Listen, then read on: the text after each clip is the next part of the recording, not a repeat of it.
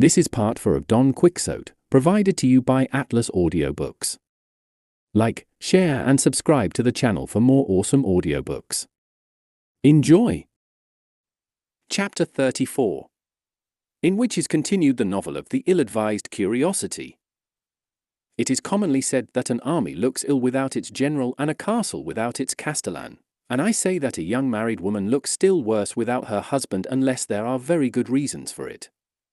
I find myself so ill at ease without you, and so incapable of enduring this separation, that unless you return quickly I shall have to go for relief to my parents' house, even if I leave yours without a protector, for the one you left me, if indeed he deserved that title, has, I think, more regard to his own pleasure than to what concerns you. As you are possessed of discernment I need say no more to you, nor indeed is it fitting I should say more.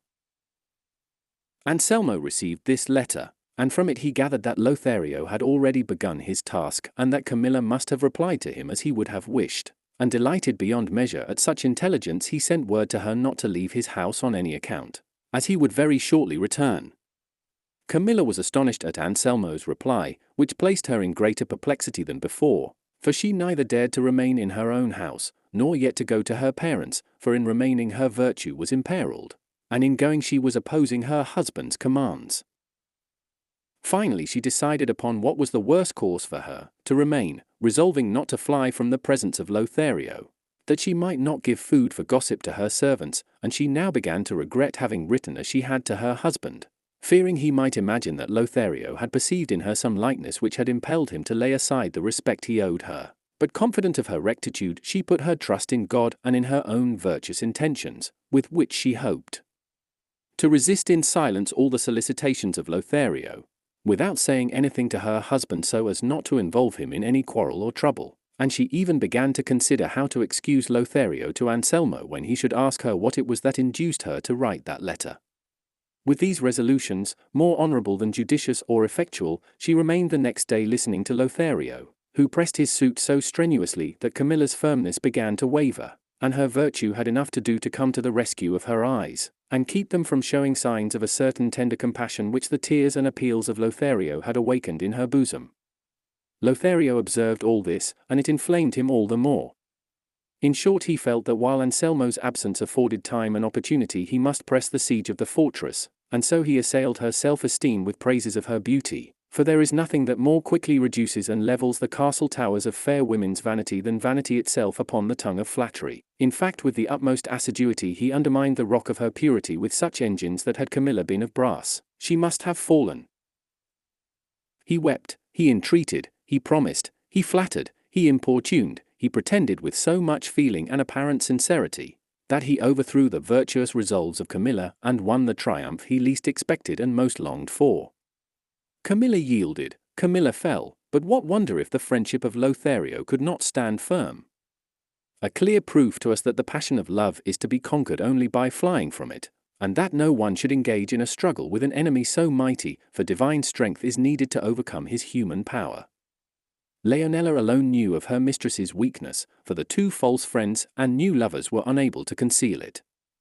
Lothario did not care to tell Camilla the object Anselmo had in view, nor that he had afforded him the opportunity of attaining such a result, lest she should undervalue his love and think that it was by chance and without intending it, and not of his own accord that he had made love to her. A few days later Anselmo returned to his house and did not perceive what it had lost, that which he so lightly treated and so highly prized. He went at once to see Lothario, and found him at home. They embraced each other, and Anselmo asked for the tidings of his life or his death. "The tidings I have to give thee, Anselmo my friend," said Lothario, "are that thou dost possess a wife that is worthy to be the pattern and crown of all good wives. The words that I have addressed to her were borne away on the wind, my promises have been despised, my presents have been refused, such feigned tears as I shed have been turned into open ridicule. In short, as Camilla is the essence of all beauty, so is she the treasure house where purity dwells, and gentleness and modesty abide with all the virtues that can confer praise, honor, and happiness upon a woman. Take back thy money, my friend, here it is, and I have had no need to touch it, for the chastity of Camilla yields not to things so base as gifts or promises. Be content, Anselmo, and refrain from making further proof. And as thou hast passed dryshod through the sea of those doubts and suspicions that are and may be entertained of women, seek not to plunge again into the deep ocean of new embarrassments, or with another pilot make trial of the goodness and strength of the bark that heaven has granted thee for thy passage across the sea of this world, but reckon thyself now safe in port, moor thyself with the anchor of sound reflection, and rest in peace until thou art called upon to pay that debt which no nobility on earth can escape paying. Anselmo was completely satisfied by the words of Lothario, and believed them as fully as if they had been spoken by an oracle. Nevertheless, he begged of him not to relinquish the undertaking, were it but for the sake of curiosity and amusement, though thenceforward he need not make use of the same earnest endeavours as before. All he wished him to do was to write some verses to her, praising her under the name of Chloris, for he himself would give her to understand that he was in love with a lady to whom he had given that name to enable him to sing her praises with the decorum due to her modesty, and if Lothario were unwilling to take the trouble of writing the verses he would compose them himself. That will not be necessary, said Lothario, for the Muses are not such enemies of mine but that they visit me now and then in the course of the year. Do thou tell Camilla what thou hast proposed about a pretended amour of mine. As for the verses I will make them, and if not as good as the subject deserves, they shall be at least the best I can produce. An agreement to this effect was made between the friends, the ill-advised one and the treacherous, and Anselmo returning to his house asked Camilla the question she already wondered he had not asked before, what it was that had caused her to write the letter she had sent him. Camilla replied that it had seemed to her that Lothario looked at her somewhat more freely than when he had been at home, but that now she was undeceived and believed it to have been only her own imagination, for Lothario now avoided seeing her, or being alone with her. Anselmo told her she might be quite easy on the score of that suspicion, for he knew that Lothario was in love with a damsel of rank in the city whom he celebrated under the name of Chloris, and that even if he were not, his fidelity and their great friendship left no room for fear. Had not Camilla, however, been informed beforehand by Lothario that this love for Chloris was a pretence, and that he himself had told Anselmo of it in order to be able sometimes to give utterance to the praises of Camilla herself, no doubt she would have fallen into the despairing toils of jealousy, but being forewarned she received the startling news without uneasiness. The next day, as the three were at table, Anselmo asked Lothario to recite something of what he had composed for his mistress Chloris, for as Camilla did not know her, he might safely say what he liked. Even did she know her, returned Lothario, I would hide nothing, for when a lover praises his lady's beauty, and charges her with cruelty, he casts no imputation upon her fair name. At any rate, all I can say is that yesterday I made a sonnet on the ingratitude of this Chloris, which goes thus. Sonnet at midnight, in the silence, when the eyes of happier mortals balmy slumbers close, the weary tale of my unnumbered woes to Chloris and to heaven is wont to rise. And when the light of day returning dyes the portals of the east with tints of rose, with undiminished force my sorrow flows in broken accents and in burning sighs. And when the sun ascends his star-girt throne, and on the earth pours down his midday beams, noon but renews my wailing and my tears, and with the night again goes up my moan. Yet ever in my agony it seems to me that neither heaven nor Chloris hears. The sonnet pleased Camilla, and still more Anselmo, for he praised it and said the lady was excessively cruel who made no return for sincerity so manifest. On which Camilla said, then all that love-smitten poets say is true. As poets, they do not tell the truth, replied Lothario, but as lovers they are not more defective in expression than they are truthful. There is no doubt of that, observed Anselmo, anxious to support and uphold Lothario's ideas with Camilla, who was as regardless of his design as she was deep in love with Lothario, and so taking delight in anything that was his, and knowing that his thoughts and writings had her for their object, and that she herself was the real Chloris, she asked him to repeat some other sonnet or verses if he recollected any. I do, replied Lothario, but I do not think it as good as the first one, or, more correctly speaking, less bad, but you can easily judge, for it is this. Sonnet I know that I am doomed, death is to me as certain as that thou, ungrateful fair, dead at thy feet shouldst see me lying, ere my heart repented of its love for thee. If buried in oblivion I should be, bereft of life, fame, favour, even there it would be found that I thy image bear deep graven in my breast for all to see. This like some holy relic do I prize to save me from the fate my truth entails, truth that to thy hard heart its vigour owes. Alas for him that under lowering skies, in peril or a trackless ocean sails, where neither friendly port nor pole star shows. Anselmo praised this second sonnet too, as he had praised the first, and so he went on adding link after link to the chain with which he was binding himself and making his dishonour secure. For when Lothario was doing most to dishonour him, he told him he was most honoured, and thus each step that Camilla descended towards the depths of her abasement, she mounted, in his opinion, towards the summit of virtue and fair fame. It so happened that finding herself on one occasion alone with her maid, Camilla said to her, "I am ashamed to think, my dear Leonela, how lightly I have valued myself that I did not compel Lothario to purchase by at least some expenditure of time that full possession of me that I so quickly yielded him of my own free will. I fear that he will think ill of my pliancy or lightness, not considering the irresistible influence he brought to bear upon me." "Let not that trouble you, my lady," said Leonela, "for it does not take away the value of the thing given, or make it the less precious to give it quickly if it be really valuable and worthy of being prized. Nay, they are wont to say that he who gives quickly gives twice." "They say also," said Camilla, "that what costs little is valued less." "That saying does not hold good in your case," replied Leonela, "for love, as I have heard say, sometimes flies and sometimes walks. With this one it runs, with that it moves slowly, some it cools, others it burns, some it wounds, others it slays. It begins the course of its desires, and at the same moment completes and ends it. In the morning it will lay siege to a fortress, and by night will have taken it, for there is no power that can resist it. So what are you in dread of, what do you fear?" When the same must have befallen Lothario, love having chosen the absence of my lord as the instrument for subduing you. And it was absolutely necessary to complete then what love had resolved upon, without affording the time to let Anselmo return and by his presence compel the work to be left unfinished. For love has no better agent for carrying out his designs than opportunity, and of opportunity he avails himself in all his feats, especially at the outset. All this I know well myself, more by experience than by hearsay, and some day, Signora, I will enlighten you on the subject, for I am of your flesh and blood too.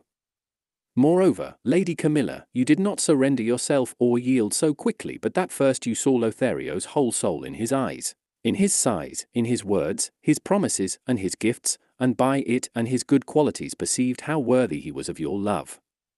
This, then, being the case, let not these scrupulous and prudish ideas trouble your imagination, but be assured that Lothario prizes you as you do him, and rest content and satisfied that as you are caught in the noose of love it is one of worth and merit that has taken you, and one that has not only the ss that they say true lovers ought to have, but a complete alphabet. Only listen to me, and you will see how I can repeat it by rote.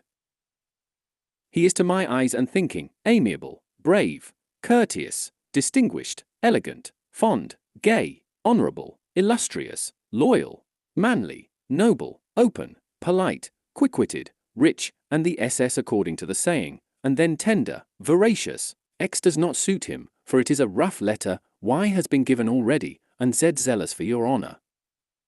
Camilla laughed at her maid's alphabet, and perceived her to be more experienced in love affairs than she said, which she admitted, confessing to Camilla that she had love passages with a young man of good birth of the same city. Camilla was uneasy at this, dreading lest it might prove the means of endangering her honour, and asked whether her intrigue had gone beyond words, and she with little shame and much effrontery said it had. For certain it is that ladies' imprudences make servants shameless, who, when they see their mistresses make a false step, think nothing of going astray themselves, or of its being known.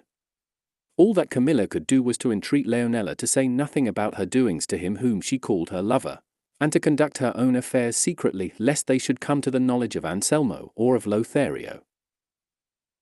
Leonela said she would, but kept her word in such a way that she confirmed Camilla's apprehension of losing her reputation through her means. For this abandoned and bold Leonela, as soon as she perceived that her mistress's demeanour was not what it was wont to be, had the audacity to introduce her lover into the house, confident that even if her mistress saw him she would not dare to expose him, for the sins of mistresses entail this mischief among others, they make themselves the slaves of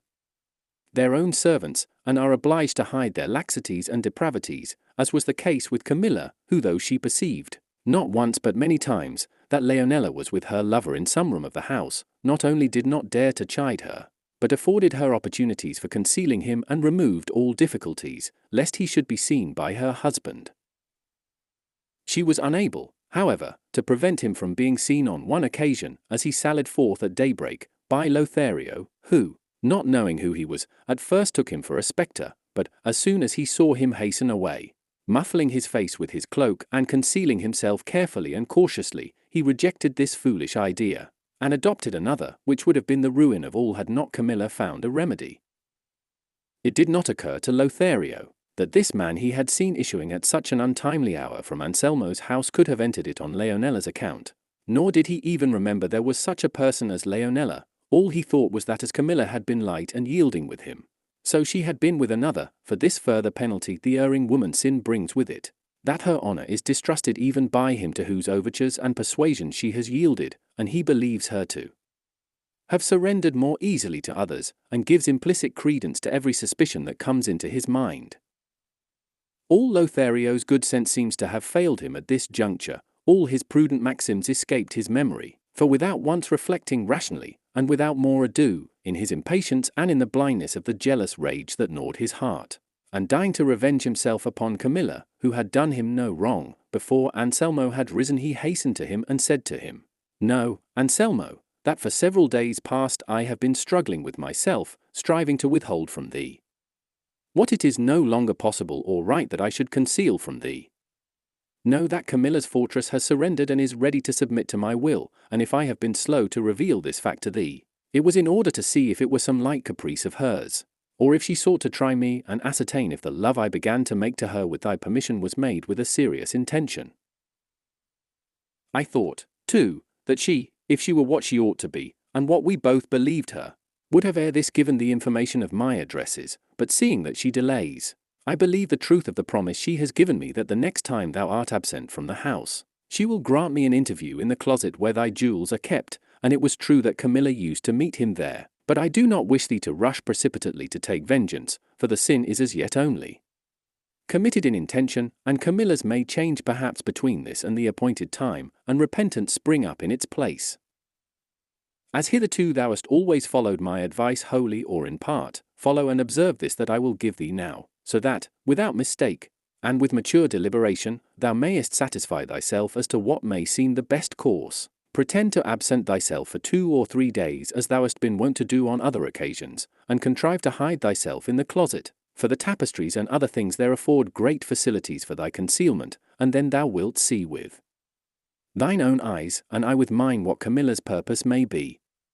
And if it be a guilty one, which may be feared rather than expected, with silence, prudence, and discretion thou canst thyself become the instrument of punishment for the wrong done thee."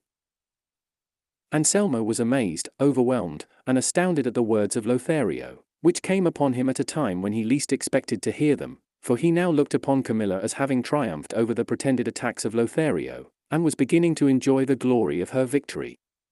He remained silent for a considerable time, looking on the ground with fixed gaze, and at length said, "Thou hast behaved, Lothario, as I expected of thy friendship. I will follow thy advice in everything, do as thou wilt, and keep this secret as thou sayest it should be kept in circumstances so unlooked for." Lothario gave him his word, but after leaving him he repented altogether of what he had said to him, perceiving how foolishly he had acted, as he might have revenged himself upon Camilla in some less cruel and degrading way. He cursed his want of sense, condemned his hasty resolution, and knew not what course to take to undo the mischief or find some ready escape from it. At last he decided upon revealing all to Camilla, and, as there was no want of opportunity for doing so, he found her alone the same day, but she, as soon as she had the chance of speaking to him, said, "Lothario, my friend, I must tell thee I have a sorrow in my heart which fills it so that it seems ready to burst, and it will be a wonder if it does not. For the audacity of Leonella has now reached such a pitch that every night she conceals a gallant of hers in this house and remains with him till morning, at the expense of my reputation, inasmuch as it is open to anyone to question it who may see him quitting my house at such unseasonable hours. But what distresses me is that I cannot punish or chide her, for her privity to our intrigue bridles my mouth and keeps me silent about hers, while I am dreading that some catastrophe will come of it." As Camilla said this, Lothario at first imagined it was some device to delude him into the idea that the man he had seen going out was Leonella's lover and not hers, but when he saw how she wept and suffered, and begged him to help her, he became convinced of the truth, and the conviction completed his confusion and remorse. However, he told Camilla not to distress herself, as he would take measures to put a stop to the insolence of Leonela.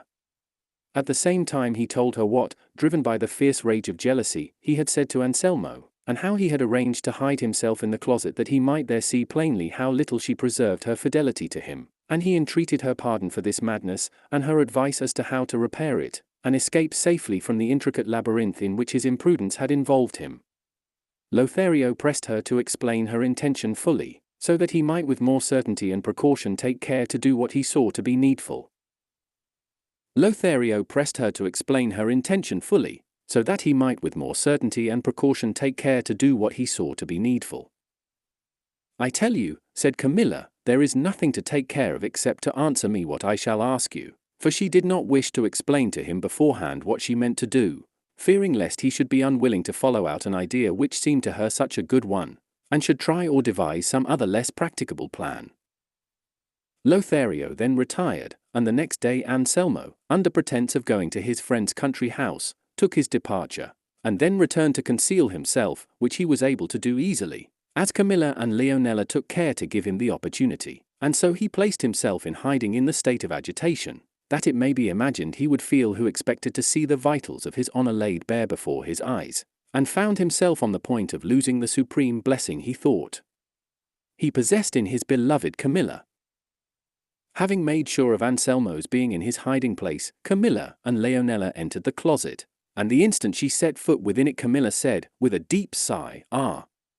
dear Leonela, would it not be better, before I do what I am unwilling you should know lest you should seek to prevent it, that you should take Anselmo's dagger that I have asked of you and with it pierce this vile heart of mine? But no, there is no reason why I should suffer the punishment of another's fault.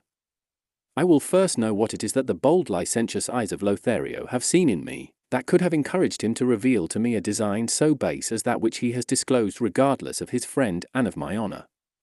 Go to the window, Leonela, and call him, for no doubt he is in the street waiting to carry out his vile project, but mine, cruel it may be, but honorable, shall be carried out first." "Ah, Signora," said the crafty Leonela, who knew her part, "what is it you want to do with this dagger? Can it be that you mean to take your own life, or Lothario's? For whichever you mean to do, it will lead to the loss of your reputation and good name. It is better to dissemble your wrong and not give this wicked man the chance of entering the house now and finding us alone. Consider, Signora, we are weak women and he is a man, and determined, and as he comes with such a base purpose, blind and urged by passion, perhaps before you can put yours into execution he may do what will be worse for you than taking your life. Ill betide my master, Anselmo, for giving such authority in his house to this shameless fellow. And supposing you kill him, Signora, as I suspect you mean to do, what shall we do with him when he is dead?" "What, my friend," replied Camilla, "we shall leave him for Anselmo to bury him, for in reason it will be to him a light labor to hide his own infamy underground. Summon him, make haste, for all the time I delay in taking vengeance for my wrong seems to me an offense against the loyalty I owe my husband." Anselmo was listening to all this, and every word that Camilla uttered made him change his mind. But when he heard that it was resolved to kill Lothario, his first impulse was to come out and show himself to avert such a disaster. But in his anxiety to see the issue of a resolution so bold and virtuous he restrained himself, intending to come forth in time to prevent the deed. At this moment Camilla, throwing herself upon a bed that was close by, swooned away, and Leonela began to weep bitterly, exclaiming, "Woe is me! That I should be fated to have dying here in my arms the flower of virtue upon earth, the crown of true wives, the pattern of chastity." With more to the same effect, so that anyone who heard her would have taken her for the most tender-hearted and faithful handmaid in the world, and her mistress for another persecuted Penelope. Camilla was not long in recovering from her fainting fit, and on coming to herself she said, "Why do you not go, Leonela, to call hither that friend, the falsest to his friend the sun ever shone upon or night concealed? Away, run, haste, speed!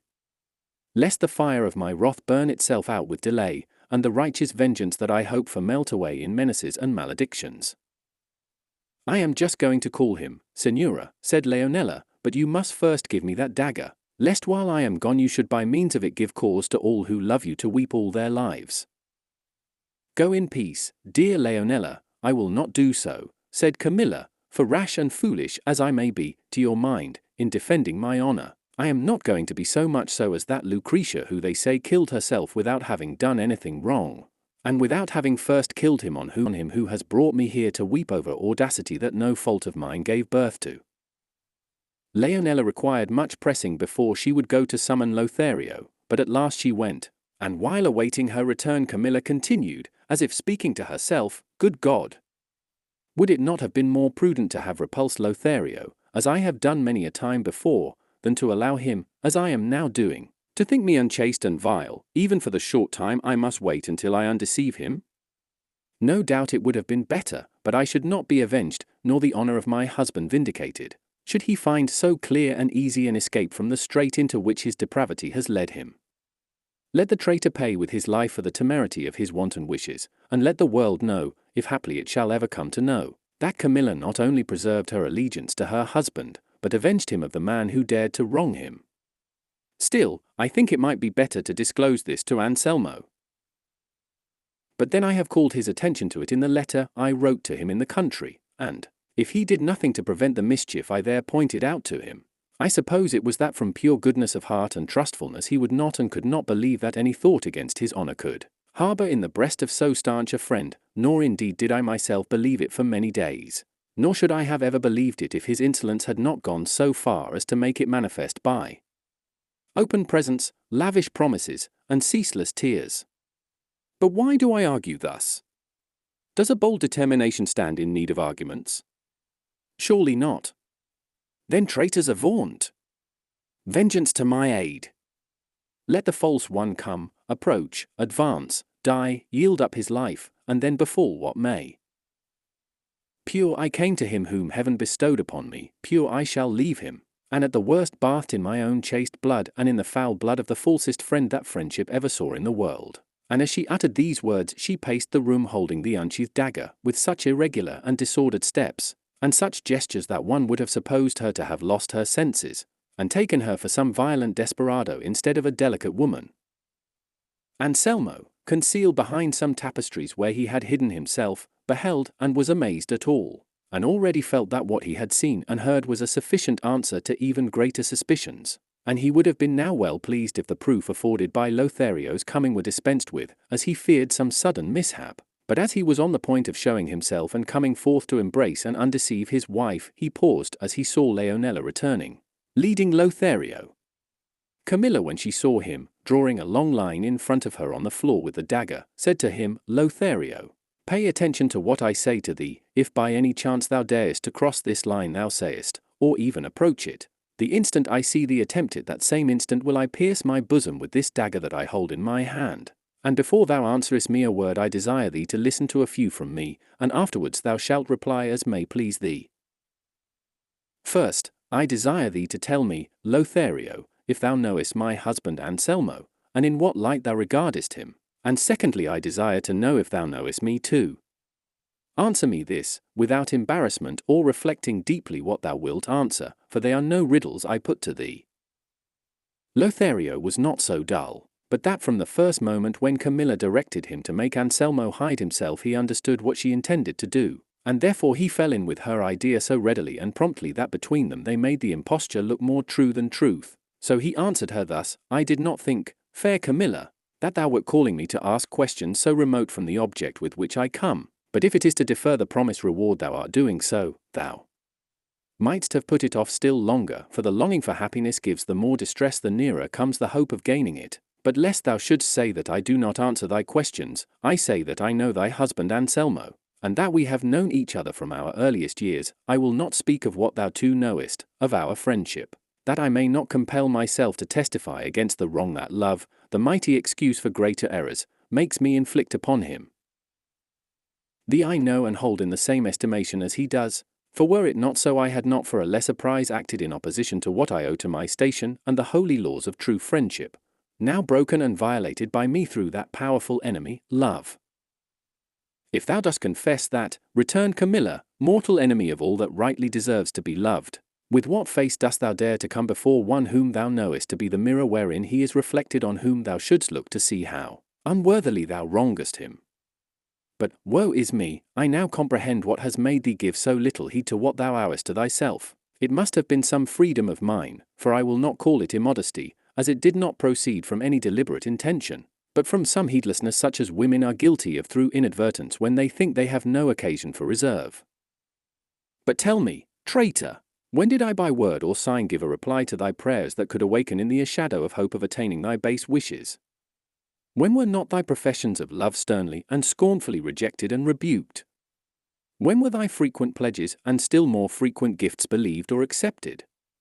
But as I am persuaded that no one can long persevere in the attempt to win love unsustained by some hope, I am willing to attribute to myself the blame of thy assurance, for no doubt some thoughtlessness of mine has all this time fostered thy hopes, and therefore will I punish myself and inflict upon myself the penalty thy guilt deserves. And that thou mayest see that being so relentless to myself I cannot possibly be otherwise to thee, I have summoned thee to be a witness of the sacrifice I mean to offer to the injured honour of my honoured husband, wronged by thee with all the assiduity thou wert capable of, and by me too through want of caution in avoiding every occasion, if I have given any, of encouraging and sanctioning thy base designs. Once more I say the suspicion in my mind that some imprudence of mine has engendered these lawless thoughts in thee, is what causes me most distress and what I desire most to punish with my own hands. For were any other instrument of punishment employed, my error might become perhaps more widely known, but before I do so, in my death I mean to inflict death, and take with me one that will fully satisfy my longing for the revenge I hope for and have. For I shall see, wheresoever it may be that I go, the penalty awarded by inflexible, unswerving justice on him who has placed me in a position so desperate. As she uttered these words, with incredible energy and swiftness she flew upon Lothario with the naked dagger, so manifestly bent on burying it in his breast that he was almost uncertain whether these demonstrations were real or feigned, for he was obliged to have recourse to all his skill and strength to prevent her from striking him, and with such reality did she act this strange farce and mystification that, to give it a colour of truth, she determined to stain it with her own blood, for, perceiving, or pretending, that she could not wound Lothario, she said, Fate, it seems, will not grant my just desire complete satisfaction, but it will not be able to keep me from satisfying it partially at least. And making an effort to free the hand with the dagger which Lothario held in his grasp, she released it, and directing the point to a place where it could not inflict a deep wound, she plunged it into her left side high up close to the shoulder, and then allowed herself to fall to the ground as if in a faint. Leonela and Lothario stood amazed and astounded at the catastrophe, and seeing Camilla stretched on the ground and bathed in her blood, they were still uncertain as to the true nature of the act. Lothario, terrified and breathless, ran in haste to pluck out the dagger, but when he saw how slight the wound was he was relieved of his fears, and once more admired the subtlety, coolness, and ready wit of the fair Camilla, and the better to support the part he had to play he began to utter profuse and doleful lamentations over her body as if she were dead, invoking maledictions not only on himself but also on him who had been the means of placing him in such a position, and knowing that his friend Anselmo heard him, he spoke in such a way as to make a listener feel much more pity for him than for Camilla, even though he supposed her dead. Leonela took her up in her arms and laid her on the bed, entreating Lothario to go in quest of someone to attend to her wound in secret, and at the same time asking his advice and opinion as to what they should say to Anselmo about his lady's wound if he should chance to return, before it was healed. He replied they might say what they liked, for he was not in a state to give advice that would be of any use. All he could tell her was to try and stanch the blood, as he was going where he should never more be seen, and with every appearance of deep grief and sorrow he left the house, but when he found himself alone, and where there was nobody to see him, he crossed himself unceasingly, lost in wonder at the adroitness of Camilla and the consistent acting of Leonela. He reflected how convinced Anselmo would be that he had a second Portia for a wife, and he looked forward anxiously to meeting him in order to rejoice together over falsehood and truth the most craftily veiled that could be imagined. Leonela, as he told her, stanched her lady's blood, which was no more than sufficed to support her deception, and washing the wound with a little wine she bound it up to the best of her skill, talking all the time she was tending her in a strain that, even if nothing else had been said before, would have been enough to assure Anselmo that he had in Camilla a model of purity. To Leonella's words Camilla added her own, calling herself cowardly and wanting in spirit. Since she had not enough at the time she had most need of it to rid herself of the life she so much loathed. She asked her attendant's advice as to whether or not she ought to inform her beloved husband of all that had happened, but the other bade her say nothing about it, as she would lay upon him the obligation of taking vengeance on Lothario, which he could not do but at great risk to himself, and it was the duty of a true wife not to give her husband provocation to quarrel, but, on the contrary, to remove it as far as possible from him. Camilla replied that she believed she was right and that she would follow her advice, but at any rate it would be well to consider how she was to explain the wound to Anselmo, for he could not help seeing it, to which Leonella answered that she did not know how to tell a lie even in jest. "How then can I know, my dear," said Camilla, "for I should not dare to forge or keep up a falsehood if my life depended on it. If we can think of no escape from this difficulty, it will be better to tell him the plain truth than that he should find us out in an untrue story." "Be not uneasy, Señora," said Leonella, "between this and tomorrow I will think of what we must say to him, and perhaps the wound being where it is it can be hidden from his sight, and heaven will be pleased to aid us in a purpose so good and honourable. Compose yourself, Señora, and endeavour to calm your excitement lest my lord find you agitated, and leave the rest to my care and God's, who always supports good intentions." Anselmo had with the deepest attention listened to and seen played out the tragedy of the death of his honour, which the performers acted with such wonderfully effective truth that it seemed as if they had become the realities of the parts they played. He longed for night and an opportunity of escaping from the house to go and see his good friend Lothario, and with him give vent to his joy over the precious pearl he had gained in having established his wife's purity. And that being so, he had no cause for fear, but should henceforward be of good cheer and rejoice with him, seeing that by his means and adroitness he found himself raised to the greatest height of happiness that he could have ventured to hope for, and desired no better pastime than making verses in praise of Camilla that would preserve her name for all time to come. Lothario commended his purpose, and promised on his own part to aid him in raising a monument so glorious. And that being so, he had no cause for fear, but should henceforward be of good cheer and rejoice with him, seeing that by his means and adroitness he found himself raised to the greatest height of happiness that he could have ventured to hope for, and desired no better pastime than making verses in praise of Camilla that would preserve her name for all time to come. Lothario commended his purpose, and promised on his own part to aid him in raising a monument so glorious. And so Anselmo was left the most charmingly hoodwinked man there could be in the world. He himself, persuaded he was conducting the instrument of his glory, led home by the hand of him who had been the utter destruction of his good name, whom Camilla received with averted countenance, though with smiles in her heart. The deception was carried on for some time, until at the end of a few months fortune turned her wheel and the guilt which had been until then so skillfully concealed was published abroad, and Anselmo paid with his life the penalty of his ill-advised curiosity. Chapter 35, which treats of the heroic and prodigious battle Don Quixote had with certain skins of red wine, and brings the novel of the ill-advised curiosity to a close. There remained but little more of the novel to be read, when Sancho Panza burst forth in wild excitement from the garret where Don Quixote was lying, shouting, "Run, sirs! Quick, and help my master, who is in the thick of the toughest and stiffest battle I ever laid eyes on. By the living God he has given the giant, the enemy of my lady the Princess Mycona, such a slash that he has sliced his head clean off as if it were a turnip." "What are you talking about, brother?" said the curate, pausing as he was about to read the remainder of the novel. "Are you in your senses, Sancho? How the devil can it be as you say, when the giant is 2,000 leagues away?" Here they heard a loud noise in the chamber, and Don Quixote shouting out, "Stand, thief, brigand, villain, now I have got thee, and thy scimitar shall not avail thee." And then it seemed as though he were slashing vigorously at the wall. "Don't stop to listen," said Sancho, "but go in and part them or help my master, though there is no need of that now. For no doubt the giant is dead by this time and giving account to God of his past wicked life, for I saw the blood flowing on the ground, and the head cut off and fallen on one side, and it is as big as a large wineskin." "May I die," said the landlord at this, "if Don Quixote or Don Devil has not been slashing some of the skins of red wine that stand full at his bed's head, and the spilt wine must be what this good fellow takes for blood, and so saying he went into the room and the rest after him. And there they found Don Quixote in the strangest costume in the world.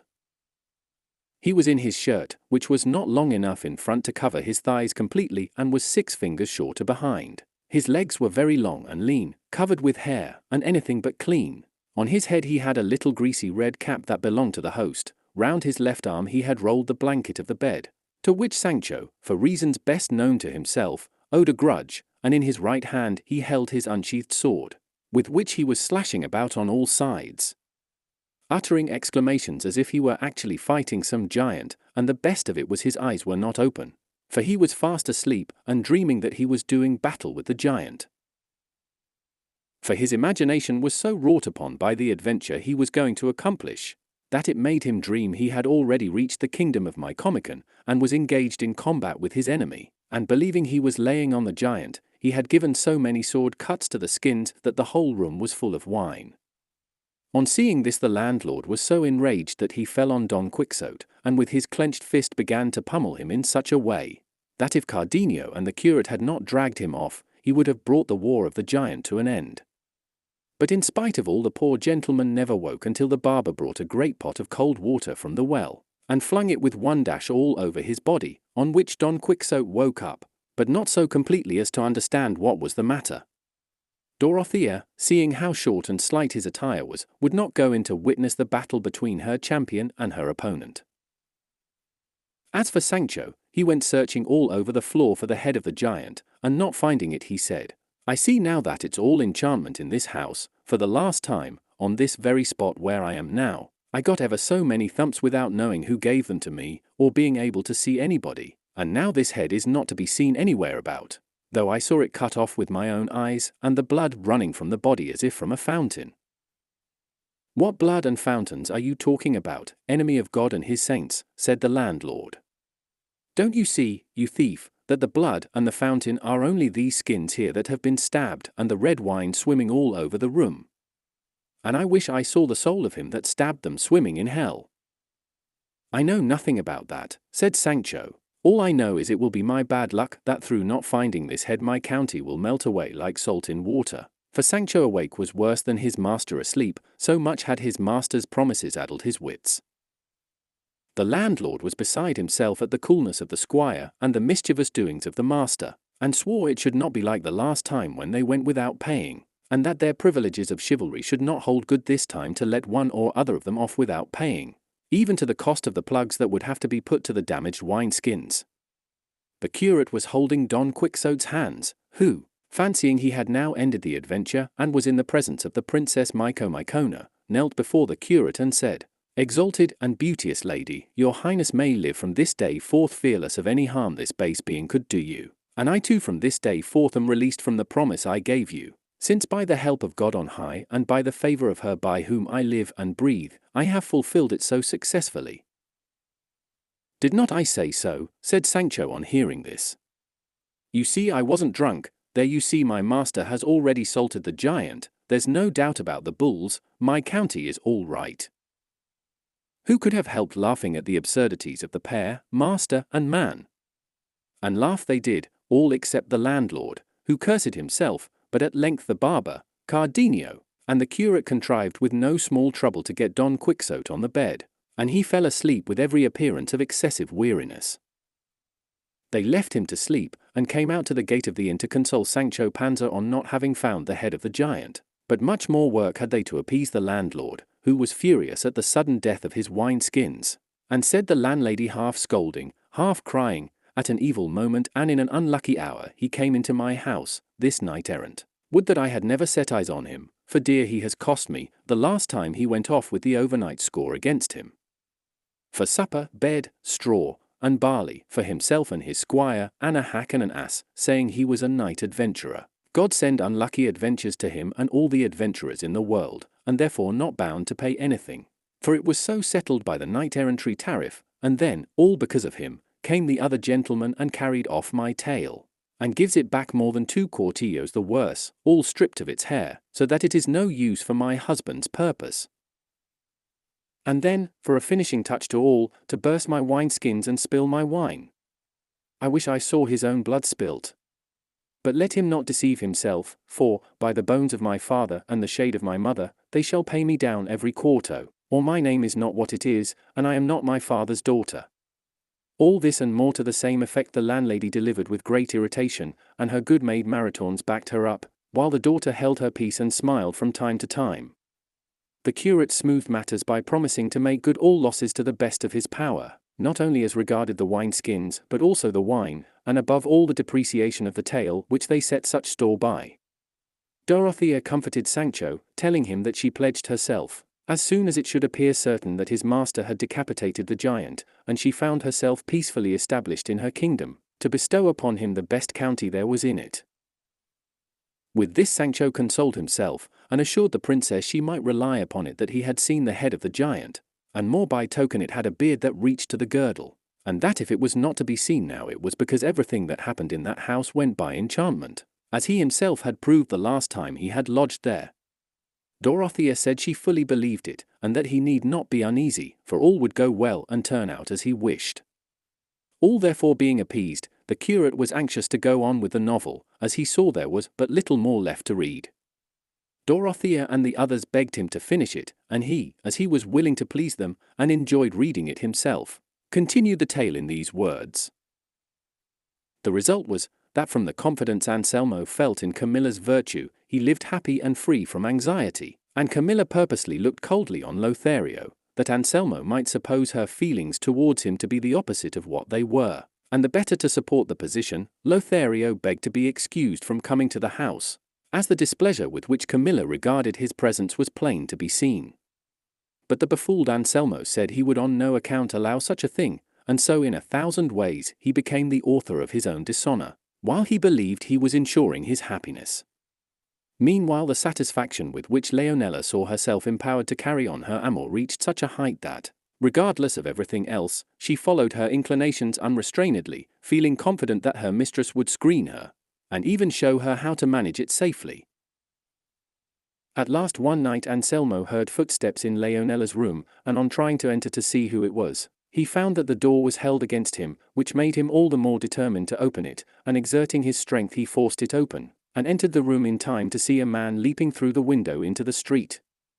He ran quickly to seize him or discover who he was, but he was unable to effect either purpose, for Leonela flung her arms round him crying, "Be calm, Señor, do not give way to passion or follow him who has escaped from this. He belongs to me, and in fact he is my husband." Anselmo would not believe it, but blind with rage drew a dagger and threatened to stab Leonela, bidding her tell the truth or he would kill her. She, in her fear, not knowing what she was saying, exclaimed, "Do not kill me, Señor, for I can tell you things more important than any you can imagine." "Tell me then at once or thou diest," said Anselmo. "It would be impossible for me now," said Leonela, "I am so agitated, leave me till tomorrow, and then you shall hear from me what will fill you with astonishment. But rest assured that he who leaped through the window is a young man of this city, who has given me his promise to become my husband." Anselmo was appeased with this, and was content to wait the time she asked of him, for he never expected to hear anything against Camilla, so satisfied and sure of her virtue was he, and so he quitted the room, and left Leonela locked in, telling her she should not come out until she had told him all she had to make known to him. He went at once to see Camilla, and tell her, as he did, all that had passed between him and her handmaid, and the promise she had given him to inform him matters of serious importance. There is no need of saying whether Camilla was agitated or not, for so great was her fear and dismay, that, making sure, as she had good reason to do, that Leonela would tell Anselmo all she knew of her faithlessness, she had not the courage to wait and see if her suspicions were confirmed, and that same night, as soon as she thought that Anselmo was asleep, she packed up the most valuable jewels she had and some money, and without being observed by anybody escaped from the house and betook herself to Lothario's, to whom she related what had occurred, imploring him to convey her to some place of safety or fly with her where they might be safe from Anselmo. The state of perplexity to which Camilla reduced Lothario was such that he was unable to utter a word in reply, still less to decide upon what he should do. At length he resolved to conduct her to a convent of which a sister of his was prioress. Camilla agreed to this, and with the speed which the circumstances demanded, Lothario took her to the convent and left her there, and then himself quitted the city without letting anyone know of his departure. As soon as daylight came Anselmo, without missing Camilla from his side, rose eager to learn what Leonela had to tell him, and hastened to the room where he had locked her in.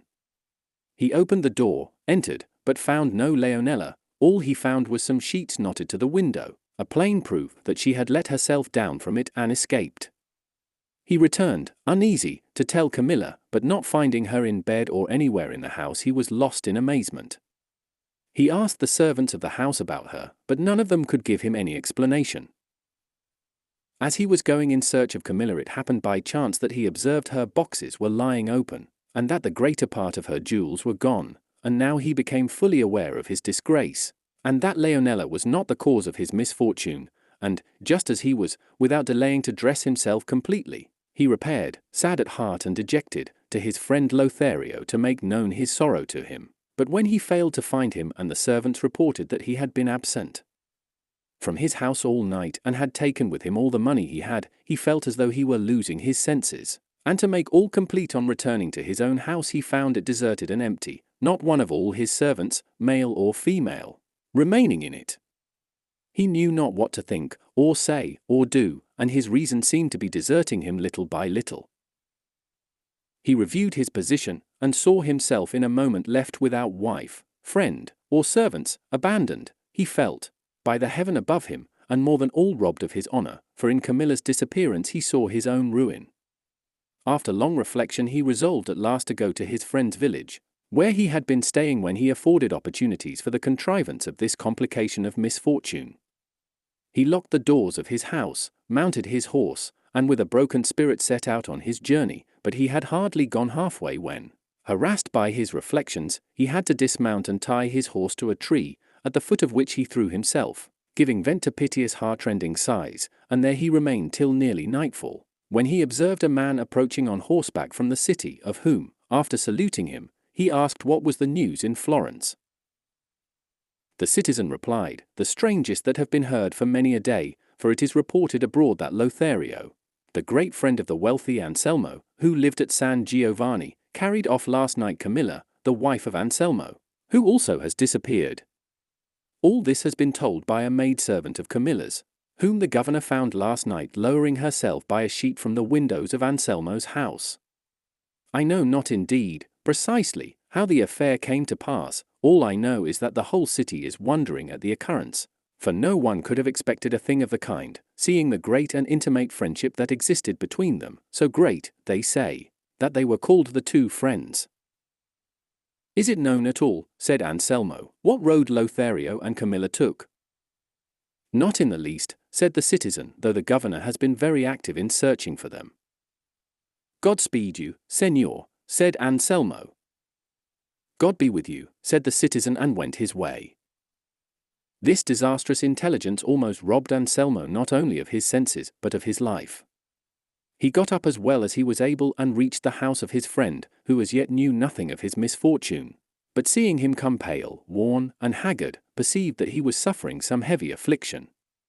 Anselmo at once begged to be allowed to retire to rest, and to be given writing materials.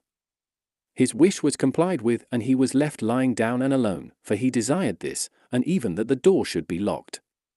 Finding himself alone, he so took to heart the thought of his misfortune that by the signs of death, he felt within him he knew well his life was drawing to a close, and therefore he resolved to leave behind him a declaration of the cause of his strange end.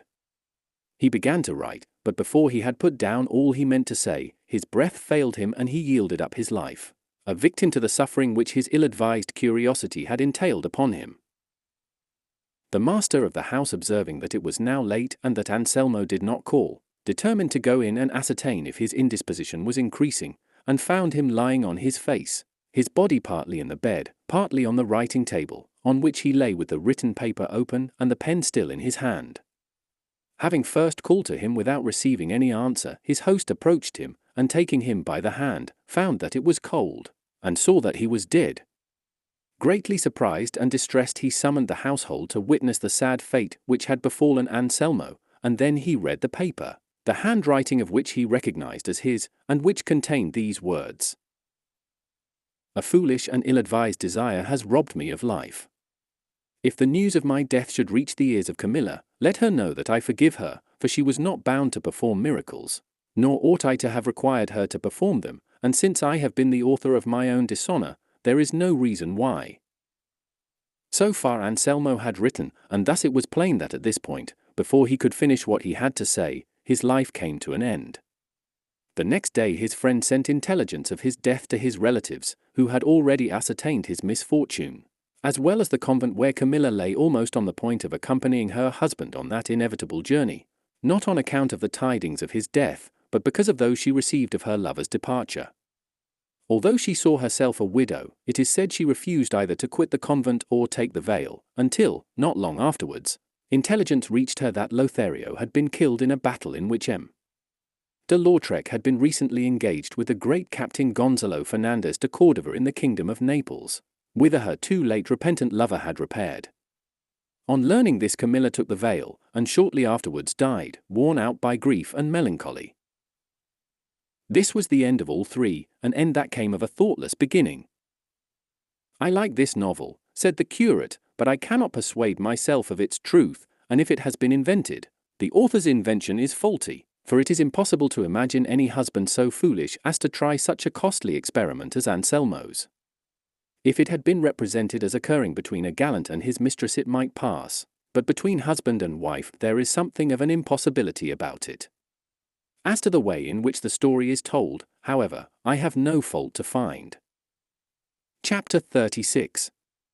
which treats of more curious incidents that occurred at the inn. Just at that instant the landlord, who was standing at the gate of the inn, exclaimed, "Here comes a fine troop of guests. If they stop here we may say Gaudeamus." "What are they?" said Cardenio. "For men," said the landlord, "riding alla ginetta, with lances and bucklers, and all with black veils. And with them there is a woman in white on a side saddle, whose face is also veiled, and 2 attendants on foot." "Are they very near?" said the curate. "So near," answered the landlord, "that here they come." Hearing this, Dorothea covered her face, and Cardenio retreated into Don Quixote's room, and they hardly had time to do so before the whole party the host had described entered the inn, and the 4 that were on horseback, who were of high-bred appearance and bearing, dismounted, and came forward to take down the woman who rode on the side saddle, and one of them taking her in his arms placed her in a chair that stood at the entrance of the room where Cardenio had hidden himself. All this time neither she nor they had removed their veils or spoken a word. Only on sitting down on the chair the woman gave a deep sigh and let her arms fall like one that was ill and weak. The attendants on foot then led the horses away to the stable. Observing this, the curate, curious to know who these people in such a dress and preserving such silence were, went to where the servants were standing and put the question to one of them, who answered him. "Faith, sir, I cannot tell you who they are. I only know they seem to be people of distinction, particularly he who advanced to take the lady you saw in his arms, and I say so because all the rest show him respect, and nothing is done except what he directs and orders." "And the lady, who is she?" asked the curate. "That I cannot tell you either," said the servant, "for I have not seen her face all the way. I have indeed heard her sigh many times and utter such groans that she seems to be giving up the ghost every time. But it is no wonder if we do not know more than we have told you, as my comrade and I have only been in their company 2 days. For having met us on the road, they begged and persuaded us to accompany them to Andalusia, promising to pay us well." "And have you heard any of them called by his name?" asked the curate. "No, indeed," replied the servant, "they all preserve a marvelous silence on the road, for not a sound is to be heard among them except the poor lady's sighs and sobs, which make us pity her, and we feel sure that wherever it is she is going, it is against her will, and as far as one can judge from her dress she is a nun or, what is more likely, about to become one, and perhaps it is because taking the vows is not of her own free will, that she is so unhappy as she seems to be."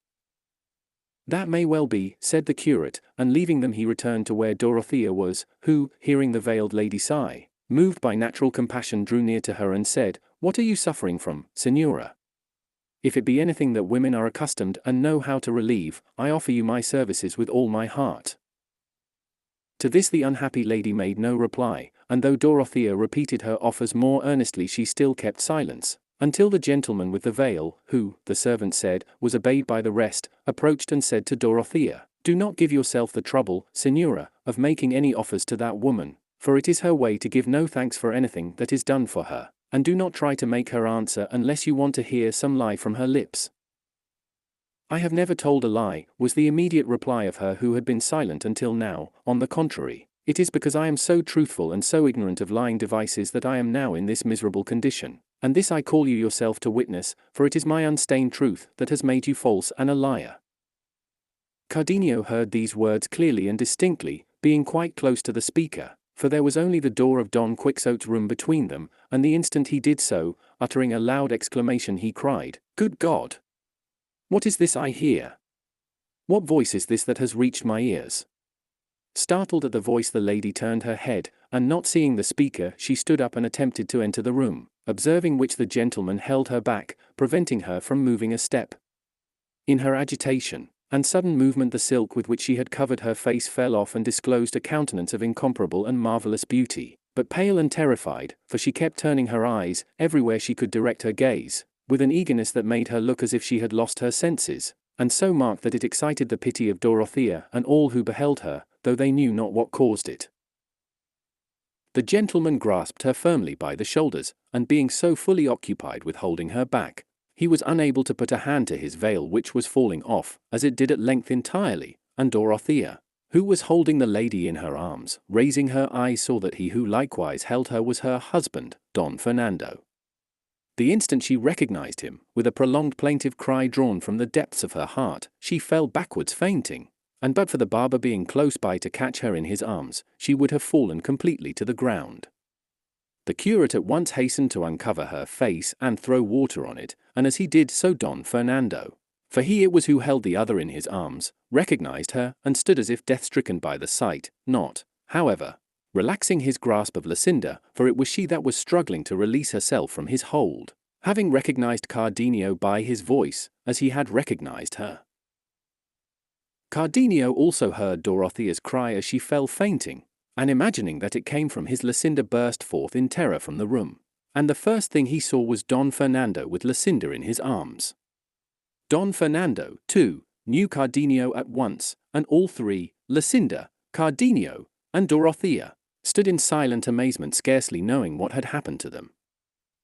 They gazed at one another without speaking, Dorothea at Don Fernando at Cardenio, Cardenio at Lucinda, and Lucinda at Cardenio.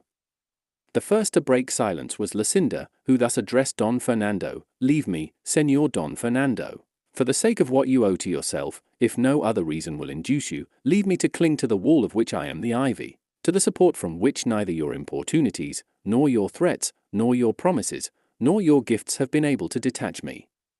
See how heaven, by ways strange and hidden from our sight, has brought me face to face with my true husband, and well you know by dear-bought experience that death alone will be able to efface him from my memory. May this plain declaration, then, lead you, as you can do nothing else, to turn your love into rage, your affection into resentment, and so to take my life, for if I yield it up in the presence of my beloved husband I count it well bestowed. It may be by my death he will be convinced that I kept my faith to him to the last moment of life." Meanwhile Dorothea had come to herself, and had heard Lucinda's words, by means of which she divined who she was, but seeing that Don Fernando did not yet release her or reply to her, summoning up her resolution as well as she could, she rose and knelt at his feet, and with a flood of bright and touching tears addressed him thus: "If, my lord, the beams of that sun that thou holdest eclipsed in thine arms did not dazzle and rob thine eyes of sight, thou wouldst have seen by this time that she who kneels at thy feet is, so long as thou wilt have it so, the unhappy and unfortunate Dorothea. I am that lowly peasant girl whom thou in thy goodness or for thy pleasure wouldst raise high enough to call herself thine. I am she who in the seclusion of innocence led a contented life until at the voice of thy importunity, and thy true and tender passion, as it seemed, she opened the gates of her modesty and surrendered to thee the keys of her liberty, a gift received by thee but thanklessly, as is clearly shown by my forced retreat to the place where thou dost find me, and by thy appearance under the circumstances in which I see thee. Nevertheless, I would not have thee suppose that I have come here driven by my shame. It is only grief and sorrow at seeing myself forgotten by thee that have led me. It was thy will to make me thine, and thou didst so follow thy will, that now, even though thou repentest, thou canst not help being mine. Bethink thee, my lord, the unsurpassable affection I bear thee may compensate for the beauty and noble birth for which thou wouldst desert me. Thou canst not be the fair Lucinda's because thou art mine, nor can she be thine because she is Cardenio's, and it will be easier, remember, to bend thy will to love one who adores thee, than to lead one to love thee who abhors thee now. Thou didst address thyself to my simplicity, thou didst lay siege to my virtue, thou wert not ignorant of my station. Well dost thou know how I yielded wholly to thy will, there is no ground or reason for thee to plead deception, and if it be so, as it is, and if thou art a Christian as thou art a gentleman, why dost thou by such subterfuges put off making me as happy at last as thou didst at first? And if thou wilt not have me for what I am, thy true and lawful wife, at least take and accept me as thy slave, for so long as I am thine I will count myself happy and fortunate. Do not by deserting me let my shame become the talk of the gossips in the streets, make not the old age of my parents miserable. For the loyal services they as faithful vassals have ever rendered thine are not deserving of such a return, and if thou thinkest it will debase thy blood to mingle it with mine, reflect that there is little or no nobility in the world that has not travelled the same road, and that in illustrious lineages it is not the woman's blood that is of account, and, moreover, that true nobility consists in virtue, and if thou art wanting in that, refusing me what injustice thou owest me, then even I have higher claims to nobility than thine. To make an end, Señor, these are my last words to thee, whether thou wilt or wilt not, I am thy wife, witness thy words, which must not and ought not to be false, if thou dost pride thyself on that for want of which thou scornest me, witness the pledge which thou didst give me, and witness heaven, which thou thyself didst call to witness the promise thou hadst made me, and if all this fail, thy own conscience will not fail to lift up its silent voice in the midst of all thy gaiety, and vindicate the truth of what I say and mar thy highest pleasure and enjoyment. All this and more the injured Dorothea delivered with such earnest feeling and such tears that all present, even those who came with Don Fernando, were constrained to join her in them. Don Fernando listened to her without replying, until, ceasing to speak, she gave way to such sobs and sighs that it must have been a heart of brass that was not softened by the sight of so great sorrow. Lucinda stood regarding her with no less compassion for her sufferings than admiration for her intelligence and beauty, and would have gone to her to say some words of comfort to her, but was prevented by Don Fernando's grasp which held her fast. He, overwhelmed with confusion and astonishment, after regarding Dorothea for some moments with a fixed gaze, opened his arms, and, releasing Lucinda, exclaimed, "Thou hast conquered, fair Dorothea, thou hast conquered, for it is impossible to have the heart to deny the united force of so many truths." Lucinda in her feebleness was on the point of falling to the ground when Don Fernando released her, but Cardenio, who stood near, having retreated behind Don Fernando to escape recognition, casting fear aside and regardless of what might happen, ran forward to support her, and said as he clasped her in his arms, "If heaven in its compassion is willing to let thee rest at last, mistress of my heart, true, constant, and fair, nowhere canst thou rest more safely than in these arms that now receive thee, and received thee before when fortune permitted me to call thee mine." At these words Lucinda looked up at Cardenio, at first beginning to recognize him by his voice and then satisfying herself by her eyes that it was he, and hardly knowing what she did, and heedless of all considerations of decorum, she flung her arms around his neck and pressing her face close to his, said, "Yes, my dear lord, you are the true master of this your slave, even though adverse fate interpose again, and fresh dangers threaten this life that hangs on yours." A strange sight was this for Don Fernando and those that stood around, filled with surprise at an incident so unlooked for. "For God's sake I entreat of thee, for thine own I implore thee, let not this open manifestation rouse thy anger, but rather so calm it as to allow these two lovers to live in peace and quiet without any interference from thee so long as heaven permits them, and in so doing thou wilt prove the generosity of thy lofty noble spirit, and the world shall see that with thee reason has more influence than passion. For God's sake I entreat of thee, for thine own I implore thee, let not this open manifestation rouse thy anger, but rather so calm it as to allow these two lovers to live in peace and quiet without any interference from thee so long as heaven permits them, and in so doing thou wilt prove the generosity of thy lofty noble spirit, and the world shall see that with thee reason has more influence than passion." All the time Dorothea was speaking, Cardenio, though he held Lucinda in his arms, never took his eyes off Don Fernando, determined, if he saw him make any hostile movement, to try and defend himself and resist as best he could all who might assail him, though it should cost him his life. But now Don Fernando's friends, as well as the curate and the barber, who had been present all the while, not forgetting the worthy Sancho Panza, ran forward and gathered round Don Fernando, entreating him to have regard for the tears of Dorothea, and not suffer her reasonable hopes to be disappointed, since, as they firmly believed, what she said was but the truth, and bidding him observe that it was not, as it might seem, by accident, but by a special disposition of Providence that they had all met in a place where no one could have expected a meeting. And the curate bade him remember that only death could part Luscinda from Cardenio, that even if some sword were to separate them they would think their death most happy, and that in a case that admitted of no remedy his wisest course was, by conquering and putting a constraint upon himself, to show a generous mind, and of his own accord suffer these two to enjoy the happiness heaven had granted them. He bade him, too, turn his eyes upon the beauty of Dorothea, and he would see that few if any could equal much less excel her, while to that beauty should be added her modesty and the surpassing love she bore him. But besides all this, he reminded him that if he prided himself on being a gentleman and a Christian, he could not do otherwise than keep his plighted word, and that in doing so he would obey God and meet the approval of all sensible people, who know and recognized it to be the privilege of beauty, even in one of humble birth, provided virtue accompany it, to be able to raise itself to the level of any rank, without any slur upon him who places it upon an equality with himself, and furthermore, that when the potent sway of passion asserts itself, so long as there be no mixture of sin in it, he is not to be blamed who gives way to it. To be brief, they added to these such other forcible arguments that Don Fernando's manly heart, being after all nourished by noble blood, was touched, and yielded to the truth which, even had he wished it, he could not gainsay, and he showed his submission, an acceptance of the good advice that had been offered to him, by stooping down and embracing Dorothea, saying to her, "Rise, dear lady, it is not right that what I hold in my heart should be kneeling at my feet, and if until now I have shown no sign of what I own, it may have been by heaven's decree in order that, seeing the constancy with which you love me, I may learn to value you as you deserve. What I entreat of you is that you reproach me not with my transgression and grievous wrongdoing, for the same cause and force that drove me to make you mine impelled me to struggle against being yours, and to prove this, turn and look at the eyes of the now happy Luscinda, and you will see in them an excuse for all my errors, and as she has found and gained the object of her desires, and I have found in you what satisfies all my wishes, may she live in peace and contentment as many happy years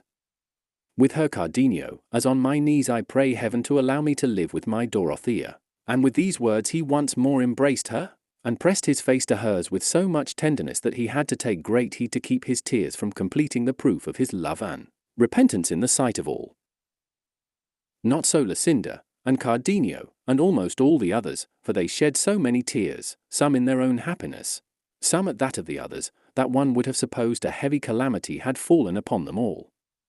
Even Sancho Panza was weeping, though afterwards he said he only wept because he saw that Dorothea was not as he fancied the Queen Mycona, of whom he expected such great favours.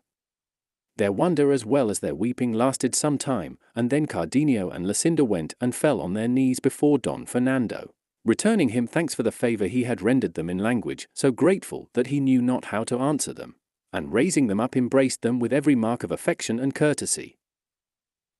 He then asked Dorothea how she had managed to reach a place so far removed from her own home, and she in a few fitting words told all that she had previously related to Cardenio, with which Don Fernando and his companions were so delighted that they wished the story had been longer, so charmingly did Dorothea describe her misadventures. When she had finished, Don Fernando recounted what had befallen him in the city after he had found in Luscinda's bosom the paper in which she declared that she was Cardenio's wife, and never could be his. He said he meant to kill her, and would have done so had he not been prevented by her parents, and that he quitted the house full of rage and shame, and resolved to avenge himself when a more convenient opportunity should offer. The next day he learned that Luscinda had disappeared from her father's house, and that no one could tell whither she had gone.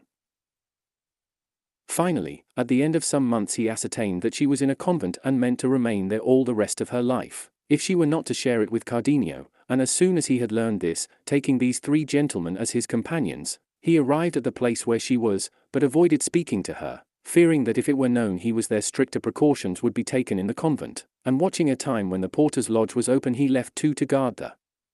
gate, and he and the other entered the convent in quest of Lucinda, whom they found in the cloisters in conversation with one of the nuns, and carrying her off without giving her time to resist, they reached a place with her where they provided themselves with what they required for taking her away, all which they were able to do in complete safety, as the convent was in the country at a considerable distance from the city.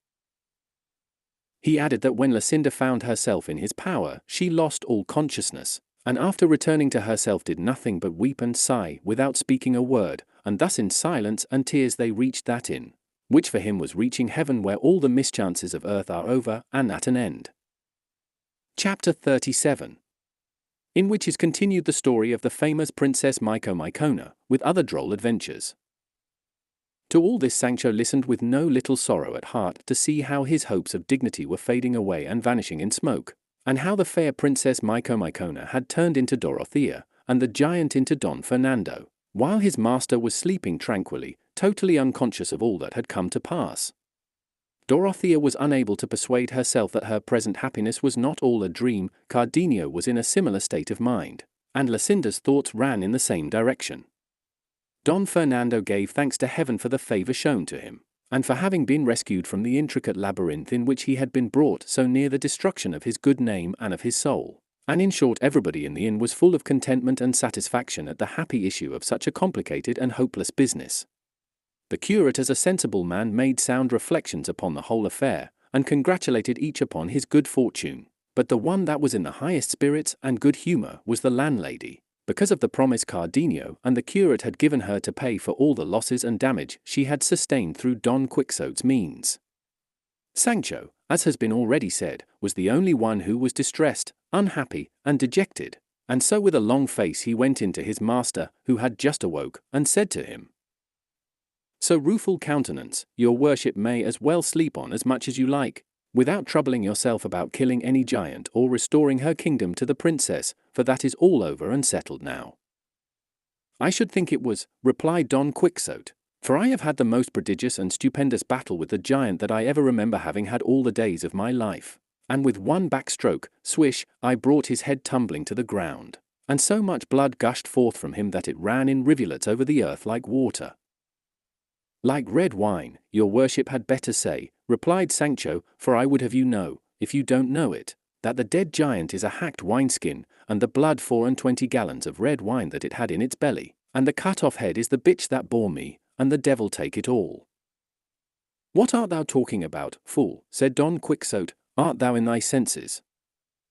"Let your worship get up," said Sancho, "and you will see the nice business you have made of it, and what we have to pay, and you will see the queen turned into a private lady called Dorothea, and other things that will astonish you, if you understand them."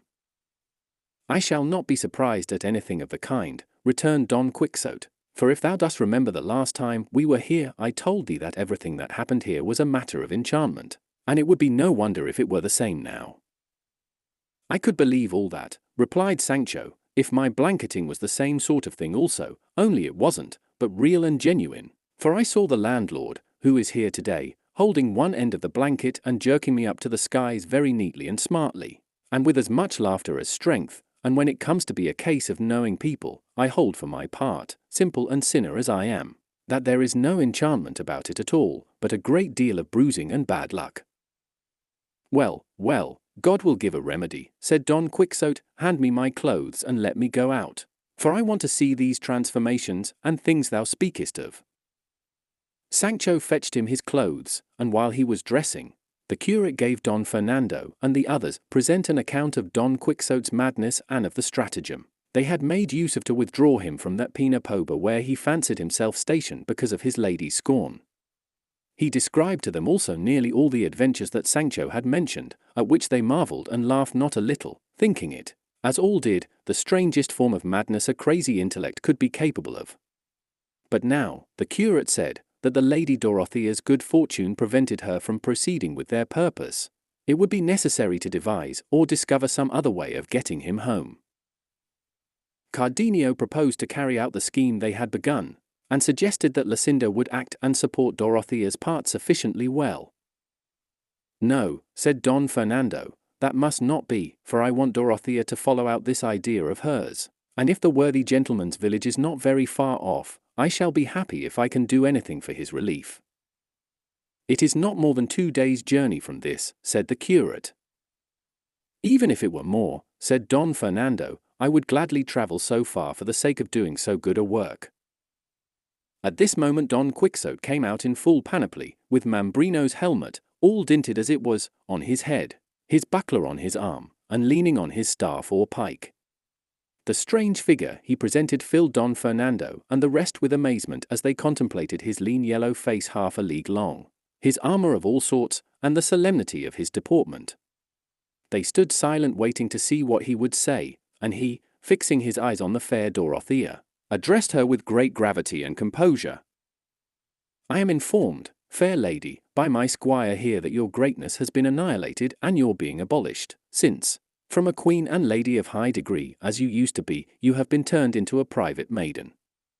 If this has been done by the command of the magician king your father, through fear that I should not afford you the aid you need and are entitled to, I may tell you he did not know and does not know half the mass, and was little versed in the annals of chivalry, for, if he had read and gone through them as attentively and deliberately as I have, he would have found at every turn that knights of less renown than mine have accomplished things more difficult. It is no great matter to kill a whelp of a giant, however arrogant he may be, for it is not many hours since I myself was engaged with one, and I will not speak of it, that they may not say I am lying. Time, however, that reveals all, will tell the tale when we least expect it. You were engaged with a couple of wineskins, and not a giant," said the landlord at this, but Don Fernando told him to hold his tongue and on no account interrupt Don Quixote, who continued, "I say in conclusion, high and disinherited lady, that if your father has brought about this metamorphosis in your person for the reason I have mentioned, you ought not to attach any importance to it, for there is no peril on earth through which my sword will not force a way, and with it, before many days are over, I will bring your enemy's head to the ground and place on yours the crown of your kingdom." Don Quixote said no more, and waited for the reply of the princess, who, aware of Don Fernando's determination to carry on the deception until Don Quixote had been conveyed to his home, with great ease of manner and gravity made answer, "Whoever told you, valiant knight of the rueful countenance, that I had undergone any change or transformation did not tell you the truth, for I am the same as I was yesterday.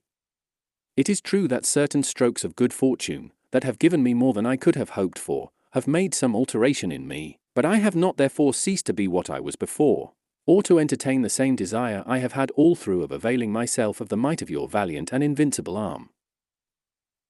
And so, Señor, let your goodness reinstate the father that begot me in your good opinion, and be assured that he was a wise and prudent man, since by his craft he found out such a sure and easy way of remedying my misfortune. For I believe, Señor, that had it not been for you I should never have lit upon the good fortune I now possess, and in this I am saying what is perfectly true, as most of these gentlemen who are present can fully testify.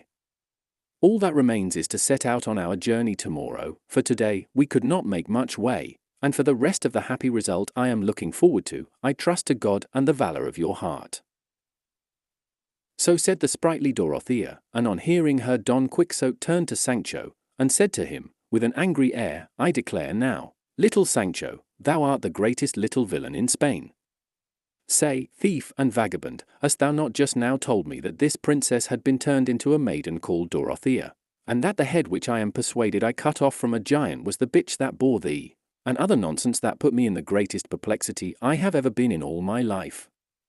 I vow," and here he looked to heaven and ground his teeth, "I have a mind to play the mischief with thee, in a way that will teach sense for the future to all lying squires of knights-errant in the world."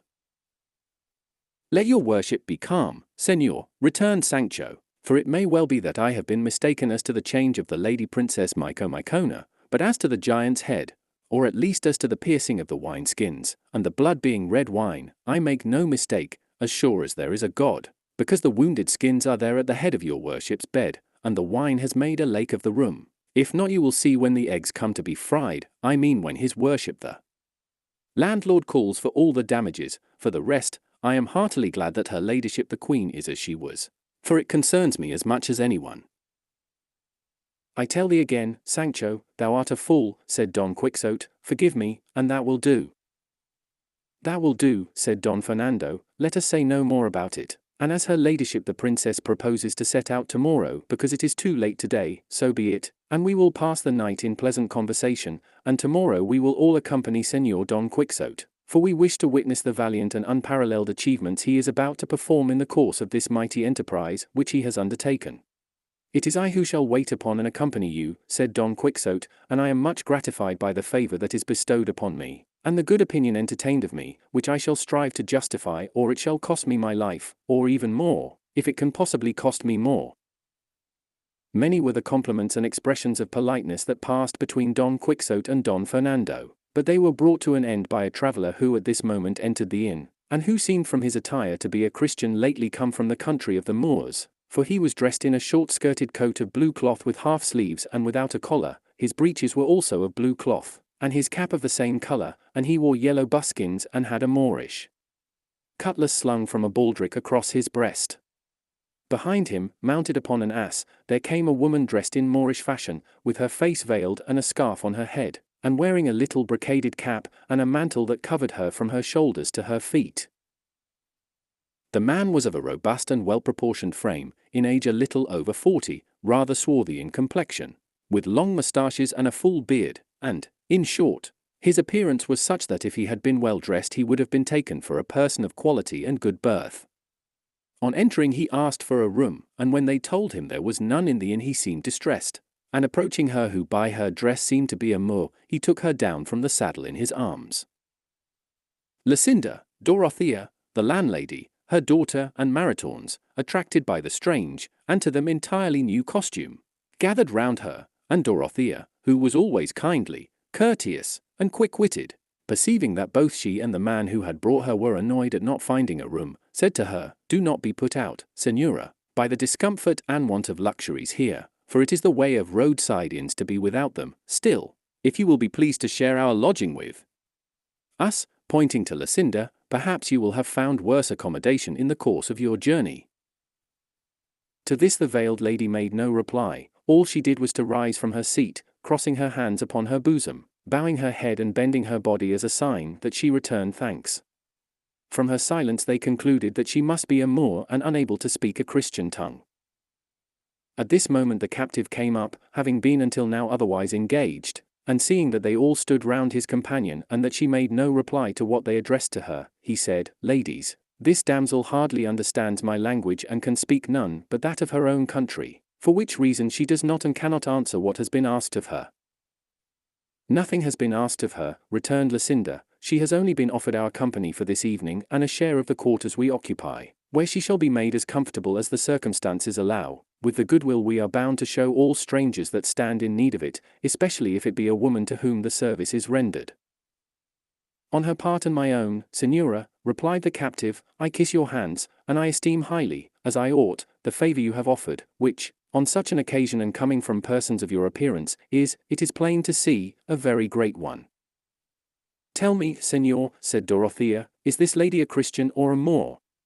For her dress and her silence lead us to imagine that she is what we could wish she was not." "In dress and outwardly," said he, "she is a Moor, but at heart she is a thoroughly good Christian, for she has the greatest desire to become one." "Then she has not been baptized," returned Lucinda. "There has been no opportunity for that," replied the captive, "since she left Algiers, her native country and home, and up to the present, she has not found herself in any such imminent danger of death as to make it necessary to baptize her before she has been instructed in all the ceremonies our Holy Mother Church ordains, but, please God, ere long she shall be baptized with the solemnity befitting her, which is higher than her dress or mine indicates." By these words he excited a desire in all who heard him, to know who the Moorish lady and the captive were, but no one liked to ask just then, seeing that it was a fitter moment for helping them to rest themselves than for questioning them about their lives. Dorothea took the Moorish lady by the hand and leading her to a seat beside herself, requested her to remove her veil. She looked at the captive as if to ask him what they meant and what she was to do. He said to her in Arabic that they asked her to take off her veil, and thereupon she removed it and disclosed a countenance so lovely, that to Dorothea she seemed more beautiful than Lucinda, and to Lucinda more beautiful than Dorothea, and all the bystanders felt that if any beauty could compare with theirs it was the Moorish lady's, and there were even those who were inclined to give it somewhat the preference. And as it is the privilege and charm of beauty to win the heart and secure goodwill, all forthwith became eager to show kindness and attention to the lovely Moor. Don Fernando asked the captive what her name was, and he replied that it was Leila Zoraida, but the instant she heard him, she guessed what the Christian had asked, and said hastily, with some displeasure and energy, "No, not Zoraida, Maria, Maria," giving them to understand that she was called Maria and not Zoraida. These words, and the touching earnestness with which she uttered them, drew more than one tear from some of the listeners, particularly the women, who are by nature tender-hearted and compassionate. Lucinda embraced her affectionately, saying, "Yes, yes, Maria, Maria," to which the Moor replied, "Yes, yes, Maria, Zoraida Macange," which means not Zoraida. Night was now approaching, and by the orders of those who accompanied Don Fernando the landlord had taken care and pains to prepare for them the best supper that was in his power. The hour therefore having arrived, they all took their seats at a long table like a refectory one. For round or square table there was none in the inn, and the seat of honour at the head of it, though he was for refusing it, they assigned to Don Quixote, who desired the Lady Micomicona to place herself by his side, as he was her protector. Lucinda and Zoraida took their places next her, opposite to them were Don Fernando and Cardenio, and next the captive and the other gentlemen, and by the side of the ladies, the curate and the barber.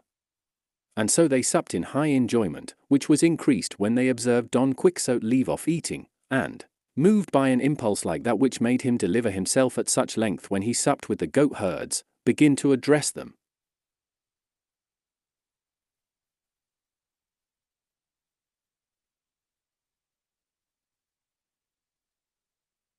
Verily, gentlemen, if we reflect upon it, great and marvellous are the things they see, who make profession of the order of knight-errantry. Say, what being is there in this world, who entering the gate of this castle at this moment, and seeing us as we are here, would suppose or imagine us to be what we are? Who would say that this lady who is beside me was the great queen that we all know her to be, or that I am that knight of the rueful countenance, trumpeted far and wide by the mouth of fame? Now, there can be no doubt that this art and calling surpasses all those that mankind has invented, and is the more deserving of being held in honour in proportion as it is the more exposed to peril. Away with those who assert that letters have the preeminence over arms. I will tell them, whosoever they may be, that they know not what they say. For the reason which such persons commonly assign, and upon which they chiefly rest, is, that the labours of the mind are greater than those of the body, and that arms give employment to the body alone, as if the calling were a porter's trade, for which nothing more is required than sturdy strength, or as if, in what we who profess them call arms, there were not included acts of vigour for the execution of which high intelligence is requisite, or as if the soul of the warrior, when he has an army, or the defence of a city under his care, did not exert itself as much by mind as by body. Nay, see whether by bodily strength it be possible to learn or divine the intentions of the enemy, his plans, stratagems, or obstacles, or to ward off impending mischief, for all these are the work of the mind, and in them the body has no share whatever. Since, therefore, arms have need of the mind, as much as letters, let us see now which of the two minds, that of the man of letters or that of the warrior, has most to do, and this will be seen by the end and goal that each seeks to attain, for that purpose is the more estimable which has for its aim the nobler object. The end and goal of letters, I am not speaking now of divine letters, the aim of which is to raise and direct the soul to heaven, for with an end so infinite no other can be compared. I speak of human letters, the end of which is to establish distributive justice, give to every man that which is his, and see and take care that good laws are observed, an end undoubtedly noble, lofty, and deserving of high praise, but not such as should be given to that sort by arms, which have for their end and object peace, the greatest boon that men can desire in this life. The first good news the world and mankind received was that which the angels announced on the night that was our day, when they sang in the air, "Glory to God in the highest, and peace on earth to men of good will." And the salutation which the great Master of heaven and earth taught his disciples and chosen followers when they entered any house, was to say, "Peace be on this house," and many other times he said to them, "My peace I give unto you, my peace I leave you, peace be with you," a jewel and a precious gift given and left by such a hand, a jewel without which there can be no happiness either on earth or in heaven. This peace is the true end of war, and war is only another name for arms. This, then, being admitted, that the end of war is peace, and that so far it has the advantage of the end of letters. Let us turn to the bodily labours of the man of letters, and those of him who follows the profession of arms, and see which are the greater. Don Quixote delivered his discourse in such a manner, and in such correct language, that for the time being he made it impossible for any of his hearers to consider him a madman. On the contrary, as they were mostly gentlemen, to whom arms are an appurtenance by birth, they listened to him with great pleasure as he continued. Here, then, I say, is what the student has to undergo: first of all, poverty, not that all are poor, but to put the case as strongly as possible, and when I have said that he endures poverty, I think nothing more need be said about his hard fortune, for he who is poor has no share of the good things of life. This poverty he suffers from in various ways: hunger, or cold, or nakedness, or all together. But for all that it is not so extreme but that he gets something to eat, though it may be at somewhat unseasonable hours, and from the leavings of the rich. For the greatest misery of the student is what they themselves call going out for soup, and there is always some neighbour's brazier or hearth for them, which, if it does not warm, at least tempers the cold to them. And lastly, they sleep comfortably at night under a roof.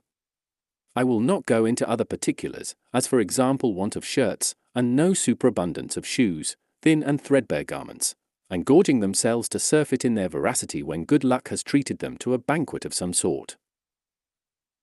By this road that I have described, rough and hard, stumbling here, falling there, getting up again to fall again, they reach the rank they desire, and that once attained, we have seen many who have passed these Syrtes and Scyllas and Charybdises, as if born flying on the wings of favouring fortune. We have seen them, I say, ruling and governing the world from a chair, their hunger turned into satiety, their cold into comfort, their nakedness into fine raiment, their sleep on a mat into repose. In Holland and Damask, the justly earned reward of their virtue, but, contrasted and compared with what the warrior undergoes, all they have undergone falls far short of it, as I am now about to show. Chapter 38, which treats of the curious discourse Don Quixote delivered on arms and letters. Continuing his discourse, Don Quixote said, as we began in the student's case with poverty and its accompaniments, let us see now if the soldier is richer, and we shall find that in poverty itself there is no one poorer, for he is dependent on his miserable pay, which comes late or never, or else on what he can plunder, seriously imperiling his life and conscience. And sometimes his nakedness will be so great that a slashed doublet serves him for uniform and shirt, and in the depth of winter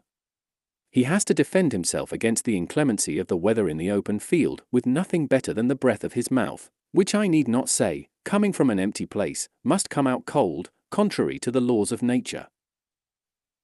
To be sure, he looks forward to the approach of night to make up for all these discomforts on the bed that awaits him, which, unless by some fault of his, never sins by being over narrow, for he can easily measure out on the ground as he likes, and roll himself about in it to his heart's content without any fear of the sheet slipping away from him.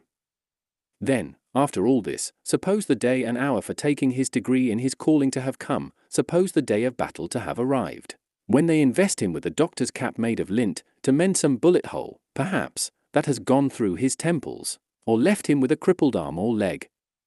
Or if this does not happen, and merciful heaven watches over him and keeps him safe and sound, it may be he will be in the same poverty he was in before, and he must go through more engagements and more battles, and come victorious out of all before he betters himself, but miracles of that sort are seldom seen. For tell me, sirs, if you have ever reflected upon it, by how much do those who have gained by war fall short of the number of those who have perished in it? No doubt you will reply that there can be no comparison, that the dead cannot be numbered, while the living who have been rewarded may be summed up with 3 figures. All which is the reverse in the case of men of letters, for by skirts, to say nothing of sleeves, they all find means of support, so that though the soldier has more to endure, his reward is much less. But against all this it may be urged that it is easier to reward 2,000 soldiers, for the former may be remunerated by giving them places, which must perforce be conferred upon men of their calling, while the latter can only be recompensed out of the very property of the master they serve. But this impossibility only strengthens my argument.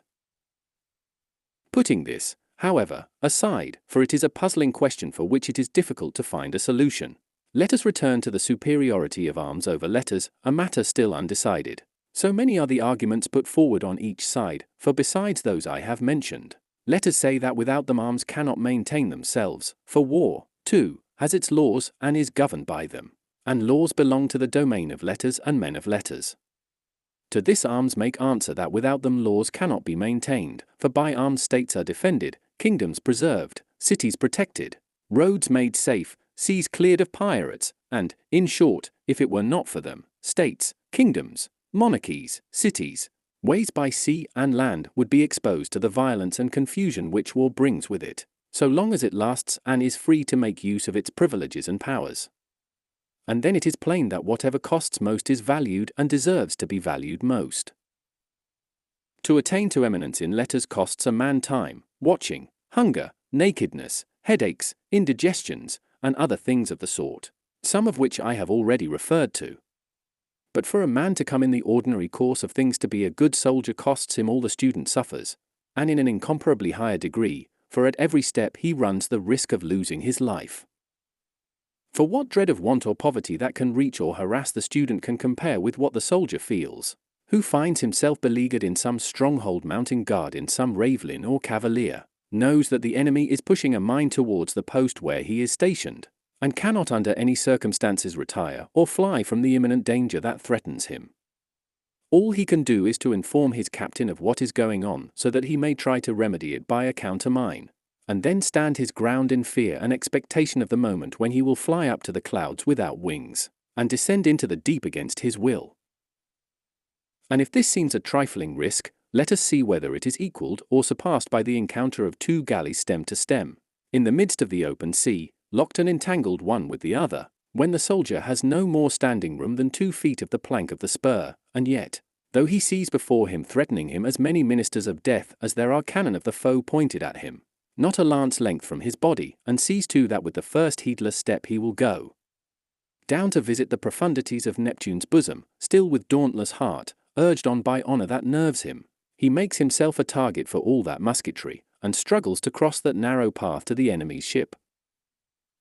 And what is still more marvelous, no sooner has one gone down into the depths he will never rise from till the end of the world, than another takes his place, and if he too falls into the sea that waits for him like an enemy, another and another will succeed him without a moment's pause between their deaths, courage and daring the greatest that all the chances of war can show. Happy the blessed ages that knew not the dread fury of those devilish engines of artillery, whose inventor I am persuaded is in hell receiving the reward of his diabolical invention, by which he made it easy for a base and cowardly arm to take the life of a gallant gentleman, and that, when he knows not how or whence, in the height of the ardor and enthusiasm that fire and animate brave hearts, there should come some random bullet, discharged perhaps by one who fled in terror at the flash when he fired off his accursed machine, which in an instant puts an end to the projects and cuts off the life of one who deserved to live for ages to come. And thus when I reflect on this, I am almost tempted to say that in my heart I repent of having adopted this profession of knight-errant in so detestable an age as we live in now, for though no peril can make me fear, still it gives me some uneasiness to think that powder and lead may rob me of the opportunity of making myself famous and renowned throughout the known earth by the might of my arm and the edge of my sword. But heaven's will be done. If I succeed in my attempt I shall be all the more honored, as I have faced greater dangers than the knights-errant of yore exposed themselves to. All this lengthy discourse Don Quixote delivered while the others supped, forgetting to raise a morsel to his lips, though Sancho more than once told him to eat his supper, as he would have time enough afterwards to say all he wanted. It excited fresh pity in those who had heard him to see a man of apparently sound sense, and with rational views on every subject he discussed, so hopelessly wanting in all, when his wretched unlucky chivalry was in question. The curate told him he was quite right in all he had said in favor of arms, and that he himself, though a man of letters and a graduate, was of the same opinion. They finished their supper, the cloth was removed, and while the hostess, her daughter, and Maritornes were getting Don Quixote of La Mancha's garret ready, in which it was arranged that the women were to be quartered by themselves for the night, Don Fernando begged the captive to tell them the story of his life, for it could not fail to be strange and interesting, to judge by the hints he had let fall on his arrival in company with Zoraida. To this the captive replied that he would very willingly yield to his request, only he feared his tale would not give them as much pleasure as he wished, nevertheless, not to be wanting in compliance, he would tell it. The curate and the others thanked him and added their entreaties, and he finding himself so pressed said there was no occasion to ask where a command had such weight, and added, if your worships will give me your attention you will hear a true story which, perhaps, Fictitious ones constructed with ingenious and studied art cannot come up to. These words made them settle themselves in their places and preserve a deep silence, and he, seeing them waiting on his words in mute expectation, began thus in a pleasant quiet voice. Chapter 39, wherein the captive relates his life and adventures.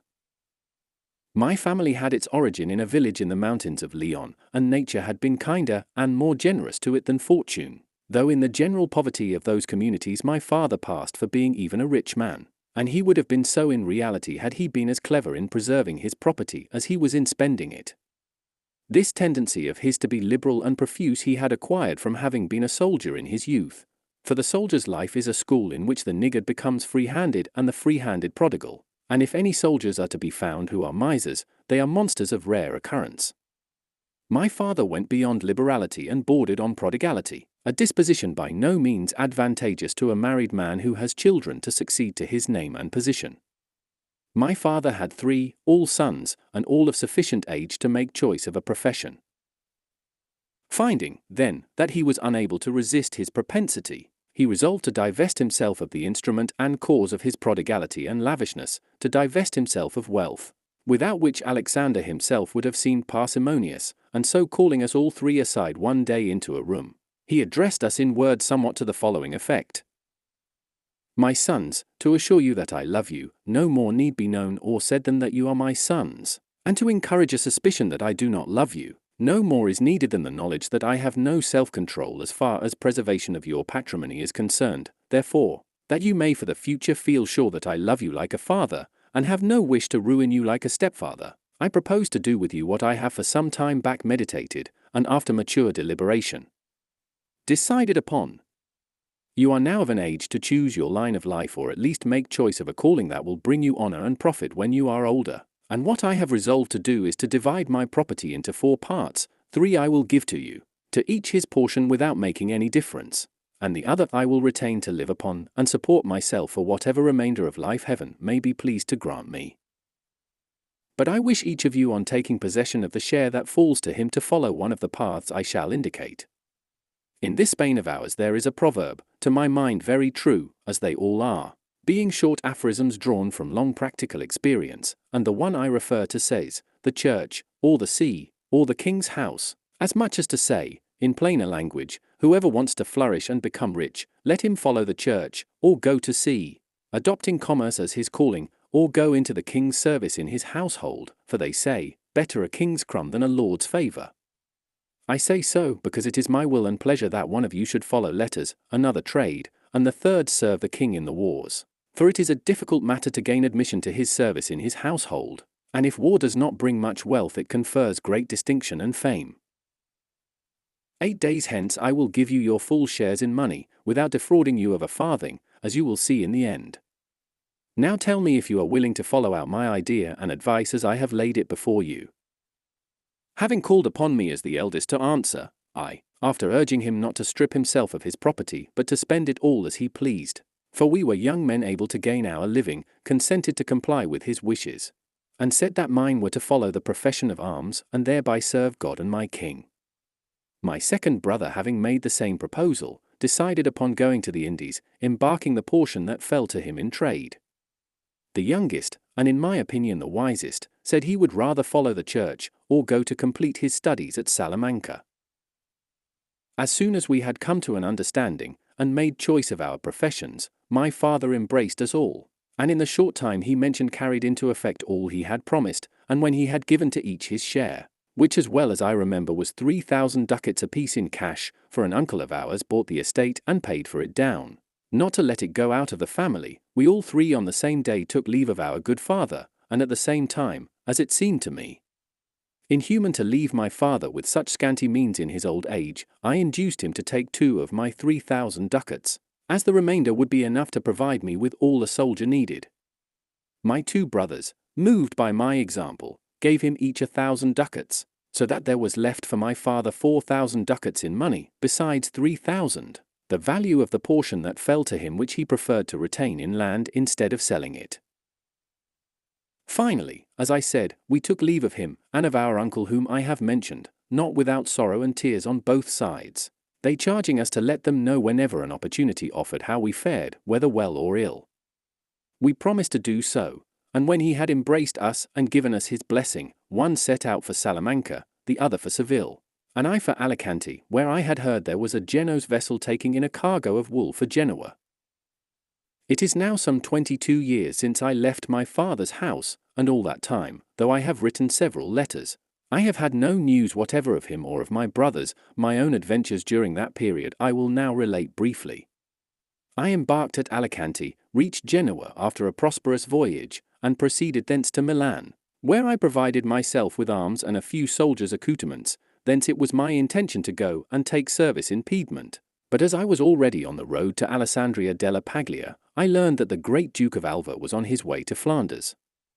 I changed my plans, joined him, served under him in the campaigns he made, was present at the deaths of the Counts Egmont and Horn, and was promoted to be ensign under a famous captain of Guadalajara, Diego de Urbina by name.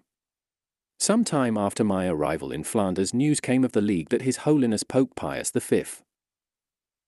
of happy memory, had made with Venice and Spain against the common enemy, the Turk, who had just then with his fleet taken the famous island of Cyprus, which belonged to the Venetians, a loss deplorable and disastrous.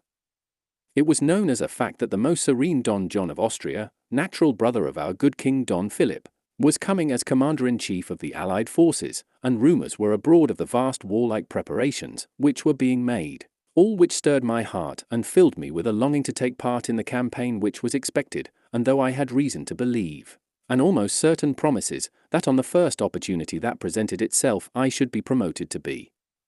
captain, I preferred to leave all and betake myself, as I did, to Italy, and it was my good fortune that Don John had just arrived at Genoa, and was going on to Naples to join the Venetian fleet, as he afterwards did at Messina. I may say, in short, that I took part in that glorious expedition, promoted by this time to be a captain of infantry, to which honourable charge my good luck rather than my merits raised me, and that day, so fortunate for Christendom, because then all the nations of the earth were disabused of the error under which they lay in imagining the Turks to be invincible on sea. On that day, I say, on which the Ottoman pride and arrogance were broken, among all that were there made happy, for the Christians who died that day were happier than those who remained alive and victorious. I alone was miserable, for, instead of some naval crown that I might have expected had it been in Roman times, on the night that followed that famous day I found myself with fetters on my feet and manacles on my hands. It happened in this way: Charlie, the king of Algiers, a daring and successful corsair, having attacked and taken the leading Maltese galley, only 3 knights being left alive in it, and they badly wounded, the chief galley of John Andrea, on board of which I and my company were placed, came to its relief, and doing as was bound to do in such a case, I leaped on board the enemy's galley, which, sheering off from that which had attacked it, prevented my men from following me, and so I found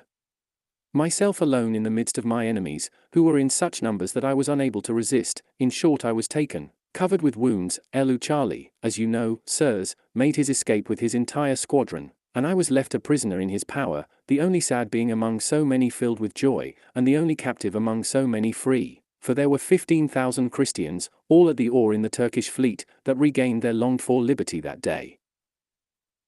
They carried me to Constantinople, where the Grand Turk, Selim, made my master general at sea for having done his duty in the battle, and carried off as evidence of his bravery the standard of the Order of Malta.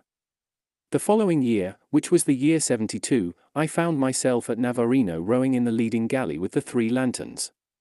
There I saw and observed how the opportunity of capturing the whole Turkish fleet in harbour was lost, for all the marines and janissaries that belonged to it made sure that they were about to be attacked inside the very harbour, and had their kits and passamarks, or shoes, ready to flee at once on shore without waiting to be assailed, in so great fear did they stand of our fleet. But heaven ordered it otherwise, not for any fault or neglect of the general who commanded on our side, but for the sins of Christendom, and because it was God's will and pleasure that we should always have instruments of punishment to chastise us. As it was, Charlie took refuge at Modon, which is an island near Navarino, and landing forces fortified the mouth of the harbour and waited quietly until Don John retired. On this expedition was taken the galley called the Prize, whose captain was a son of the famous corsair Barbarossa. It was taken by the chief Neapolitan galley called the She-Wolf, commanded by that thunderbolt of war, that father of his men, that successful and unconquered Captain Don Alvaro de Bazan, Marquis of Santa Cruz, and I cannot help telling you what took place at the capture of the prize. The son of Barbarossa was so cruel and treated his slaves so badly that, when those who were at the oars saw that the she-wolf galley was bearing down upon them and gaining upon them, they all at once dropped their oars and seized their captain, who stood on the stage at the end of the gangway shouting to them to row lustily, and passing him on from bench to bench, from the poop to the prow. They so bit him that before he had got much past the mast his soul had already got to hell, so great, as I said, was the cruelty with which he treated them, and the hatred with which they hated him. We returned to Constantinople, and the following year, 73, it became known that Don John had seized Tunis and taken the kingdom from the Turks, and placed Muley Hamid in possession, putting an end to the hopes which Muley Hamida, the cruelest and bravest Moor in the world, entertained of returning to reign there. The Grand Turk took the loss greatly to heart, and with the cunning which all his race possess, he made peace with the Venetians, who were much more eager for it than he was, and the following year, 74, he attacked the Goletta and the fort which Don John had left half-built near Tunis. While all these events were occurring, I was laboring at the oar without any hope of freedom. At least I had no hope of obtaining it by ransom, for I was firmly resolved not to write to my father telling him of my misfortunes. At length the Goletta fell, and the fort fell, before which places there were 75,000 regular Turkish soldiers, and more than 400,000 Moors and Arabs from all parts of Africa, and in the train of all this great host such munitions and engines of war, and so many pioneers that with their hands they might have covered the Goletta and the fort with handfuls of earth. The first to fall was the Goletta, until then reckoned impregnable, and it fell, not by any fault of its defenders, who did all that they could and should have done, but because experiment proved how easily entrenchments could be made in the desert sand there, for water used to be found at 2 palms depth, while the Turks found none at 2 yards, and so by means of a quantity of sandbags they raised their work so high that they commanded the walls of the fort, sweeping them as if from a cavalier, so that no one was able to make a stand or maintain the defense.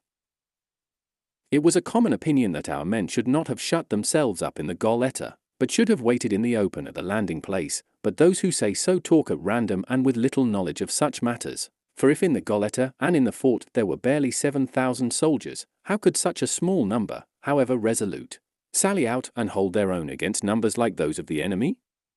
And how is it possible to help losing a stronghold that is not relieved, above all when surrounded by a host of determined enemies in their own country? But many thought, and I thought so too, that it was special favor and mercy which heaven showed to Spain in permitting the destruction of that source and hiding place of mischief, that devourer, sponge, and moth of countless money, fruitlessly wasted there to no other purpose save preserving the memory of its capture by the invincible Charles V. As if to make that eternal, as it is and will be, these stones were needed to support it. The fort also fell, but the Turks had to win it inch by inch, for the soldiers who defended it fought so gallantly and stoutly that the number of the enemy killed in 22 general assaults exceeded 25,000. Of 300 that remained alive not one was taken unwounded, a clear and manifest proof of their gallantry and resolution, and how sturdily they had defended themselves and held their post. A small fort or tower which was in the middle of the lagoon under the command of Don Juan Zanaguera, a Valencian gentleman and a famous soldier, capitulated upon terms. They took prisoner Don Pedro Puerto Carrero, commandant of the Goletta, who had done all in his power to defend his fortress, and took the loss of it so much to heart that he died of grief on the way to Constantinople, where they were carrying him a prisoner. They also took the commandant of the fort, Gabriel Sabellin by name, a Milanese gentleman, a great engineer and a very brave soldier. In these 2 fortresses perished many persons of note, among whom was Pagono Doria, Knight of the Order of St. John, a man of generous disposition, as was shown by his extreme liberality to his brother, the famous John Andrea Doria, and what made his death the more sad was that he was slain by some Arabs to whom, seeing that the fort was now lost, he entrusted himself, and who offered to conduct him in the disguise of a Moor to Tabarca, a small fort or station on the coast held by the Genoes, employed in the coral fishery. These Arabs cut off his head and carried it to the commander of the Turkish fleet, who proved on them the truth of our Castilian proverb, that though the treason may please, the traitor is hated, for they say he ordered those who brought him the present to be hanged for not having brought him alive. Among the Christians who were taken in the fort was one named Don Pedro de Aguilar, a native of some place, I know not what, in Andalusia, who had been ensign in the fort, a soldier of great repute and rare intelligence, who had in particular a special gift for what they call poetry. I say so because his fate brought him to my galley and to my bench, and made him a slave to the same master, and before we left the port this gentleman composed 2 sonnets by way of epitaphs, one on the Goletta and the other on the fort. Indeed, I may as well repeat them, for I have them by heart, and I think they will be liked rather than disliked. The instant the captive mentioned the name of Don Pedro de Aguilar, Don Fernando looked at his companions and they all 3 smiled, and when he came to speak of the sonnets one of them said, "Before your worship proceeds any further I entreat you to tell me what became of that Don Pedro de Aguilar you have spoken of." "All I know is," replied the captive, "that after having been in Constantinople 2 years, he escaped in the disguise of an Arnaut, in company with a Greek spy, but whether he regained his liberty or not I cannot tell, though I fancy he did, because a year afterwards I saw the Greek at Constantinople, though I was unable to ask him what the result of the journey was." "Well then, you are right," returned the gentleman, "for that Don Pedro is my brother, and he is now in our village in good health, rich, married, and with 3 children.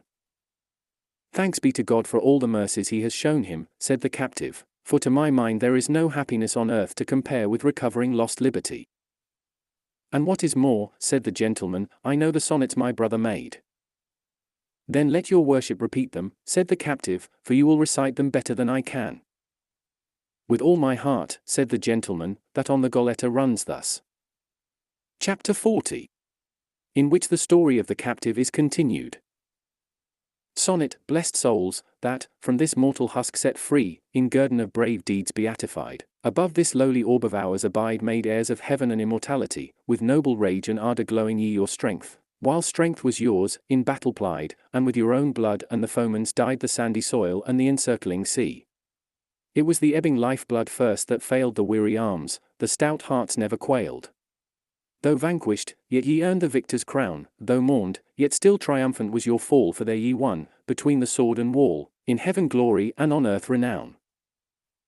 That is it exactly, according to my recollection, said the captive. Well then, that on the fort, said the gentleman, if my memory serves me, goes thus. Sonnet up from this wasted soil, this shattered shell, whose walls and towers here in ruin lie, 3,000 soldier souls took wing on high, in the bright mansions of the blessed to dwell. The onslaught of the foeman to repel by might of arm all vainly did they try, and when at length 'twas left them but to die, wearied and few the last defenders fell. And this same arid soil hath ever been a haunt of countless mournful memories, as well in our day as in days of yore. But never yet to heaven it sent, I ween, from its hard bosom purer souls than these, or braver bodies on its surface bore. The sonnets were not disliked, and the captive was rejoiced at the tidings they gave him of his comrade, and continuing his tale, he went on to say, the Goletta and the fort being thus in their hands, the Turks gave orders to dismantle the Goletta, for the fort was reduced to such a state that there was nothing left to level, and to do the work more quickly and easily they mined it in 3 places, but nowhere were they able to blow up the part which seemed to be the least strong, that is to say, the old walls, while all that remained standing of the new fortifications that the Fratin had made came to the ground with the greatest ease. Finally, the fleet returned victorious and triumphant to Constantinople, and a few months later died my master, El Uchali, otherwise Uchali Fartax, which means in Turkish, the scabby renegade, for that he was. It is the practice with the Turks to name people from some defect or virtue they may possess, the reason being that there are among them only 4 surnames belonging to families tracing their descent from the Ottoman house, and the others, as I have said, take their names and surnames either from bodily blemishes or moral qualities. This scabby one rode at the oar as a slave of the Grand Signors for 14 years, and when over 34 years of age, in resentment at having been struck by a Turk while at the oar, turned renegade and renounced his faith in order to be able to revenge himself, and such was his valor that, without owing his advancement to the base ways and means by which most favorites of the Grand Signor rise to power, he came to be king of Algiers, and afterwards general on sea, which is the 3rd place of trust in the realm. He was a Calabrian by birth, and a worthy man morally, and he treated his slaves with great humanity. He had 3,000 of them, and after his death they were divided, as he directed by his will, between the Grand Signor, who is heir of all who die and shares with the children of the deceased, and his renegades. I fell to the lot of a Venetian renegade who, when a cabin boy on board a ship, had been taken by Ucciali and was so much beloved by him that he became one of his most favored youths. He came to be the most cruel renegade I ever saw. His name was Hassan Aga, and he grew very rich and became king of Algiers. With him I went there from Constantinople, rather glad to be so near Spain. Not that I intended to write to anyone about my unhappy lot, but to try if fortune would be kinder to me in Algiers than in Constantinople, where I had attempted in 1,000 ways to escape without ever finding a favorable time or chance. But in Algiers I resolved to seek for other means of effecting the purpose I cherished so dearly, for the hope of obtaining my liberty never deserted me, and when in my plots and schemes and attempts the result did not answer my expectations, without giving way to despair, I immediately began to look out for or conjure up some new hope to support me, however faint or feeble it might be. In this way I lived on immured in a building or prison called by the Turks a bano, in which they confine the Christian captives, as well those that are the kings as those belonging to private individuals, and also what they call those of the almason, which is as much as to say the slaves of the municipality, who serve the city in the public works and other employments. But captives of this kind recover their liberty with great difficulty, for, as they are public property and have no particular master, there is no one with whom to treat for their ransom, even though they may have the means. To these bonius, as I have said, some private individuals of the town are in the habit of bringing their captives, especially when they are to be ransomed, because there they can keep them in safety and comfort until their ransom arrives. The king's captives also, that are on ransom, do not go out to work with the rest of the crew, unless when their ransom is delayed, for then, to make them right for it more pressingly, they compel them to work and go for wood, which is no light labor. I, however, was one of those on ransom, for when it was discovered that I was a captain, although I declared my scanty means and want of fortune, nothing could dissuade them from including me among the gentlemen and those waiting to be ransomed. They put a chain on me, more as a mark of this than to keep me safe, and so I passed my life in that bano with several other gentlemen and persons of quality marked out as held to ransom. But though at times, or rather almost always, we suffered from hunger and scanty clothing, nothing distressed us so much as hearing and seeing at every turn the unexampled and unheard of cruelties my master inflicted upon the Christians. Every day he hanged a man, impaled one, cut off the ears of another, and all with so little provocation, or so entirely without any, that the Turks acknowledged he did it merely for the sake of doing it, and because he was by nature murderously disposed towards the whole human race. The only one that fared at all well with him was a Spanish soldier, something de Saavedra by name, to whom he never gave a blow himself, or ordered a blow to be given, or addressed a hard word, although he had done things that will dwell in the memory of the people there for many a year, and all to recover his liberty, and for the least of the many things he did we all dreaded that he would be impaled, and he himself was in fear of it more than once, and only that time does not allow. I could tell you now something of what that soldier did that would interest and astonish you much more than the narration of my own tale. To go on with my story, the courtyard of our prison was overlooked by the windows of the house belonging to a wealthy Moor of high position, and these, as is usual in Moorish houses, were rather loopholes than windows, and besides were covered with thick and close lattice work. It so happened, then, that as I was one day on the terrace of our prison with 3 other comrades, trying to pass away the time, how far we could leap with our chains, we being alone, for all the other Christians had gone out to work, I chanced to raise my eyes, and from one of these little closed windows I saw a reed appear with a cloth attached to the end of it, and it kept waving to and fro, and moving as if making signs to us to come and take it. We watched it, and one of those who were with me went and stood under the reed to see whether they would let it drop, or what they would do. But as he did so the reed was raised and moved from side to side, as if they meant to say no by a shake of the head. The Christian came back, and it was again lowered, making the same movements as before. Another of my comrades went, and with him the same happened as with the first, and then the third went forward, but with the same result as the first and second. Seeing this I did not like not to try my luck, and as soon as I came under the reed it was dropped and fell inside the bano at my feet. I hastened to untie the cloth, in which I perceived a knot, and in this were 10 charnies, which are coins of base gold, current among the Moors, and each worth 10 reals of our money. It is needless to say I rejoiced over this godsend, And my joy was not less than my wonder as I strove to imagine how this good fortune could have come to us, but to me specially, for the evident unwillingness to drop the reed for any but me showed that it was for me the favor was intended. I took my welcome money, broke the reed, and returned to the terrace, and looking up at the window, I saw a very white hand put out that opened and shut very quickly. From this we gathered or fancied that it must be some woman living in that house that had done us this kindness, and to show that we were grateful for it, we made salams after the fashion of the Moors, bowing the head, bending the body, and crossing the arms on the breast. Shortly afterwards at the same window a small cross made of reeds was put out and immediately withdrawn. This sign led us to believe that some Christian woman was a captive in the house, and that it was she who had been so good to us, but the whiteness of the hand and the bracelets we had perceived made us dismiss that idea, though we thought it might be one of the Christian renegades whom their masters very often take as lawful wives, and gladly, for they prefer them to the women of their own nation. In all our conjectures we were wide of the truth, so from that time forward our sole occupation was watching and gazing at the window where the cross had appeared to us, as if it were our pole star, but at least 15 days passed without our seeing either it or the hand, or any other sign, and though meanwhile we endeavored with the utmost pains to ascertain who it was that lived in the house, and whether there were any Christian renegade in it, nobody could ever tell us anything more than that he who lived there was a rich Moor of high position, Haji Marato by name, formerly Alcaide of La Paita, an office of high dignity among them. But when we least thought it was going to rain any more charnies from that quarter, we saw the reed suddenly appear with another cloth tied in a larger knot attached to it, and this at a time when, as on the former occasion, the banner was deserted and unoccupied. We made trial as before, each of the same 3 going forward before I did, but the reed was delivered to none but me, and on my approach it was let drop. I untied the knot and I found 40 Spanish gold crowns with a paper written in Arabic, and at the end of the writing there was a large cross drawn. I kissed the cross, took the crowns and returned to the terrace, and we all made our salams. Again the hand appeared. I made signs that I would read the paper, and then the window was closed.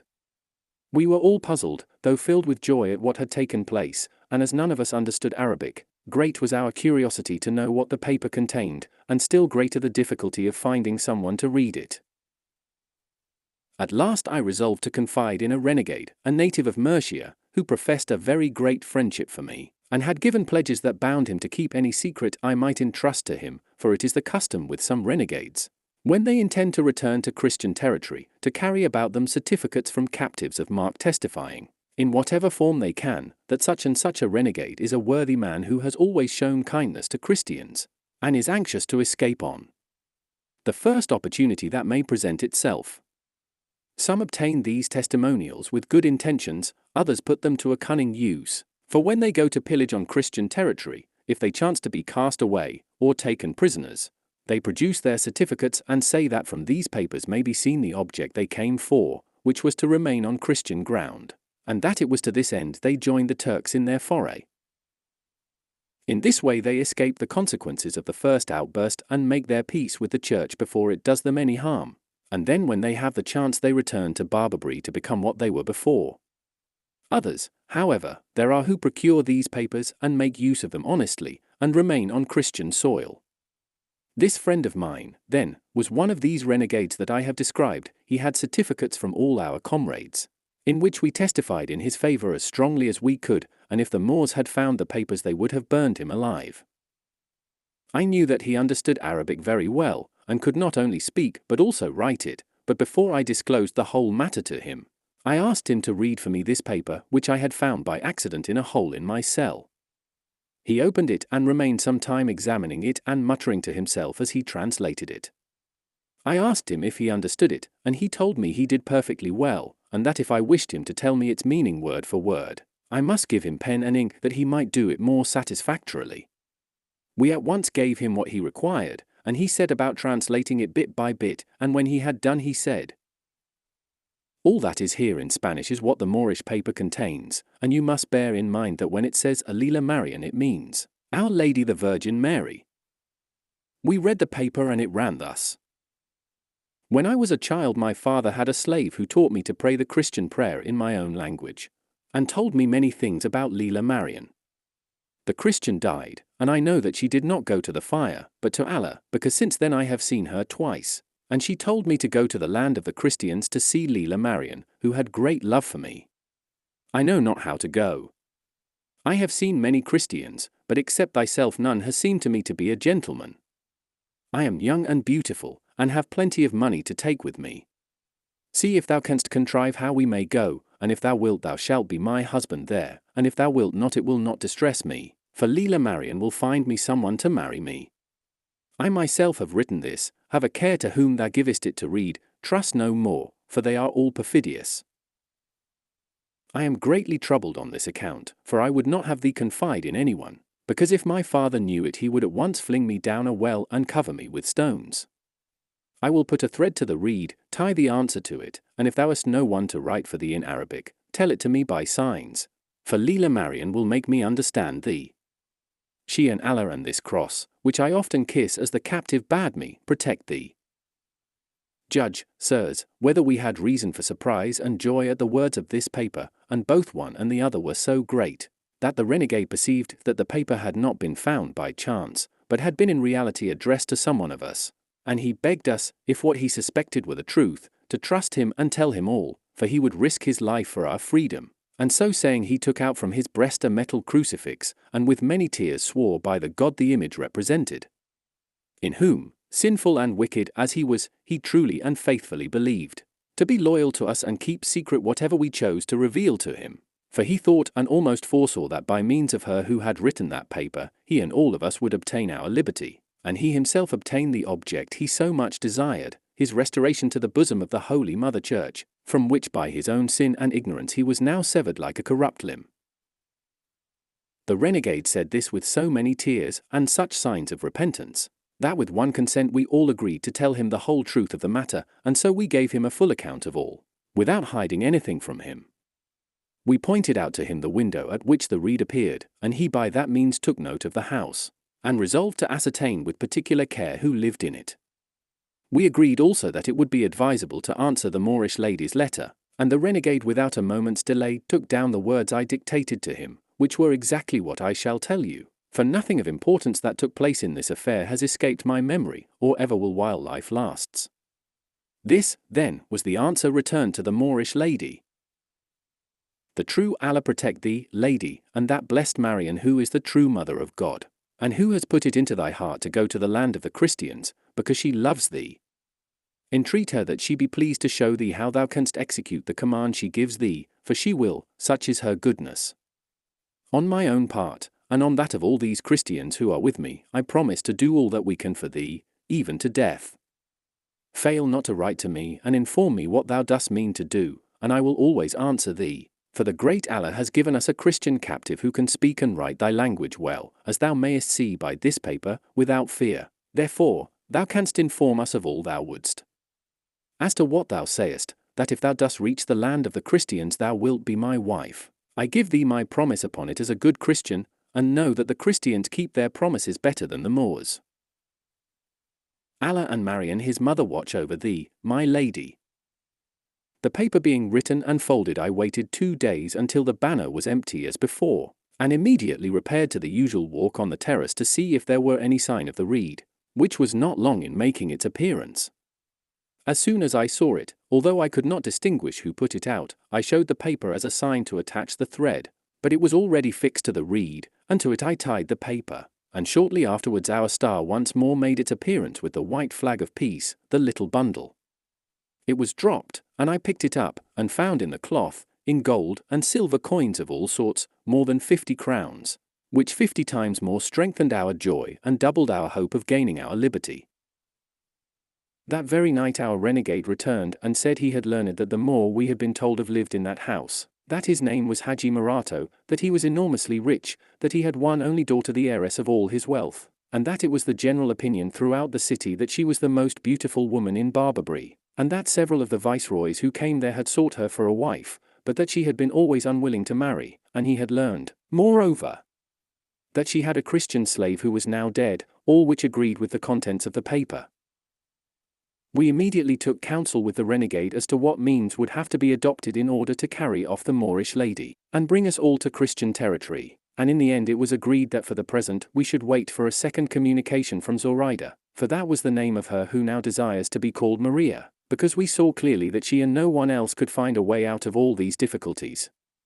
When we had decided upon this, the renegade told us not to be uneasy, for he would lose his life or restore us to liberty. For 4 days the bano was filled with people, for which reason the reed delayed its appearance for 4 days, but at the end of that time, when the bano was, as it generally was, empty, it appeared with the cloth so bulky that it promised a happy birth. Reed and cloth came down to me, and I found another paper and 100 crowns in gold, without any other coin. The renegade was present, and in our cell we gave him the paper to read, which was to this effect: I cannot think of a plan, Señor, for our going to Spain, nor has Leila Marian shown me one, though I have asked her. All that can be done is for me to give you plenty of money in gold from this window. With it ransom yourself and your friends, and let one of you go to the land of the Christians, and there buy a vessel and come back for the others, and he will find me in my father's garden, which is at the Barbazon gate near the seashore, where I shall be all this summer with my father and my servants. You can carry me away from there by night without any danger, and bring me to the vessel. And remember thou art to be my husband, else I will pray to Marian to punish thee.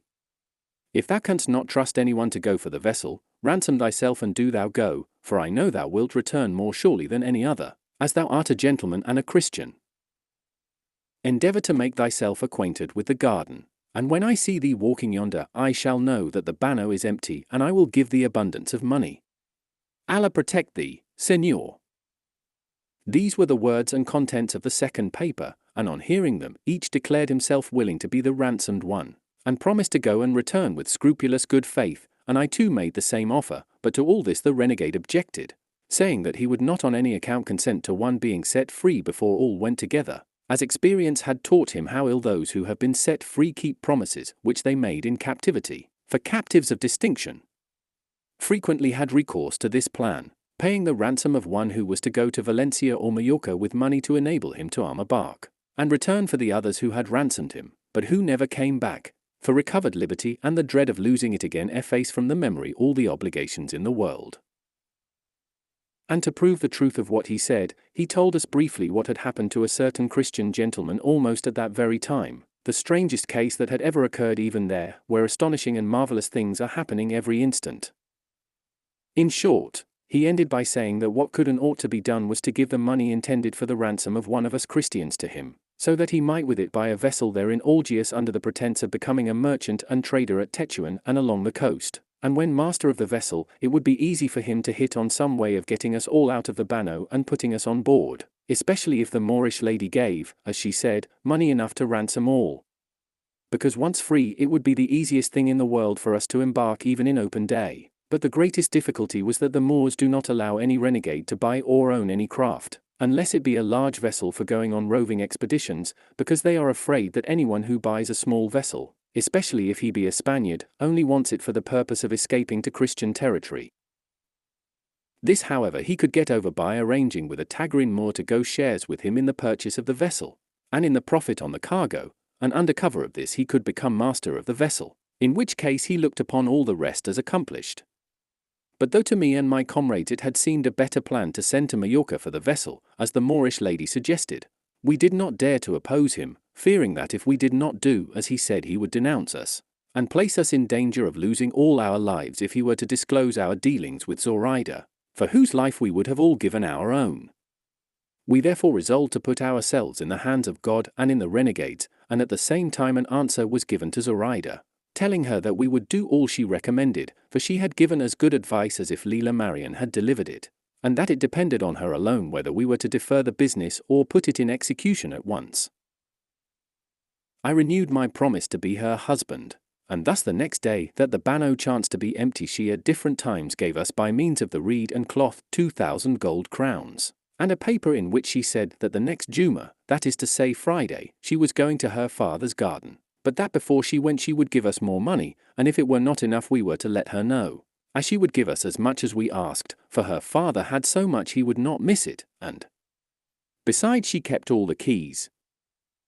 We at once gave the renegade 500 crowns to buy the vessel, and with 800 I ransomed myself, giving the money to a Valencian merchant who happened to be in Algiers at the time, and who had me released on his word, pledging it that on the arrival of the first ship from Valencia he would pay my ransom. For if he had given the money at once it would have made the king suspect that my ransom money had been for a long time in Algiers, and that the merchant had for his own advantage kept it secret. In fact, my master was so difficult to deal with that I dared not on any account pay down the money at once. The Thursday before the Friday on which the fair Zoraida was to go to the garden she gave us 1,000 crowns more, and warned us of her departure, begging me, if I were ransomed, to find out her father's garden at once, and by all means to seek an opportunity of going there to see her. I answered in a few words that I would do so, and that she must remember to commend us to Leila Marian with all the prayers the captive had taught her.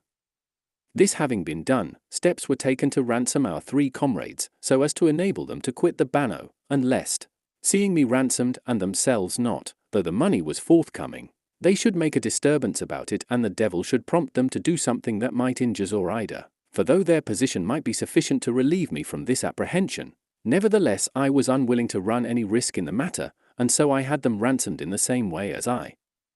was, handing over all the money to the merchant so that he might with safety and confidence give security, without, however, confiding our arrangement and secret to him, which might have been dangerous. Chapter 41. In which the captive still continues his adventures.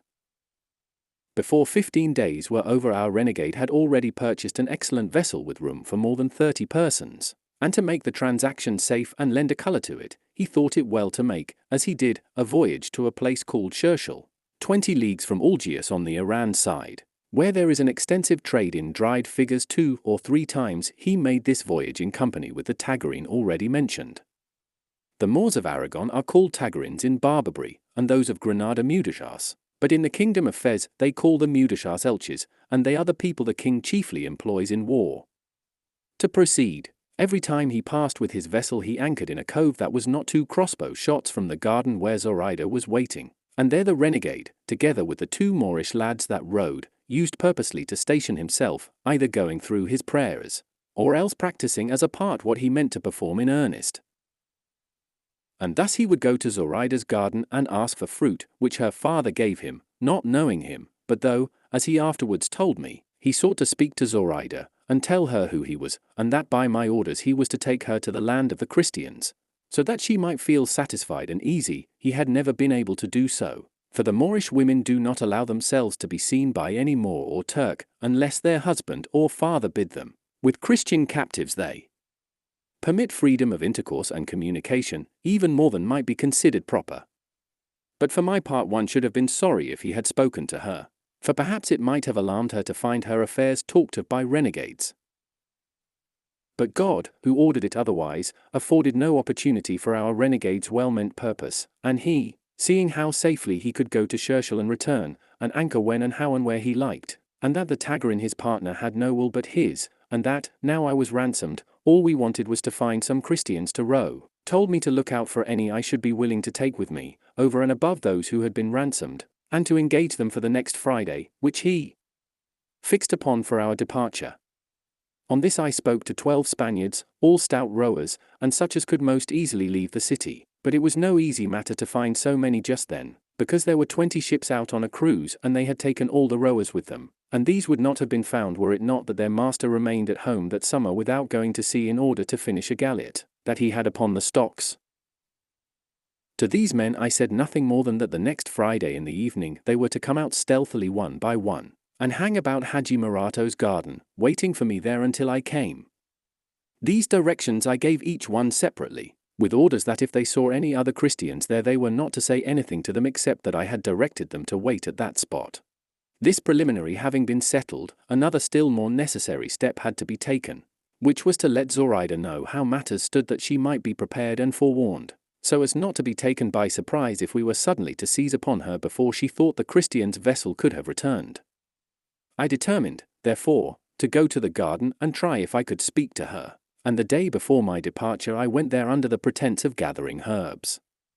The first person I met was her father, who addressed me in the language that all over Barbary and even in Constantinople is the medium between captives and Moors, and is neither Morisco nor Castilian, nor of any other nation, but a mixture of all languages, by means of which we can all understand one another.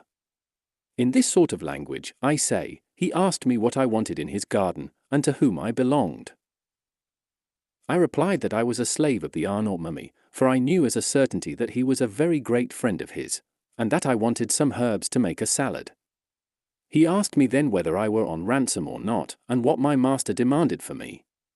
While these questions and answers were proceeding, the fair Zoraida, who had already perceived me some time before, came out of the house in the garden, and as Moorish women are by no means particular about letting themselves be seen by Christians, or, as I have said before, at all coy, she had no hesitation in coming to where her father stood with me. Moreover, her father, seeing her approaching slowly, called to her to come. It would be beyond my power now to describe to you the great beauty, the high-bred air, the brilliant attire of my beloved Zoraida as she presented herself before my eyes. I will content myself with saying that more pearls hung from her fair neck, her ears, and her hair than she had hairs on her head. On her ankles, which as is customary were bare, she had carcages, for so bracelets or anklets are called in Morisco, of the purest gold, set with so many diamonds that she told me afterwards her father valued them at 10,000 doubloons, and those she had on her wrists were worth as much more. The pearls were in profusion and very fine, for the highest display and adornment of the Moorish women is decking themselves with rich pearls and seed pearls, and of these there are therefore more among the Moors than among any other people. Zoraida's father had the reputation of possessing a great number, and the purest in all Algiers, and of possessing also more than 200,000 Spanish crowns, and she, who is now mistress of me only, was mistress of all this. Whether thus adorned she would have been beautiful or not, and what she must have been in her prosperity, may be imagined from the beauty remaining to her after so many hardships, for, as everyone knows, the beauty of some women has its times and its seasons, and is increased or diminished by chance causes, and naturally the emotions of the mind will heighten or impair it, though indeed more frequently they totally destroy it. In a word, she presented herself before me that day attired with the utmost splendor, and supremely beautiful. At any rate, she seemed to me the most beautiful object I had ever seen, and when, besides, I thought of all I owed to her, I felt as though I had before me some heavenly being come to earth to bring me relief and happiness. As she approached, her father told her in his own language that I was a captive belonging to his friend the Arnaut mummy, and that I had come for salad. She took up the conversation, and in that mixture of tongues I have spoken of she asked me if I was a gentleman, and why I was not ransomed. I answered that I was already ransomed, and that by the price it might be seen what value my master set on me, as they had given 1,500 zoltanas for me, to which she replied, "Hadst thou been my father's, I can tell thee, I would not have let him part with thee for twice as much, for you Christians always tell lies about yourselves and make yourselves out poor to cheat the Moors." "That may be, lady," said I, "but indeed I dealt truthfully with my master, as I do and mean to do with everybody in the world." "And when dost thou go?" said Zoraida. "Tomorrow, I think," said I, "for there is a vessel here from France which sails tomorrow, and I think I shall go in her." "Would it not be better," said Zoraida, "to wait for the arrival of ships from Spain and go with them, and not with the French who are not your friends?"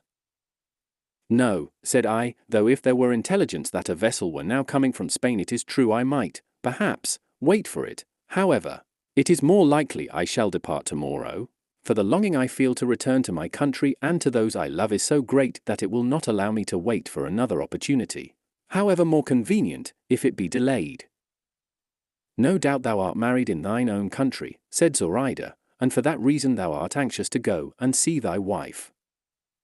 "I am not married," I replied, "but I have given my promise to marry on my arrival there." "And is the lady beautiful to whom thou hast given it?" said Zoraida. "So beautiful," said I, "that, to describe her worthily and tell thee the truth, she is very like thee." At this her father laughed very heartily and said, "By Allah, Christian, she must be very beautiful if she is like my daughter, who is the most beautiful woman in all this kingdom. Only look at her well, and thou wilt see I am telling the truth." Zoraida's father as the better linguist helped to interpret most of these words and phrases, for though she spoke the bastard language, that, as I have said, is employed there, she expressed her meaning more by signs than by words.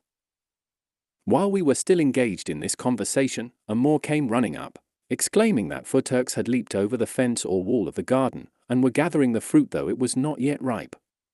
The old man was alarmed, and Zoraida too, for the Moors commonly, and, so to speak, instinctively have a dread of the Turks, but particularly of the soldiers, who are so insolent and domineering to the Moors who are under their power that they treat them worse than if they were their slaves. Her father said to Zoraida, "Daughter, retire into the house and shut thyself in while I go and speak to these dogs, and thou, Christian, pick thy herbs, and go in peace, and Allah bring thee safe to thy own country." I bowed, and he went away to look for the Turks, leaving me alone with Zoraida, who made as if she were about to retire as her father bade her, but the moment he was concealed by the trees of the garden, turning to me with her eyes full of tears, she said, "Tomegi, Cristiano, Tomegi, that is to say, art thou going, Christian, art thou going?" I made answer, "Yes, lady, but not without thee, come what may. Be on the watch for me on the next Juma, and be not alarmed when thou seest us, for most surely we shall go to the land of the Christians." This I said in such a way that she understood perfectly all that passed between us, and throwing her arm round my neck she began with feeble steps to move towards the house, but as fate would have it, and it might have been very unfortunate if heaven had not otherwise ordered it, just as we were moving on in the manner and position I have described, with her arm round my neck, her father, as he returned after having sent away the Turks, saw how we were walking, and we perceived that he saw us. But Zoraida, ready and quick-witted, took care not to remove her arm from my neck, but on the contrary drew closer to me and laid her head on my breast, bending her knees a little and showing all the signs and tokens of fainting, while I at the same time made it seem as though I were supporting her against my will. Her father came running up to where we were, and seeing his daughter in this state asked what was the matter with her. She, however, giving no answer, he said, "No doubt she has fainted in alarm at the entrance of those dogs," and taking her from mine he drew her to his own breast, while she sighing, her eyes still wet with tears, said again, "Amegi, Cristiano, Amegi, go, Christian, go." To this her father replied, "There is no need, daughter, for the Christian to go, for he has done thee no harm, and the Turks have now gone. Feel no alarm, there is nothing to hurt thee, for as I say, the Turks at my request have gone back the way they came." It was they who terrified her, as thou hast said, Señor, said I to her father, but since she tells me to go, I have no wish to displease her. Peace be with thee, and with thy leave I will come back to this garden for herbs if need be, for my master says there are nowhere better herbs for salad than here. "Come back for any thou hast need of," replied Haji Marato, "for my daughter does not speak thus because she is displeased with thee or any Christian, she only meant that the Turks should go, not thou, or that it was time for thee to look for thy herbs." With this I at once took my leave of both, and she, looking as though her heart were breaking, retired with her father. While pretending to look for herbs, I made the round of the garden at my ease, and studied carefully all the approaches and outlets, and the fastenings of the house and everything that could be taken advantage of to make our task easy.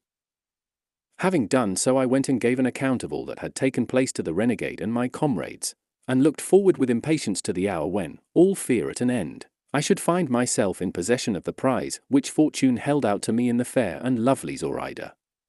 The time passed at length, and the appointed day we so longed for arrived, and, all following out the arrangement and plan which, after careful consideration and many a long discussion, we had decided upon, we succeeded as fully as we could have wished, for on the Friday following the day upon which I spoke to Zoraida in the garden, the renegade anchored his vessel at nightfall almost opposite the spot where she was.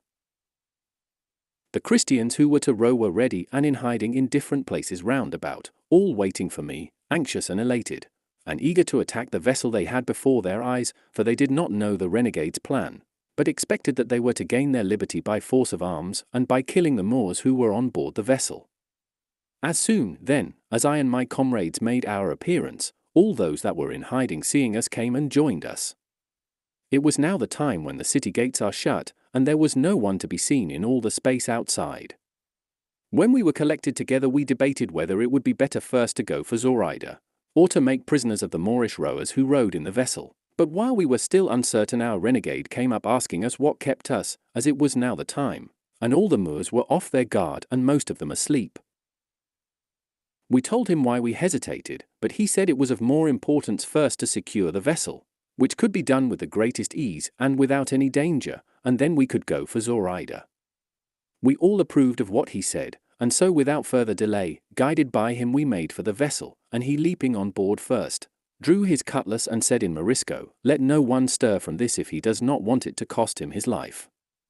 By this almost all the Christians were on board, and the Moors, who were faint-hearted, hearing their captain speak in this way, were cowed, and without any one of them taking to his arms, and indeed they had few or hardly any, they submitted without saying a word to be bound by the Christians, who quickly secured them, threatening them that if they raised any kind of outcry they would be all put to the sword.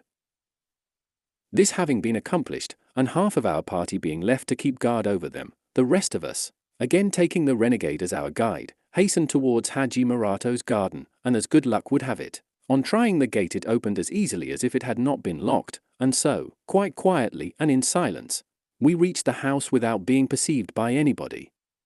The lovely Zoraida was watching for us at a window, and as soon as she perceived that there were people there, she asked in a low voice if we were Nizami, as much as to say or ask if we were Christians. I answered that we were, and begged her to come down. As soon as she recognized me, she did not delay an instant, but without answering a word came down immediately, opened the door and presented herself before us all, so beautiful and so richly attired that I cannot attempt to describe her. The moment I saw her I took her hand and kissed it, and the renegade and my 2 comrades did the same, and the rest, who knew nothing of the circumstances, did as they saw us do, for it only seemed as if we were returning thanks to her, and recognizing her as the giver of our liberty. The renegade asked her in the Morisco language if her father was in the house. She replied that he was, and that he was asleep. "Then it will be necessary to waken him and take him with us," said the renegade, "and everything of value in this fair mansion."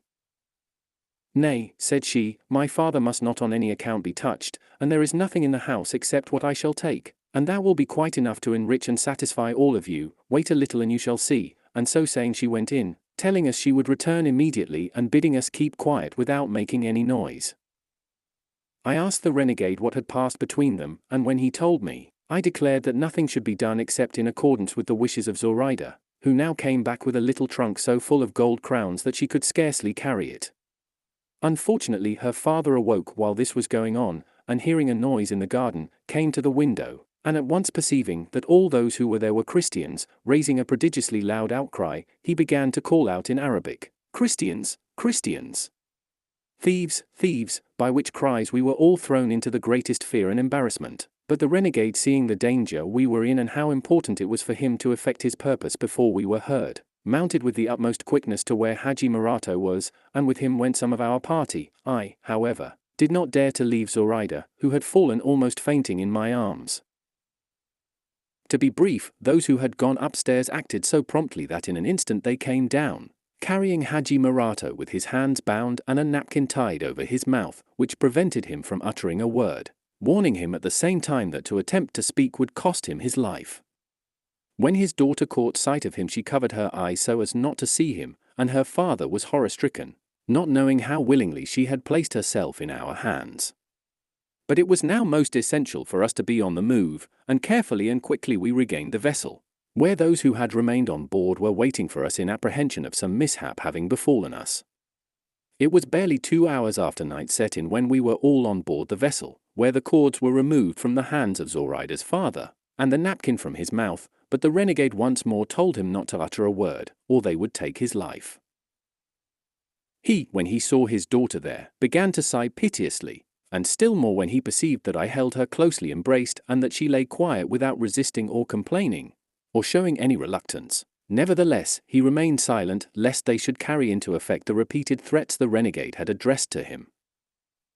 Finding herself now on board, and that we were about to give way with the oars, Zoraida, seeing her father there, and the other Moors bound, bade the renegade ask me to do her the favor of releasing the Moors and setting her father at liberty, for she would rather drown herself in the sea than suffer a father that had loved her so dearly to be carried away captive before her eyes and on her account. The renegade repeated this to me, and I replied that I was very willing to do so, but he replied that it was not advisable, because if they were left there they would at once raise the country and stir up the city, and lead to the despatch of swift cruisers in pursuit, and our being taken, by sea or land, without any possibility of escape, and that all that could be done was to set them free on the first Christian ground we reached. On this point we all agreed, and Zoraida, to whom it was explained, together with the reasons that prevented us from doing at once what she desired, was satisfied likewise. And then in glad silence and with cheerful alacrity each of our stout rowers took his oar, and commending ourselves to God with all our hearts, we began to shape our course for the island of Majorca, the nearest Christian land. Owing, however, to the Tramontana rising a little, and the sea growing somewhat rough, it was impossible for us to keep a straight course for Majorca, and we were compelled to coast in the direction of Oran, not without great uneasiness on our part, lest we should be observed from the town of Scherschel, which lies on that coast, not more than 60 miles from Algiers. Moreover, we were afraid of meeting on that course one of the galleots that usually come with goods from Tetuan, although each of us for himself and all of us together felt confident that, if we were to meet a merchant galleot, so that it were not a cruiser, not only should we not be lost, but that we should take a vessel in which we could more safely accomplish our voyage. As we pursued our course, Zoraida kept her head between my hands so as not to see her father, and I felt that she was praying to Leela Marion to help us. We might have made about 30 miles when daybreak found us some 3 musket shots off the land, which seemed to us deserted, and without anyone to see us. For all that, however, by hard rowing we put out a little to sea, for it was now somewhat calmer, and having gained about 2 leagues the word was given to row by batches, while we ate something, for the vessel was well provided. But the rowers said it was not a time to take any rest, let food be served out to those who were not rowing, but they would not leave their oars on any account. This was done, but now a stiff breeze began to blow, which obliged us to leave off rowing and make sail at once and steer for Oran, as it was impossible to make any other course. All this was done very promptly, and under sail we ran more than 8 miles an hour without any fear, except that of coming across some vessel out on a roving expedition.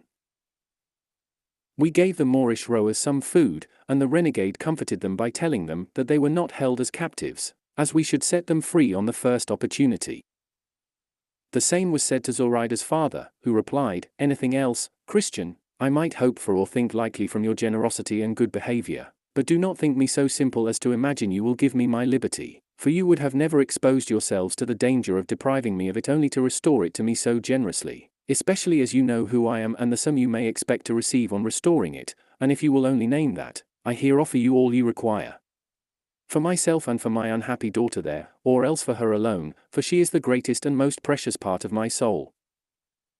As he said this he began to weep so bitterly that he filled us all with compassion and forced Zoraida to look at him, and when she saw him weeping she was so moved that she rose from my feet and ran to throw her arms round him, and pressing her face to his, they both gave way to such an outburst of tears that several of us were constrained to keep them company.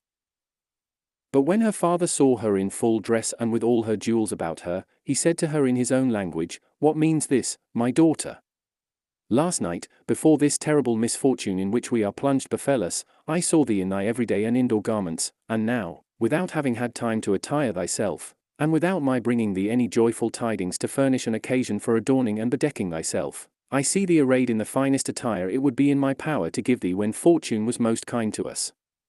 Answer me this, for it causes me greater anxiety and surprise than even this misfortune itself." The renegade interpreted to us what the Moor said to his daughter. She, however, returned him no answer.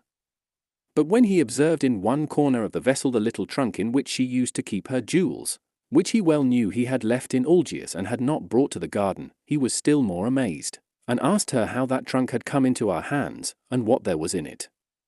To which the renegade, without waiting for Zoraida to reply, made answer, "Do not trouble thyself by asking thy daughter Zoraida so many questions, Señor, for the one answer I will give thee will serve for all. I would have thee know that she is a Christian, and that it is she who has been the file for our chains and our deliverer from captivity. She is here of her own free will, as glad, I imagine, to find herself in this position as he who escapes from darkness into the light, from death to life, and from suffering to glory." "Daughter, is this true, what he says?" cried the Moor. "It is," replied Zoraida. "That thou art in truth a Christian," said the old man, "and that thou hast given thy father into the power of his enemies?"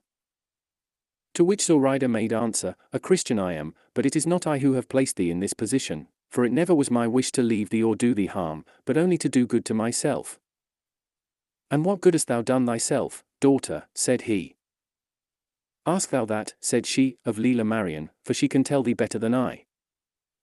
The Moor had hardly heard these words when with marvelous quickness he flung himself headforemost into the sea, where no doubt he would have been drowned had not the long and full dress he wore held him up for a little on the surface of the water. Zoraida cried aloud to us to save him, and we all hastened to help, and seizing him by his robe we drew him in half drowned and insensible, at which Zoraida was in such distress that she wept over him as piteously and bitterly as though he were already dead. We turned him upon his face and he voided a great quantity of water, and at the end of 2 hours came to himself. Meanwhile, the wind having changed, we were compelled to head for the land, and ply our oars to avoid being driven on shore, but it was our good fortune to reach a creek that lies on one side of a small promontory or cape, called by the Moors that of the Cava Rumia, which in our language means, the wicked Christian woman, for it is a tradition among them that La Cava, through whom Spain was lost, lies buried at that spot, Cava, in their language meaning, wicked woman, and Rumia, Christian. Moreover, they count it unlucky to anchor there when necessity compels them, and they never do so otherwise. For us, however, it was not the resting place of the wicked woman but a haven of safety for our relief, so much had the sea now got up. We posted a lookout on shore, and never let the oars out of our hands, and ate of the stores the renegade had laid in, imploring God and Our Lady with all our hearts to help and protect us, that we might give a happy ending to a beginning so prosperous. At the entreaty of Zoraida orders were given to set on shore her father and the other Moors who were still bound, for she could not endure, nor could her tender heart bear to see her father in bonds and her fellow countrymen prisoners before her eyes. We promised her to do this at the moment of departure, for as it was uninhabited, we ran no risk in releasing them at that place. Our prayers were not so far in vain as to be unheard by heaven, for after a while the wind changed in our favor, and made the sea calm, inviting us once more to resume our voyage with a good heart. Seeing this, we unbound the Moors, and one by one put them on shore, at which they were filled with amazement. But when we came to land, Zoraida's father, who had now completely recovered his senses, he said, "Why is it, think ye, Christians, that this wicked woman is rejoiced at your giving me my liberty? Think ye it is because of the affection she bears me? Nay, verily, it is only because of the hindrance my presence offers to the execution of her base designs. And think not that it is her belief that yours is better than ours that has led her to change her religion. It is only because she knows that immodesty is more freely practiced in your country than in ours." Then turning to Zoraida, while I and another of the Christians held him fast by both arms, lest he should do some mad act, he said to her, "Infamous girl, misguided maiden, whither in thy blindness and madness art thou going in the hands of these dogs, our natural enemies? Cursed be the hour when I begot thee. Cursed the luxury and indulgence in which I reared thee." But seeing that he was not likely soon to cease, I made haste to put him on shore, and thence he continued his maledictions and lamentations aloud, calling on Mohammed to pray to Allah to destroy us, to confound us, to make an end of us, and when, in consequence of having made sail, we could no longer hear what he said, we could see what he did, how he plucked out his beard and tore his hair and lay writhing on the ground. But once he raised his voice to such a pitch that we were able to hear what he said. "Come back, dear daughter, come back to shore, I forgive thee all, let those men have the money, for it is theirs now, and come back to comfort thy sorrowing father, who will yield up his life on this barren strand if thou dost leave him." All this Zoraida heard, and heard with sorrow and tears, and all she could say in answer was, "Allah grant that Leela Marian, who has made me become a Christian, give thee comfort in thy sorrow, my father. Allah knows that I could not do otherwise than I have done, and that these Christians owe nothing to my will, for even had I wished not to accompany them, but remain at home, it would have been impossible for me, so eagerly did my soul urge me on to the accomplishment of this purpose, which I feel to be as righteous as to thee, dear father. It seems wicked." But neither could her father hear her nor we see him when she said this, and so, while I consoled Zoraida, we turned our attention to our voyage, in which a breeze from the right point so favored us that we made sure of finding ourselves off the coast of Spain on the morrow by daybreak. They came to the side of the ship to ask who we were, whither we were bound, and whence we came. But as they asked this in French, our renegade said, "Let no one answer, for no doubt these are French corsairs who plunder all comers." They came to the side of the ship to ask who we were, whither we were bound, and whence we came. But as they asked this in French, our renegade said, "Let no one answer, for no doubt these are French corsairs who plunder all comers." Acting on this warning, no one answered a word, but after we had gone a little ahead, and the vessel was now lying to leeward, suddenly they fired 2 guns, and apparently both loaded with chain shot. For with one they cut our mast in half and brought down both it and the sail into the sea, and the other, discharged at the same moment, sent a ball into our vessel amidships, staving her in completely, but without doing any further damage. We, however, finding ourselves sinking, began to shout for help and call upon those in the ship to pick us up as we were beginning to fill. They then lay to, and lowering a skiff or boat, as many as a dozen Frenchmen, well armed with matchlocks, and their matches burning, got into it and came alongside, and seeing how few we were, and that our vessel was going down, they took us in, telling us that this had come to us through our incivility in not giving them an answer. Our renegade took the trunk containing Zoraida's wealth and dropped it into the sea without anyone perceiving what he did. In short, we went on board with the Frenchmen, who, after having ascertained all they wanted to know about us, rifled us of everything we had, as if they had been our bitterest enemies, and from Zoraida they took even the anklets she wore on her feet. But the distress they caused her did not distress me so much as the fear I was in that from robbing her of her rich and precious jewels, they would proceed to rob her of the most precious jewel that she valued more than all. The desires, however, of those people do not go beyond money, but of that their covetousness is insatiable, and on this occasion it was carried to such a pitch that they would have taken even the clothes we wore as captives if they had been worth anything to them. It was the advice of some of them to throw us all into the sea wrapped up in a sail, for their purpose was to trade at some of the ports of Spain, giving themselves out as Bretons, and if they brought us alive they would be punished as soon as the robbery was discovered. But the captain, who was the one who had plundered my beloved Zoraida, said he was satisfied with the prize he had got, and that he would not touch at any Spanish port, but pass the Straits of Gibraltar by night, or as best he could, and make for La Rochelle, from which he had sailed. So they agreed by common consent to give us the skiff belonging to their ship and all we required for the short voyage that remained to us, and this they did the next day on coming in sight of the Spanish coast, with which, and the joy we felt, all our sufferings and miseries were as completely forgotten as if they had never been endured by us. Such is the delight of recovering lost liberty. It may have been about midday when they placed us in the boat, giving us 2 kegs of water and some biscuit, and the captain, moved by I know not what compassion, as the lovely Zoraida was about to embark, gave her some 40 gold crowns, and would not permit his men to take from her those same garments which she has on now.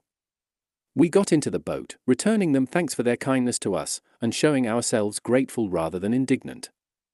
They stood out to sea, steering for the straits. We, without looking to any compass save the land we had before us, set ourselves to row with such energy that by sunset we were so near that we might easily, we thought, land before the night was far advanced. But as the moon did not show that night, and the sky was clouded, and as we knew not whereabouts we were, it did not seem to us a prudent thing to make for the shore, as several of us advised, saying we ought to run ourselves ashore even if it were on rocks and far from any habitation, for in this way we should be relieved from the apprehensions we naturally felt of the prowling vessels of the Tetuan corsairs, who leave Barbary at nightfall and are on the Spanish coast by daybreak, where they commonly take some prize, and then go home to sleep in their own houses. But of the conflicting counsels the one which was adopted was that we should approach gradually, and land where we could if the sea were calm enough to permit us. This was done, and a little before midnight we drew near to the foot of a huge and lofty mountain, not so close to the sea but that it left a narrow space on which to land conveniently.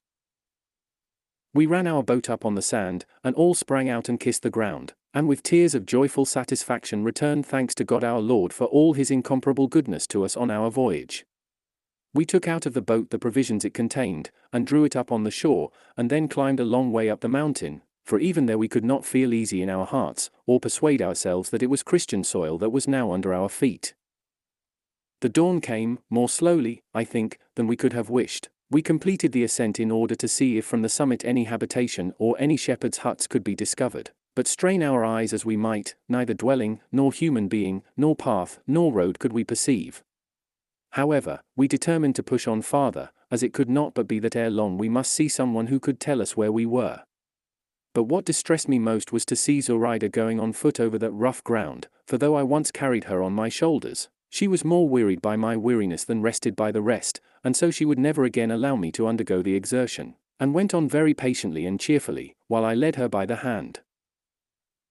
We had gone rather less than a quarter of a league when the sound of a little bell fell on our ears, a clear proof that there were flocks hard by, and looking about carefully to see if any were within view, we observed a young shepherd tranquilly and unsuspiciously trimming a stick with his knife at the foot of a cork tree.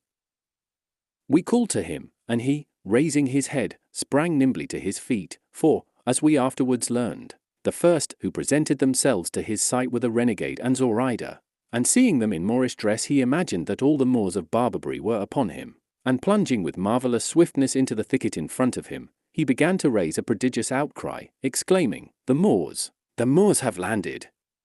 To arms! To arms!"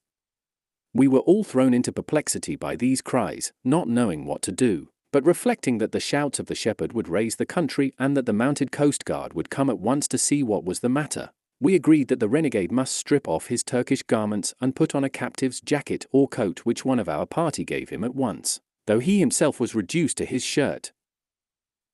And so commending ourselves to God, we followed the same road which we saw the shepherd take, expecting every moment that the coast guard would be down upon us. Nor did our expectation deceive us, for 2 hours had not passed when, coming out of the brushwood into the open ground, we perceived some 50 mounted men swiftly approaching us at a hand gallop. As soon as we saw them we stood still, waiting for them, but as they came close and, instead of the Moors they were in quest of, saw a set of poor Christians, they were taken aback, and one of them asked if it could be we who were the cause of the shepherd having raised the call to arms. I said, yes, and as I was about to explain to him what had occurred, and whence we came and who we were, one of the Christians of our party recognized the horseman who had put the question to us, and before I could say anything more he exclaimed, "Thanks be to God, sirs, for bringing us to such good quarters, for, if I do not deceive myself, the ground we stand on is that of Vélez Malaga unless, indeed, all my years of captivity have made me unable to recollect that you, Señor, who ask who we are Pedro de Bustamante, my uncle." The Christian captive had hardly uttered these words, when the horseman threw himself off his horse, and ran to embrace the young man, crying, "Nephew of my soul and life! I recognize thee now, and long have I mourned thee as dead, I, and my sister, thy mother, and all thy kin that are still alive, and whom God has been pleased to preserve that they may enjoy the happiness of seeing thee.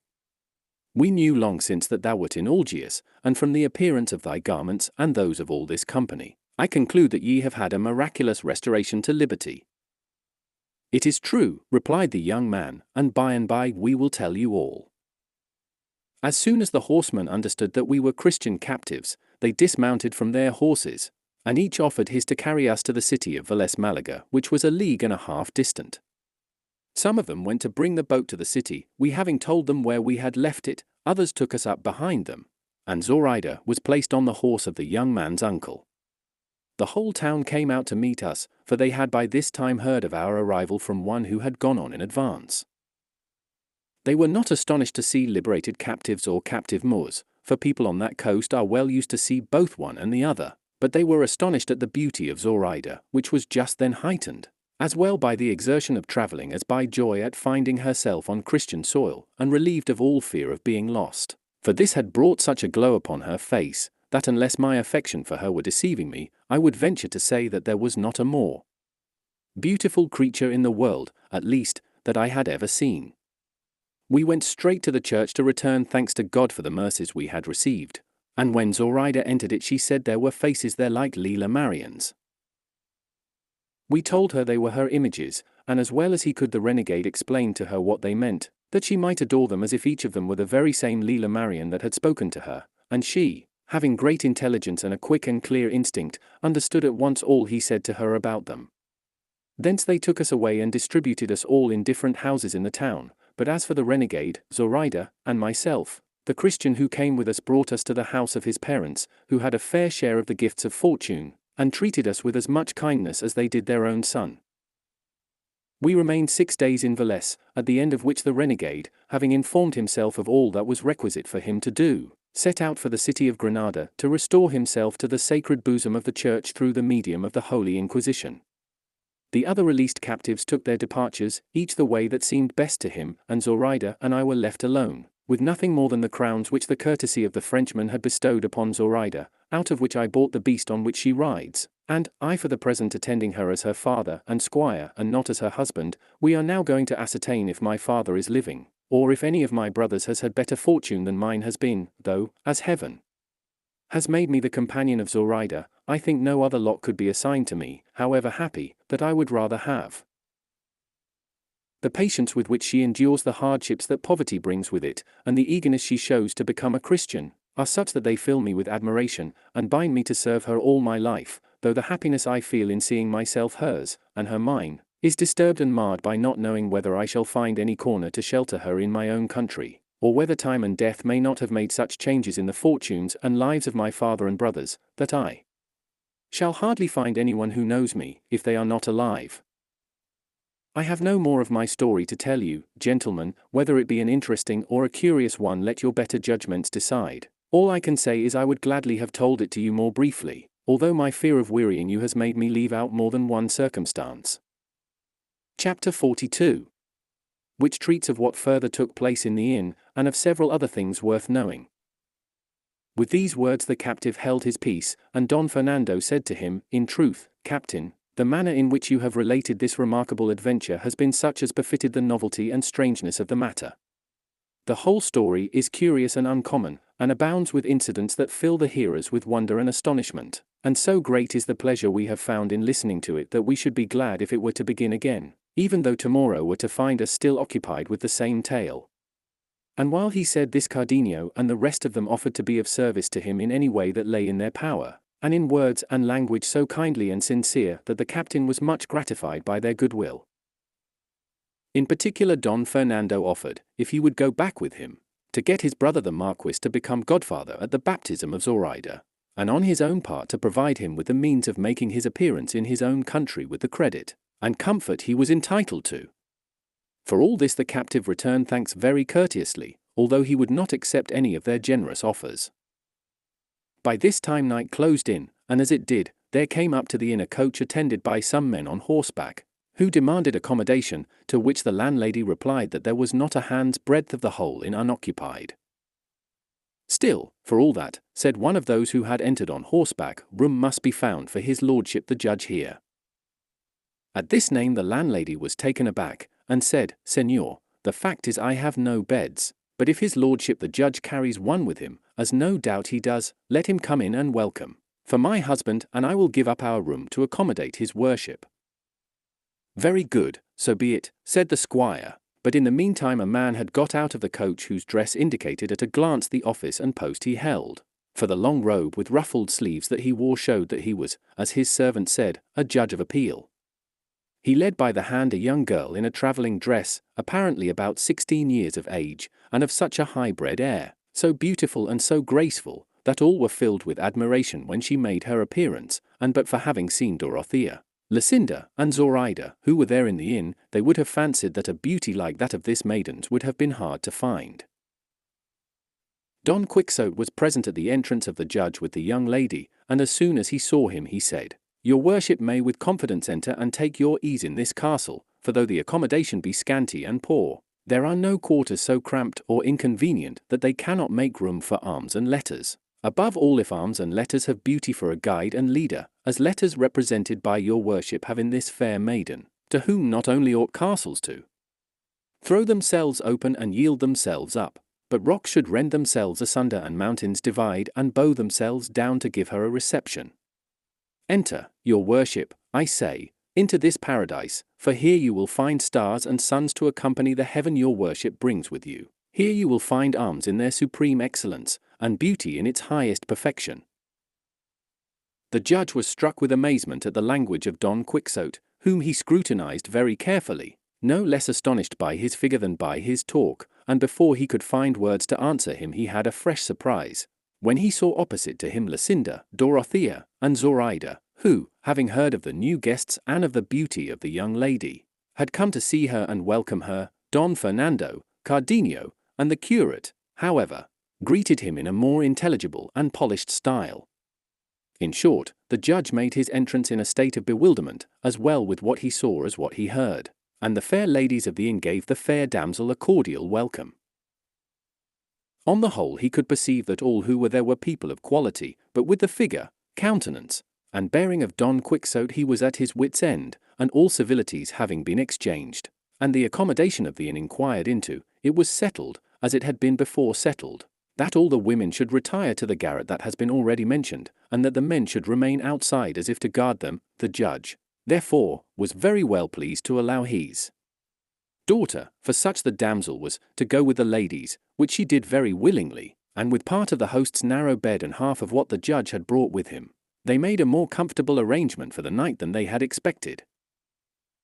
The captive, whose heart had leaped within him the instant he saw the judge, telling him somehow that this was his brother, asked one of the servants who accompanied him what his name was, and whether he knew from what part of the country he came. The servant replied that he was called the licentiate Juan Perez de Viedma, and that he had heard it said he came from a village in the mountains of Leon. From this statement, and what he himself had seen, he felt convinced that this was his brother who had adopted letters by his father's advice, and excited and rejoiced. He called Don Fernando and Cardenio and the curate aside, and told them how the matter stood, assuring them that the judge was his brother. The servant had further informed him that he was now going to the Indies with the appointment of Judge of the Supreme Court of Mexico, and he had learned, likewise, that the young lady was his daughter, whose mother had died in giving birth to her, and that he was very rich in consequence of the dowry left to him with the daughter. He asked their advice as to what means he should adopt to make himself known, or to ascertain beforehand whether, when he had made himself known, his brother, seeing him so poor, would be ashamed of him, or would receive him with a warm heart. "Leave it to me to find out that," said the curate, "though there is no reason for supposing, Señor Captain, that you will not be kindly received, because the worth and wisdom that your brother's bearing shows him to possess do not make it likely that he will prove haughty or insensible, or that he will not know how to estimate the accidents of fortune at their proper value." "Still," said the captain, "I would not make myself known abruptly, but in some indirect way." "I have told you already," said the curate, "that I will manage it in a way to satisfy us all." By this time supper was ready, and they all took their seats at the table, except the captive and the ladies, who supped by themselves in their own room. In the middle of supper the curate said, "I had a comrade of your worship's name, Señor Judge, in Constantinople, where I was a captive for several years, and that same comrade was one of the stoutest soldiers and captains in the whole Spanish infantry, but he had as large a share of misfortune as he had of gallantry and courage." "And how was the captain called, Señor?" asked the judge. "He was called Ruy Perez de Viedma," replied the curate, "and he was born in a village in the mountains of Leon. And he mentioned a circumstance connected with his father and his brothers which, had it not been told me by so truthful a man as he was, I should have set down as one of those fables the old women tell over the fire in winter, for he said his father had divided his property among his 3 sons and had addressed words of advice to them sounder than any of Cato's. But I can say this much, that the choice he made of going to the wars was attended with such success, that by his gallant conduct and courage, and without any help save his own merit, he rose in a few years to be captain of infantry, and to see himself on the high road and in position to be given the command of a corps before long. But fortune was against him, for where he might have expected her favour he lost it, and with it his liberty, on that glorious day when so many recovered theirs, at the Battle of Lepanto. I lost mine at the Goletta, and after a variety of adventures we found ourselves comrades at Constantinople.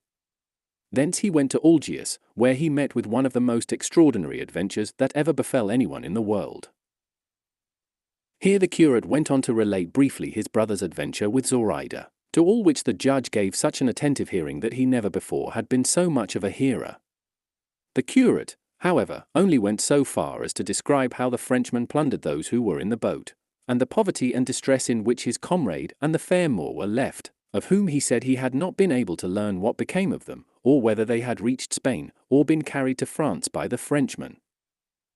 The captain, standing a little to one side, was listening to all the curate said, and watching every movement of his brother, who, as soon as he perceived the curate had made an end of his story, gave a deep sigh and said with his eyes full of tears, "Oh, Señor, if you only knew what news you have given me and how it comes home to me, making me show how I feel it with these tears that spring from my eyes in spite of all my worldly wisdom and self-restraint. That brave captain that you speak of is my eldest brother, who, being of a bolder and loftier mind than my other brother or myself, chose the honourable and worthy calling of arms, which was one of the 3 careers our father proposed to us, as your comrade mentioned in that fable you thought he was telling you. I followed that of letters, in which God and my own exertions have raised me to the position in which you see me. My second brother is in Peru, so wealthy that with what he has sent to my father and to me he has fully repaid the portion he took with him, and has even furnished my father's hands with the means of gratifying his natural generosity, while I too have been enabled to pursue my studies in a more becoming and creditable fashion, and so to attain my present standing. My father is still alive, though dying with anxiety to hear of his eldest son, and he prays God unceasingly that death may not close his eyes until he has looked upon those of his son. But with regard to him, what surprises me is, that having so much common sense as he had, he should have neglected to give any intelligence about himself, either in his troubles and sufferings, or in his prosperity. For if his father or any of us had known of his condition, he need not have waited for that miracle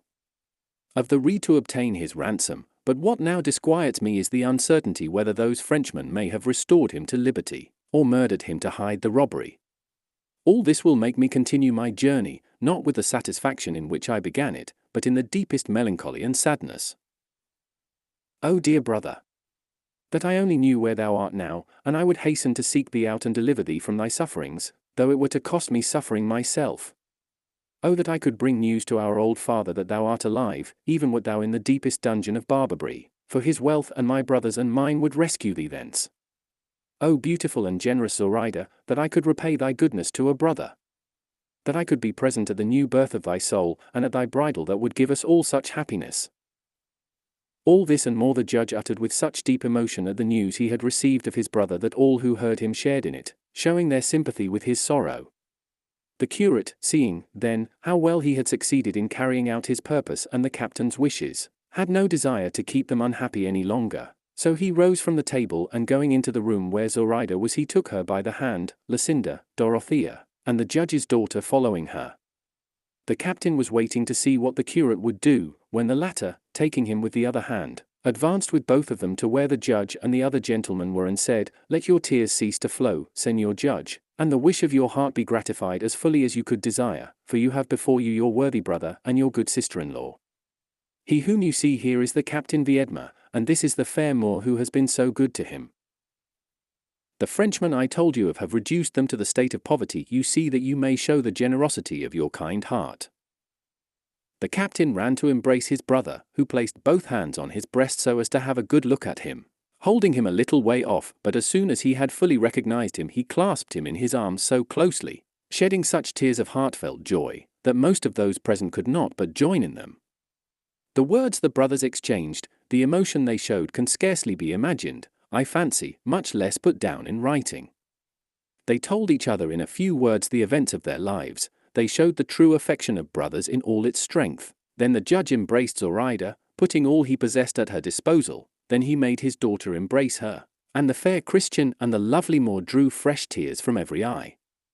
And there was Don Quixote observing all these strange proceedings attentively without uttering a word, and attributing the whole to chimeras of knight-errantry. Then they agreed that the captain and Zoraida should return with his brother to Seville, and send news to his father of his having been delivered and found, so as to enable him to come and be present at the marriage and baptism of Zoraida. For it was impossible for the judge to put off his journey, as he was informed that in a month from that time the fleet was to sail from Seville for New Spain, and to miss the passage would have been a great inconvenience to him.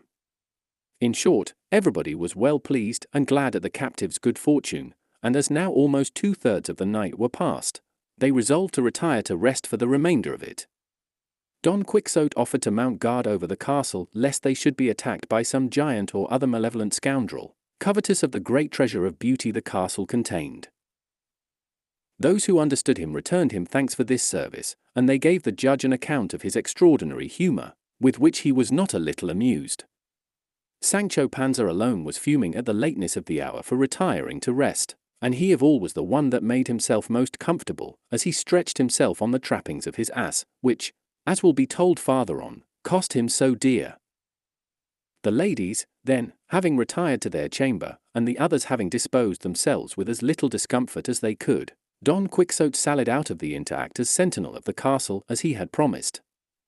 It happened, however, That a little before the approach of dawn a voice so musical and sweet reached the ears of the ladies that it forced them all to listen attentively, but especially Dorothea, who had been awake, and by whose side Dona Clara de Viedma, for so the judge's daughter was called, lay sleeping.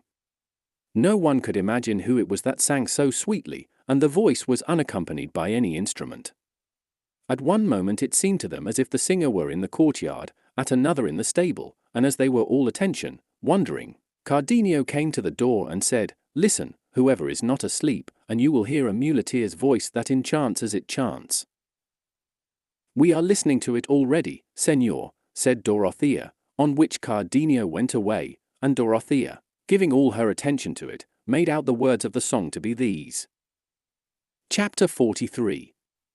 Wherein is related the pleasant story of the muleteer, together with other strange things that came to pass in the inn. Me, love's mariner am I on love's deep ocean sailing, I know not where the haven lies, I dare not hope to gain it. One solitary distant star is all I have to guide me, a brighter orb than those of old that Palinurus lighted. And vaguely drifting am I borne, I know not where it leads me, I fix my gaze on it alone, of all beside it heedless. But overcautious prudery, and coyness cold and cruel, when most I need it, these, like clouds, its longed-for light refuse me. Bright star, goal of my yearning eyes, as thou above me beamest, when thou shalt hide thee from my sight I'll know that death is near me. The singer had got so far when it struck Dorothea that it was not fair to let Clara miss hearing such a sweet voice, so, shaking her from side to side, she woke her, saying, "Forgive me, child, for waking thee, but I do so that thou mayest have the pleasure of hearing the best voice thou hast ever heard, perhaps, in all thy life." Clara awoke quite drowsy, and not understanding at the moment what Dorothea said, asked her what it was. She repeated what she had said, and Clara became attentive at once, but she had hardly heard 2 lines, as the singer continued, when a strange trembling seized her, as if she were suffering from a severe attack of quartan ague, and throwing her arms round Dorothea, she said, "Ah, dear lady of my soul and life! Why did you wake me? The greatest kindness fortune could do me now would be to close my eyes and ears so as neither to see or hear that unhappy musician." "What art thou talking about, child?" said Dorothea. "Why, they say this singer is a muleteer." "Nay, he is the lord of many places," replied Clara, "and that one in my heart which he holds so firmly shall never be taken from him, unless he be willing to surrender it." Dorothea was amazed at the ardent language of the girl, for it seemed to be far beyond such experience of life as her tender years gave any promise of, so she said to her, "You speak in such a way that I cannot understand you, Señora Clara. Explain yourself more clearly, and tell me what is this you are saying about hearts and places, and this musician whose voice has so moved you? But do not tell me anything now. I do not want to lose the pleasure I get from listening to the singer by giving my attention to your transports, for I perceive he is beginning to sing a new strain and a new air." "Let him, in heaven's name," returned Clara, and not to hear him she stopped both ears with her hands, at which Dorothea was again surprised, but turning her attention to the song she found that it ran in this fashion. "Sweet hope, my stay, that onward to the goal of thy intent dost make thy way, heedless of hindrance or impediment, have thou no fear if at each step thou findest death is near. No victory, no joy of triumph doth the faint heart know, unblessed is he that a bold front to fortune dares not show, but soul and sense in bondage yieldeth up to indolence. If love his wares do dearly sell, his right must be contest, what gold compares with that whereon his stamp he hath impressed? And all men know what costeth little that we rate, but lo! Love resolute knows not the word impossibility, and though my suit beset by endless obstacles I see, yet no despair shall hold me bound to earth while heaven is there." Here the voice ceased and Clara's sobs began afresh, all which excited Dorothea's curiosity to know what could be the cause of singing so sweet and weeping so bitter, so she again asked her what it was she was going to say before. On this Clara, afraid that Lucinda might overhear her, winding her arms tightly round Dorothea, put her mouth so close to her ear that she could speak without fear of being heard by anyone else, and said, "This singer, dear Señora, is the son of a gentleman of Aragon, lord of 2 villages, who lives opposite my father's house at Madrid. And though my father had curtains to the windows of his house in winter, and lattice work in summer, in some way, I know not how, This gentleman, who was pursuing his studies, saw me, whether in church or elsewhere, I cannot tell, and, in fact, fell in love with me, and gave me to know it from the windows of his house, with so many signs and tears that I was forced to believe him, and even to love him, without knowing what it was he wanted of me. One of the signs he used to make me was to link one hand in the other, to show me he wished to marry me, and though I should have been glad if that could be, being alone and motherless I knew not whom to open my mind to, and so I left it as it was, showing him no favour, except when my father, and his too, were from home, to raise the curtain or the lattice a little and let him see me plainly, at which he would show such delight that he seemed as if he were going mad. Meanwhile the time for my father's departure arrived, which he became aware of, but not from me, for I had never been able to tell him of it. He fell sick, of grief I believe, and so the day we were going away I could not see him to take farewell of him, were it only with the eyes. But after we had been 2 days on the road, on entering the posada of a village a day's journey from this, I saw him at the inn door in the dress of a muleteer, and so well disguised, that if I did not carry his image graven on my heart it would have been impossible for me to recognize him. But I knew him, and I was surprised, and glad. He watched me, unsuspected by my father, from whom he always hides himself when he crosses my path on the road, or in the posadas where we halt, and, as I know what he is, and reflect that for love of me he makes this journey on foot in all this hardship, I am ready to die of sorrow, and where he sets foot there I set my eyes. I know not with what object he has come, or how he could have got away from his father, who loves him beyond measure, having no other heir, and because he deserves it, as you will perceive when you see him. And moreover, I can tell you, all that he sings is out of his own head, for I have heard them say he is a great scholar and poet. And what is more, every time I see him or hear him sing I tremble all over, and am terrified lest my father should recognize him and come to know of our loves. I have never spoken a word to him in my life, and for all that I love him so that I could not live without him. This, dear Senora, is all I have to tell you about the musician whose voice has delighted you so much, and from it alone you might easily perceive he is no muleteer, but a lord of hearts and towns, as I told you already. Say no more, Dona Clara, said Dorothea at this, at the same time kissing her 1,000 times over, say no more, I tell you, but wait till day comes, when I trust in God to arrange this affair of yours so that it may have the happy ending such an innocent beginning deserves. Ah, Senora, said Dona Clara, what end can be hoped for when his father is of such lofty position, and so wealthy, that he would think I was not fit to be even a servant to his son, much less wife? And as to marrying without the knowledge of my father, I would not do it for all the world.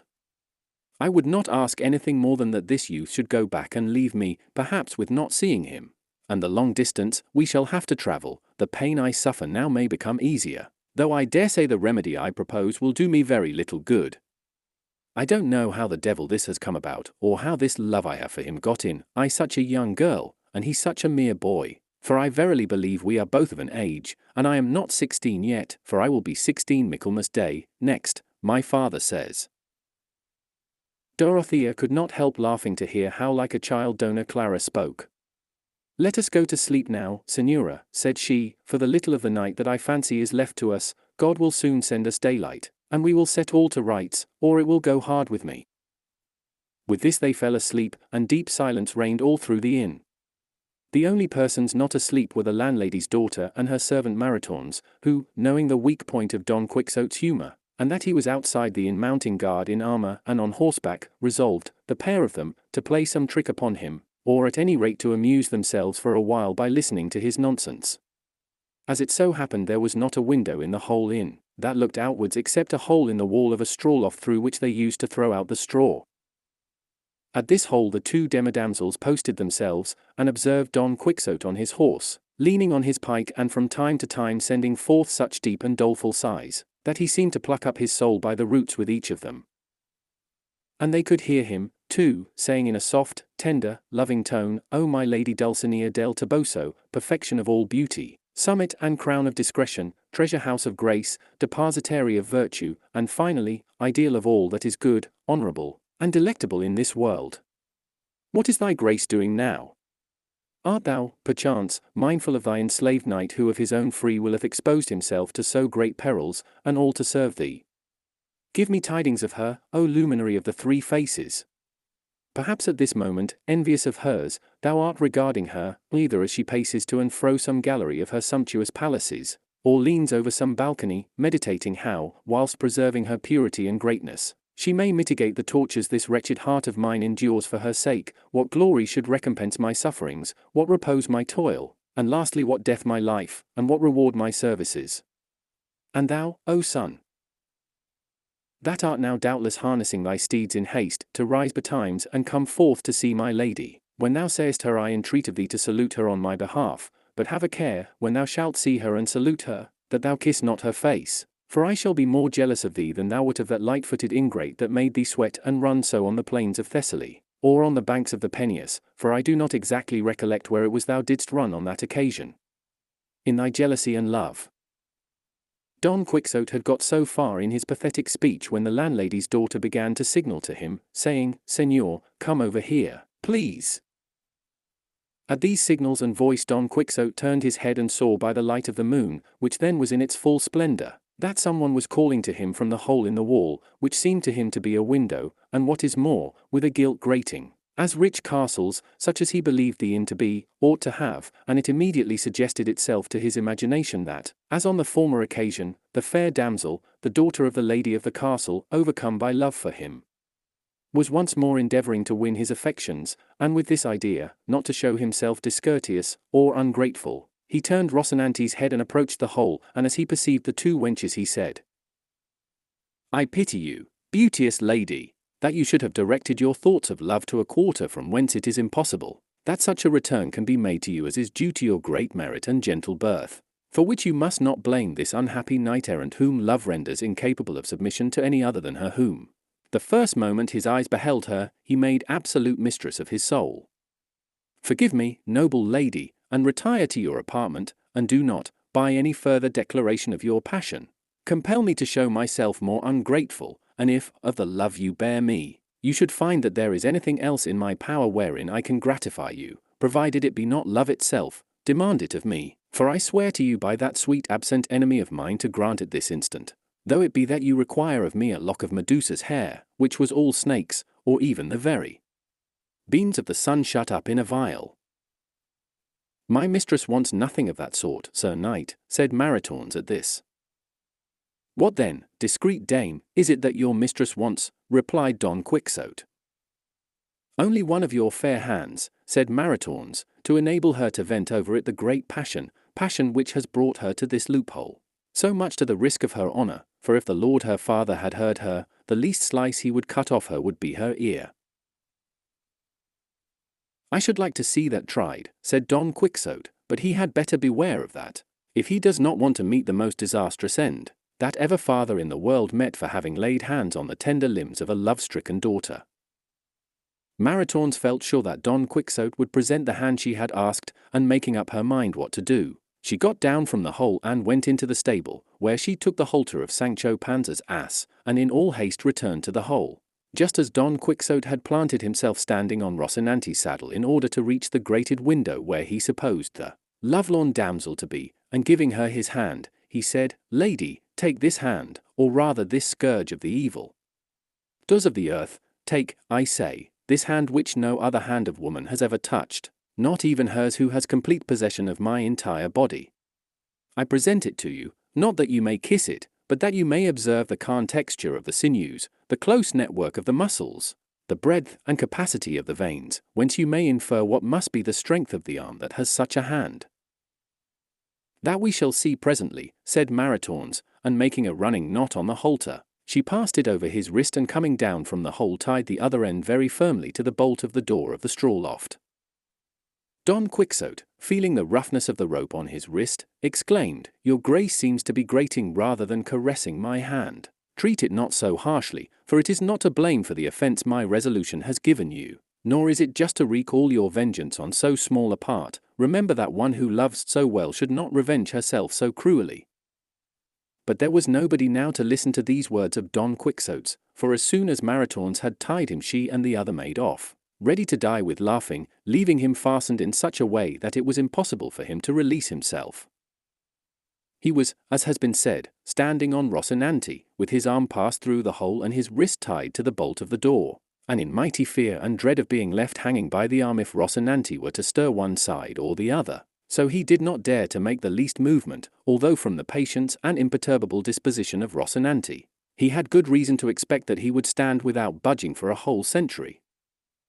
Finding himself fast, then, and that the ladies had retired, he began to fancy that all this was done by enchantment, as on the former occasion when in that same castle that enchanted Moor of a carrier had belaboured him, and he cursed in his heart his own want of sense and judgment in venturing to enter the castle again, after having come off so badly the first time, it being a settled point with knights errant that when they have tried an adventure, and have not succeeded in it, it is a sign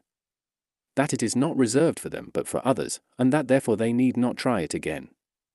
Nevertheless, he pulled his arm to see if he could release himself, but it had been made so fast that all his efforts were in vain. It is true he pulled it gently lest Rocinante should move, but try as he might to seat himself in the saddle, he had nothing for it but to stand upright or pull his hand off.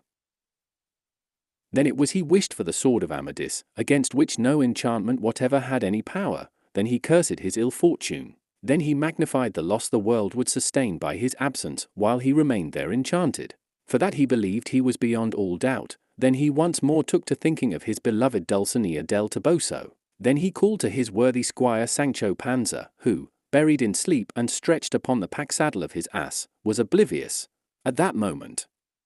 of the mother that bore him. Then he called upon the sages Ligandio and Alquive to come to his aid. Then he invoked his good friend Urganda to succor him, and then, at last, morning found him in such a state of desperation and perplexity that he was bellowing like a bull, for he had no hope that day would bring any relief to his suffering, which he believed would last forever, inasmuch as he was enchanted. And of this he was convinced by seeing that Rocinante never stirred, much or little, and he felt persuaded that he and his horse were to remain in this state, without eating or drinking or sleeping, until the malign influence of the stars was overpast, or until some other more sage enchanter should disenchant him. But he was very much deceived in this conclusion, for daylight had hardly begun to appear when there came up to the inn 4 men on horseback, well equipped and accoutred, with firelarks across their saddle bows. They called out and knocked loudly at the gate of the inn, which was still shut, on seeing which, Don Quixote, even there where he was, did not forget to act as sentinel, and said in a loud and imperious tone, Knights, or squires, or whatever ye be, ye have no right to knock at the gates of this castle, for it is plain enough that they who are within are either asleep, or else are not in the habit of throwing open the fortress until the sun's rays are spread over the whole surface of the earth. Withdraw to a distance, and wait till it is broad daylight, and then we shall see whether it will be proper or not to open to you. What the devil fortress or castle is this, said one, to make us stand on such ceremony? If you are the innkeeper, bid them open to us. We are travellers who only want to feed our horses and go on, for we are in haste. Do you think, gentlemen, that I look like an innkeeper? Said Don Quixote. I don't know what you look like, replied the other, but I know that you are talking nonsense when you call this in a castle. A castle it is, returned Don Quixote, nay, more, one of the best in this whole province, and it has within it people who have had the sceptre in the hand and the crown on the head. It would be better if it were the other way, said the traveller, the sceptre on the head and the crown in the hand, but if so, maybe there is within some company of players, with whom it is a common thing to have those crowns and sceptres you speak of, for in such a small inn as this, and where such silence is kept, I do not believe any people entitled to crowns and sceptres can have taken up their quarters. You know but little of the world, returned Don Quixote, since you are ignorant of what commonly occurs in knight-errantry. But the comrades of the spokesman, growing weary of the dialogue with Don Quixote, renewed their knocks with great vehemence, so much so that the host, and not only he but everybody in the inn, awoke, and he got up to ask who knocked. It happened at this moment that one of the horses of the 4 who were seeking admittance went to smell Rocinante, who melancholy, dejected, and with drooping ears stood motionless, supporting his sorely stretched master, and as he was, after all, flesh, though he looked as if he were made of wood, he could not help giving way and in return smelling the one who had come to offer him attentions. But he had hardly moved at all when Don Quixote lost his footing, and slipping off the saddle, he would have come to the ground, but for being suspended by the arm, which caused him such agony that he believed either his wrist would be cut through or his arm torn off. and he hung so near the ground that he could just touch it with his feet, which was all the worse for him, for, finding how little was wanted to enable him to plant his feet firmly, he struggled and stretched himself as much as he could to gain a footing, just like those undergoing the torture of the strapado, when they are fixed at touch and no touch, who aggravate their own sufferings by their violent efforts to stretch themselves, deceived by the hope which makes them fancy that with a very little more they will reach the ground. Chapter 44, in which are continued the unheard-of adventures of the inn. So loud, in fact, were the shouts of Don Quixote, that the landlord, opening the gate of the inn in all haste, came out in dismay, and ran to see who was uttering such cries, and those who were outside joined him. Maritornes, who had been by this time roused up by the same outcry, suspecting what it was, ran to the loft and, without anyone seeing her, untied the halter by which Don Quixote was suspended, and down he came to the ground in the sight of the landlord and the travellers, who approaching asked him what was the matter with him that he shouted so. He without replying a word took the rope off his wrist, and rising to his feet leaped upon Rocinante, braced his buckler on his arm, put his lance in rest, and making a considerable circuit of the plain came back at a half-gallop exclaiming, "Whoever shall say that I have been enchanted with just cause, provided my lady the Princess Micomicona grants me permission to do so, I give him the lie, challenge him and defy him to single combat." The newly arrived travellers were amazed at the words of Don Quixote, but the landlord removed their surprise by telling them who he was, and not to mind him as he was out of his senses. They then asked the landlord if by any chance a youth of about 15 years of age had come to that inn, one dressed like a muleteer, and of such and such an appearance, describing that of Dona Clara's lover. The landlord replied that there were so many people in the inn he had not noticed the person they were inquiring for, but one of them observing the coach in which the judge had come, said, "He is here no doubt, for this is the coach he is following. Let one of us stay at the gate, and the rest go in to look for him, or indeed it would be as well if one of us went round the inn, lest he should escape over the wall of the yard." "So be it," said another, and while two of them went in, one remained at the gate and the other made the circuit of the inn, observing all which, the landlord was unable to conjecture for what reason they were taking all these precautions, though he understood they were looking for the youth whose description they had given him. It was by this time broad daylight, and for that reason, as well as in consequence of the noise Don Quixote had made, everybody was awake and up, but particularly Dona Clara and Dorothea, for they had been able to sleep but badly that night, the one from agitation at having her lover so near her, the other from curiosity to see him. Don Quixote, when he saw that not one of the four travellers took any notice of him or replied to his challenge, was furious and ready to die with indignation and wrath, and if he could have found in the ordinances of chivalry that it was lawful for a knight-errant to undertake or engage in another enterprise, when he had plighted his word and faith not to involve himself in any until he had made an end of the one to which he was pledged, he would have attacked the whole of them, and would have made them return an answer in spite of themselves. But considering that it would not become him, nor be right, to begin any new emprise until he had established Micomicona in her kingdom, he was constrained to hold his peace and wait quietly to see what would be the upshot of the proceedings of those same travellers, one of whom found the youth they were seeking lying asleep by the side of a muleteer, without a thought of anyone coming in search of him, much less finding him. The man laid hold of him by the arm, saying, "It becomes you well indeed, Señor Don Luis, to be in the dress you wear, and well the bed in which I find you agrees with the luxury in which your mother reared you." The youth rubbed his sleepy eyes and stared for a while at him who held him, but presently recognized him as one of his father's servants, at which he was so taken aback that for some time he could not find or utter a word, while the servant went on to say, "There is nothing for it now, Señor Don Luis, but to submit quietly and return home, unless it is your wish that my lord, your father, should take his departure for the other world, for nothing else can be the consequence of the grief he is in at your absence." "But how did my father know that I had gone this road and in this dress?" said Don Luis. "It was a student to whom you confided your intentions," answered the servant, "that disclosed them. Touched with pity at the distress he saw your father suffer on missing you, he therefore despatched 4 of his servants in quest of you, and here we all are at your service, better pleased than you can imagine that we shall return so soon and be able to restore you to those eyes that so yearn for you." "That shall be as I please, or as heaven orders," returned Don Luis. "What can you please or heaven order," said the other, "except to agree to go back? Anything else is impossible." All this conversation between the two was overheard by the muleteer at whose side Don Luis lay, and rising, he went to report what had taken place to Don Fernando, Cardenio, and the others, who had by this time dressed themselves, and told them how the man had addressed the youth as Don, and what words had passed, and how he wanted him to return to his father, which the youth was unwilling to do. With this, and what they already knew of the rare voice that heaven had bestowed upon him, they all felt very anxious to know more particularly who he was, and even to help him if it was attempted to employ force against him, so they hastened to where he was still talking and arguing with his servant. The servants pressed him, saying that most certainly they would not return without him, and that they would take him away whether he liked it or not. The servants pressed him, saying that most certainly they would not return without him, and that they would take him away whether he liked it or not. "You shall not do that," replied Don Luis, "unless you take me dead, though however you take me, it will be without life."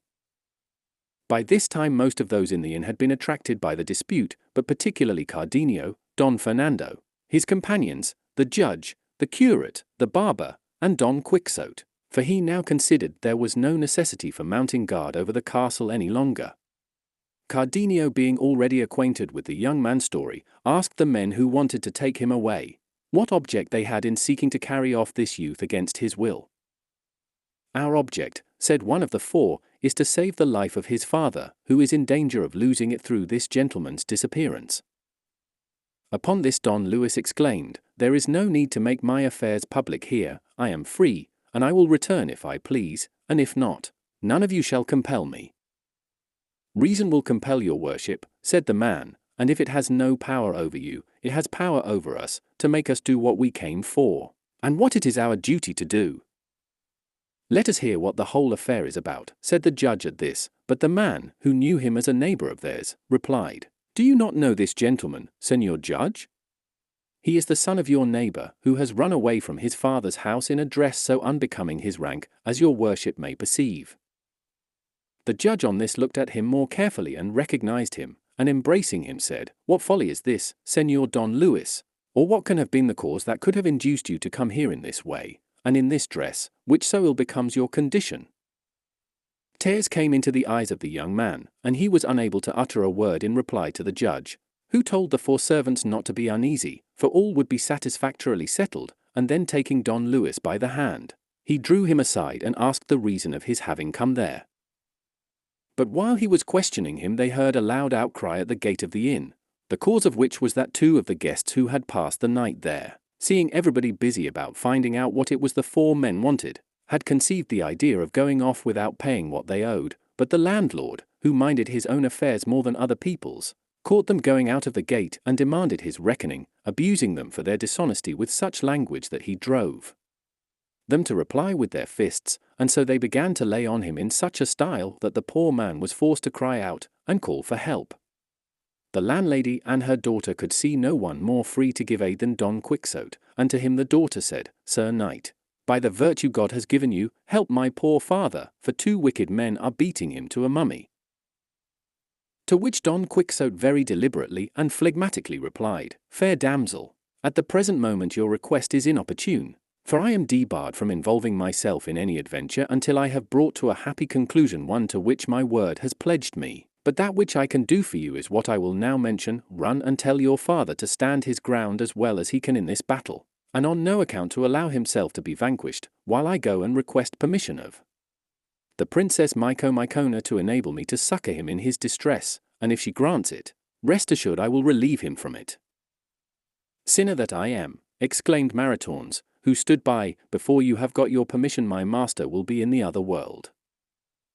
"Give me leave, Señora, to obtain the permission I speak of," returned Don Quixote, "and if I get it, it will matter very little if he is in the other world, for I will rescue him thence in spite of all the same world can do, or at any rate I will give you such a revenge over those who shall have sent him there that you will be more than moderately satisfied." And without saying anything more he went and knelt before Dorothea, requesting her highness in knightly and errant phrase to be pleased to grant him permission to aid and succor the castellan of that castle, who now stood in grievous jeopardy. The princess granted it graciously, and he at once, bracing his buckler on his arm and drawing his sword, hastened to the inn gate, where the two guests were still handling the landlord roughly, but as soon as he reached the spot he stopped short and stood still, though Maritornes and the landlady asked him why he hesitated to help their master and husband. "I hesitate," said Don Quixote, "because it is not lawful for me to draw sword against persons of squirely condition, but call my squire Sancho to me, for this defence and vengeance are his affair and business." Thus matters stood at the inn gate, where there was a very lively exchange of fisticuffs and punches, to the sore damage of the landlord and to the wrath of Maritornes, the landlady, and her daughter, who were furious when they saw the pusillanimity of Don Quixote and the hard treatment their master, husband, and father was undergoing. But let us leave him there, for he will surely find someone to help him, and if not, let him suffer and hold his tongue who attempts more than his strength allows him to do. And let us go back 50 paces to see what Don Luis said in reply to the judge whom we left questioning him privately as to his reasons for coming on foot and so meanly dressed. To which the youth, pressing his hand in a way that showed his heart was troubled by some great sorrow, and shedding a flood of tears, made answer: "Señor, I have no more to tell you than that from the moment when, through heaven's will and our being near neighbours, I first saw Dona Clara, your daughter and my lady, from that instant I made her the mistress of my will, and if yours, my true lord and father, offers no impediment, this very day she shall become my wife. For her I left my father's house, and for her I assumed this disguise, to follow her whithersoever she may go, as the arrow seeks its mark or the sailor the pole star. She knows nothing more of my passion than what she may have learned from having sometimes seen from a distance that my eyes were filled with tears. You know already, Señor, the wealth and noble birth of my parents, and that I am their sole heir. If this be a sufficient inducement for you to venture to make me completely happy, accept me at once as your son, for if my father, influenced by other objects of his own, should disapprove of this happiness I have sought for myself, time has more power to alter and change things than human will." With this the love-smitten youth was silent, while the judge, after hearing him, was astonished, perplexed, and surprised, as well at the manner and intelligence with which Don Luis had confessed the secret of his heart, as at the position in which he found himself, not knowing what course to take in a matter so sudden and unexpected. All the answer, therefore, he gave him was to bid him to make his mind easy for the present, and arrange with his servants not to take him back that day, so that there might be time to consider what was best for all parties. Don Luis kissed his hands by force, nay, bathed them with his tears, in a way that would have touched a heart of marble, not to say that of the judge, who, as a shrewd man, had already perceived how advantageous the marriage would be to his daughter, though, were it possible, he would have preferred that it should be brought about with the consent of the father of Don Luis, who he knew looked for a title for his son. The guests had by this time made peace with the landlord, for, by persuasion and Don Quixote's fair words more than by threats, they had paid him what he demanded, and the servants of Don Luis were waiting for the end of the conversation with the judge and their master's decision, when the devil, who never sleeps, contrived that the barber, from whom Don Quixote had taken Mambrino's helmet, and Sancho Panza the trappings of his ass in exchange for those of his own, should at this instant enter the inn, which said barber, as he led his ass to the stable, observed Sancho Panza engaged in repairing something or other belonging to the pack saddle, and the moment he saw it he knew it, and made bold to attack Sancho, exclaiming, "Ho, sir thief, I have caught you! Hand over my basin and my pack saddle, and all my trappings that you robbed me of." Sancho, finding himself so unexpectedly assailed, and hearing the abuse poured upon him, seized the pack saddle with one hand, and with the other gave the barber a cuff that bathed his teeth in blood. The barber, however, was not so ready to relinquish the prize he had made in the pack saddle. On the contrary, he raised such an outcry that everyone in the inn came running to know what the noise and quarrel meant. "Here, in the name of the king and justice," he cried, "this thief and highwayman wants to kill me for trying to recover my property." "You lie," said Sancho, "I am no highwayman. It was in fair war my master Don Quixote won these spoils." Don Quixote was standing by at the time, highly pleased to see his squire's stoutness, both offensive and defensive, and from that time forth he reckoned him a man of mettle, and in his heart resolved to dub him a knight on the first opportunity that presented itself, feeling sure that the order of chivalry would be fittingly bestowed upon him.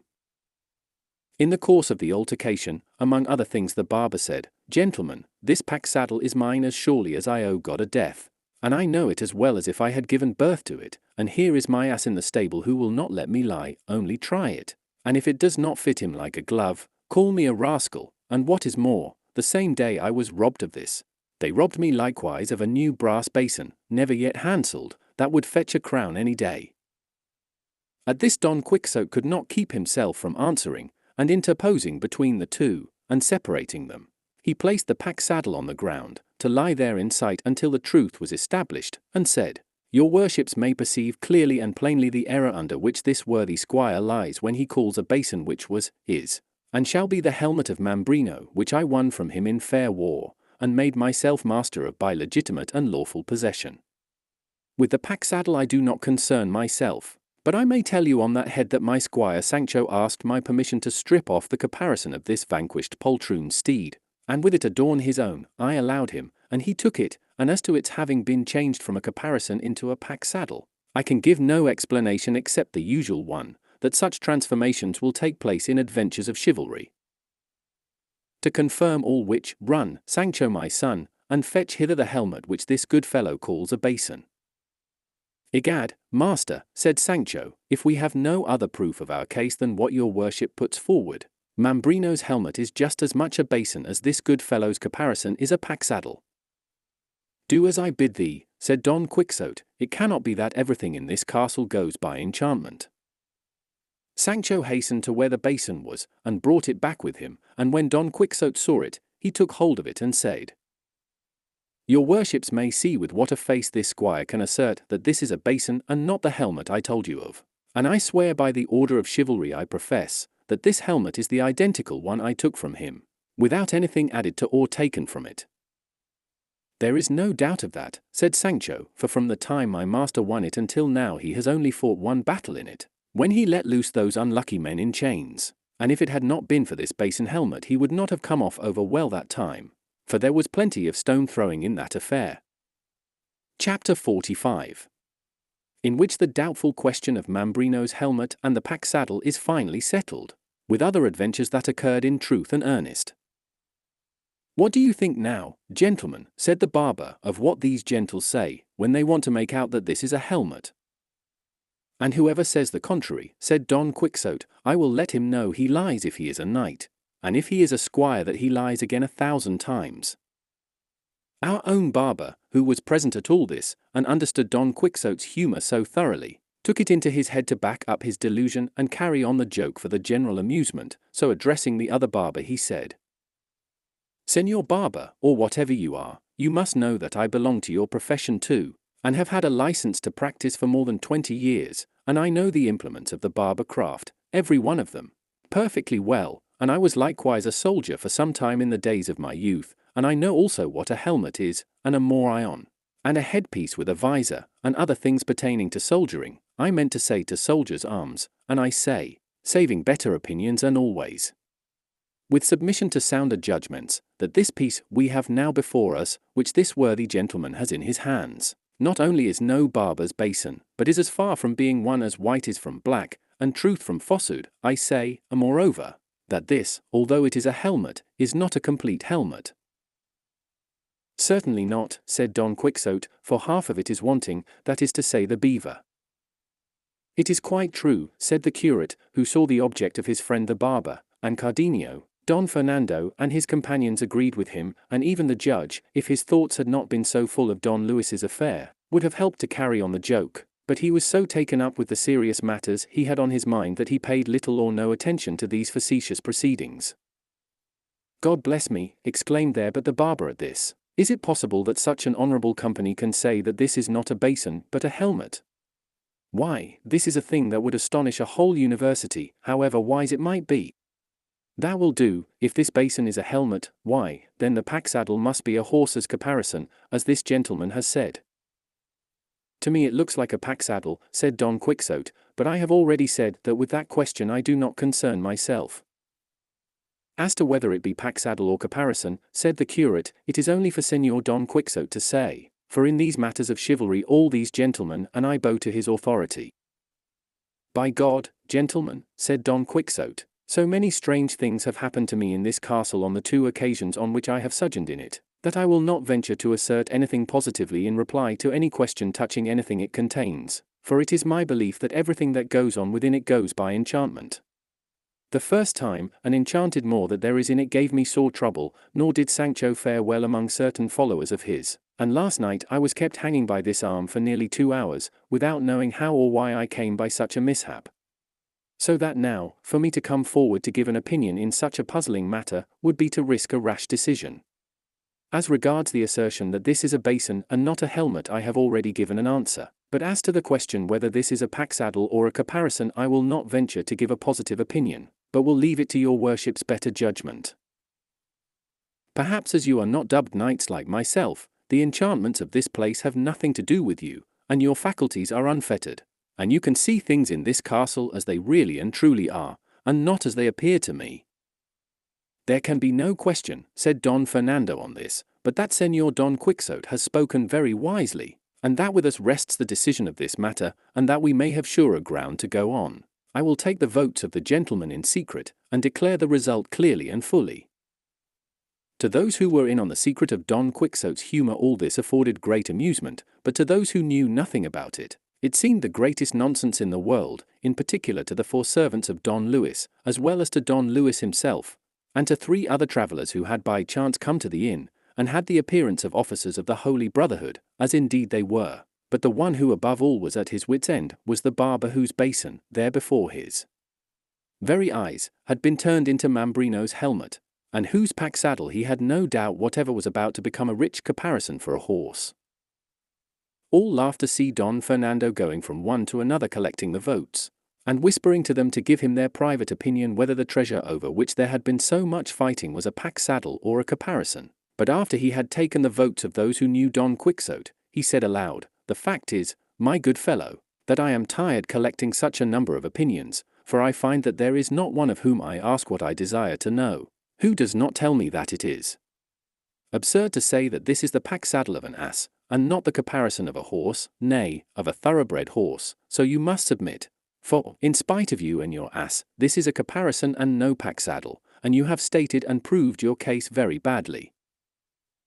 "May I never share heaven," said the poor barber, "if your worships are not all mistaken, and may my soul appear before God as that appears to me a pack-saddle and not a caparison, but, laws go, I say no more, and indeed I am not drunk, for I am fasting, except it be from sin." The simple talk of the barber did not afford less amusement than the absurdities of Don Quixote, who now observed, "There is no more to be done now than for each to take what belongs to him, and to whom God has given it, may St. Peter add his blessing." But said one of the 4 servants, "Unless, indeed, this is a deliberate joke, I cannot bring myself to believe that men so intelligent as those present are, or seem to be, can venture to declare and assert that this is not a basin, and that not a pack-saddle. But as I perceive that they do assert and declare it, I can only come to the conclusion that there is some mystery in this persistence in what is so opposed to the evidence of experience, and truth itself, for I swear by, and here he rapped out a round oath, all the people in the world will not make me believe that this is not a barber's basin and that a jackass's pack-saddle." "It might easily be a she-ass's," observed the curate. "It is all the same," said the servant, "that is not the point, but whether it is or is not a pack-saddle, as your worships say." On hearing this, one of the newly arrived officers of the Brotherhood, who had been listening to the dispute and controversy, unable to restrain his anger and impatience, exclaimed, "It is a pack-saddle as sure as my father is my father, and whoever has said or will say anything else must be drunk." "You lie like a rascally clown," returned Don Quixote, and lifting his pike, which he had never let out of his hand, he delivered such a blow at his head that, had not the officer dodged it, it would have stretched him at full length. The pike was shivered in pieces against the ground, and the rest of the officers, seeing their comrade assaulted, raised a shout, calling for help for the Holy Brotherhood. The landlord, who was of the fraternity, ran at once to fetch his staff of office and his sword, and ranged himself on the side of his comrades. The servants of Don Luis clustered round him, lest he should escape from them in the confusion. The barber, seeing the house turned upside down, once more laid hold of his pack-saddle, and Sancho did the same. Don Quixote drew his sword and charged the officers. Don Luis cried out to his servants to leave him alone and go and help Don Quixote, and Cardenio and Don Fernando, who were supporting him. The curate was shouting at the top of his voice, the landlady was screaming, her daughter was wailing, Maritornes was weeping, Dorothea was aghast, Lucinda terror-stricken, and Dona Clara in a faint. The barber cudgeled Sancho, and Sancho pummeled the barber. Don Luis gave one of his servants, who ventured to catch him by the arm to keep him from escaping, a cuff that bathed his teeth in blood. The judge took his part. Don Fernando had got one of the officers down and was belaboring him heartily. The landlord raised his voice again, calling for help for the Holy Brotherhood, so that the whole inn was nothing but cries, shouts, shrieks, confusion, terror, dismay, mishaps, sword cuts, fisticuffs, cudgellings, kicks, and bloodshed, and in the midst of all this chaos, complication, and general entanglement, Don Quixote took it into his head that he had been plunged into the thick of the discord of Agramante's camp, and, in a voice that shook the inn like thunder, he cried out, "Hold all, let all sheathe their swords, let all be calm and attend to me as they value their lives."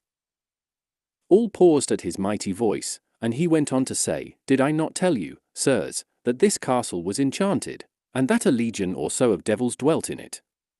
In proof whereof I call upon you to behold with your own eyes how the discord of Agramante's camp has come hither, and been transferred into the midst of us. See how they fight, there for the sword, here for the horse, on that side for the eagle, on this for the helmet. We are all fighting, and all at cross purposes. Come then, you, Señor Judge, and you, Señor Curate, let the one represent King Agramante and the other King Sobrino, and make peace among us, for by God Almighty it is a sorry business that so many persons of quality as we are should slay one another for such trifling cause." The officers, who did not understand Don Quixote's mode of speaking, and found themselves roughly handled by Don Fernando, Cardenio, and their companions, were not to be appeased. The barber was, however, for both his beard and his pack saddle were the worse for the struggle. Sancho, like a good servant, obeyed the slightest word of his master, while the first servants of Don Luis kept quiet when they saw how little they gained by not being so. The landlord alone insisted upon it that they must punish the insolence of this madman, who at every turn raised a disturbance in the inn, but at length the uproar was stilled for the present. The pack saddle remained a caparison till the day of judgment, and the basin a helmet, and the inn a castle in Don Quixote's imagination. All having been now pacified and made friends by the persuasion of the judge and the curate, the servants of Don Luis began again to urge him to return with them at once, and while he was discussing the matter with them, the judge took counsel with Don Fernando, Cardenio, and the curate as to what he ought to do in the case, telling them how it stood, and what Don Luis had said to him. It was agreed at length that Don Fernando should tell the servants of Don Luis who he was, and that it was his desire that Don Luis should accompany him to Andalusia, where he would receive from the Marquis his brother the welcome his quality entitled him to, for, otherwise, it was easy to see from the determination of Don Luis that he would not return to his father at present, though they tore him to pieces. On learning the rank of Don Fernando and the resolution of Don Luis, the four then settled it between themselves that three of them should return to tell his father how matters stood, and that the other should remain to wait upon Don Luis, and not leave him until they came back for him, or his father's orders were known.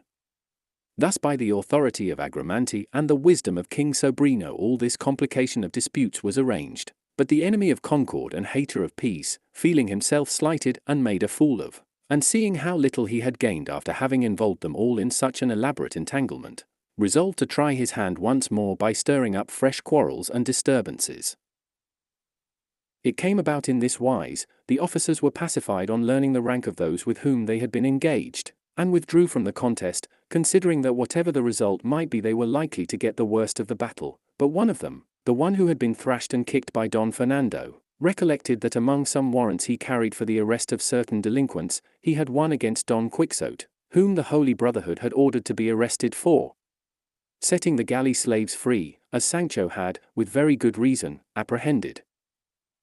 Suspecting how it was, then, he wished to satisfy himself as to whether Don Quixote's features corresponded, and taking a parchment out of his bosom he lit upon what he was in search of, and setting himself to read it deliberately, for he was not a quick reader, as he made out each word he fixed his eyes on Don Quixote, and went on comparing the description in the warrant with his face, and discovered that beyond all doubt he was the person described in it.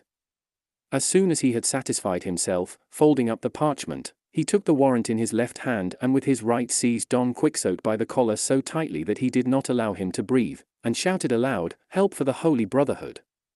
And that you may see I demand it in earnest, read this warrant which says this highwayman is to be arrested." The curate took the warrant and saw that what the officer said was true, and that it agreed with Don Quixote's appearance, who, on his part, when he found himself roughly handled by this rascally clown, worked up to the highest pitch of wrath, and all his joints cracking with rage, with both hands seized the officer by the throat with all his might, so that had he not been helped by his comrades he would have yielded up his life ere Don Quixote released his hold. The landlord, who had perforce to support his brother officers, ran at once to aid them. The landlady, when she saw her husband engaged in a fresh quarrel, lifted up her voice afresh, and its note was immediately caught up by Maritornes and her daughter, calling upon heaven and all present for help, and Sancho, seeing what was going on, exclaimed, "By the Lord, it is quite true what my master says about the enchantments of this castle, for it is impossible to live an hour in peace in it."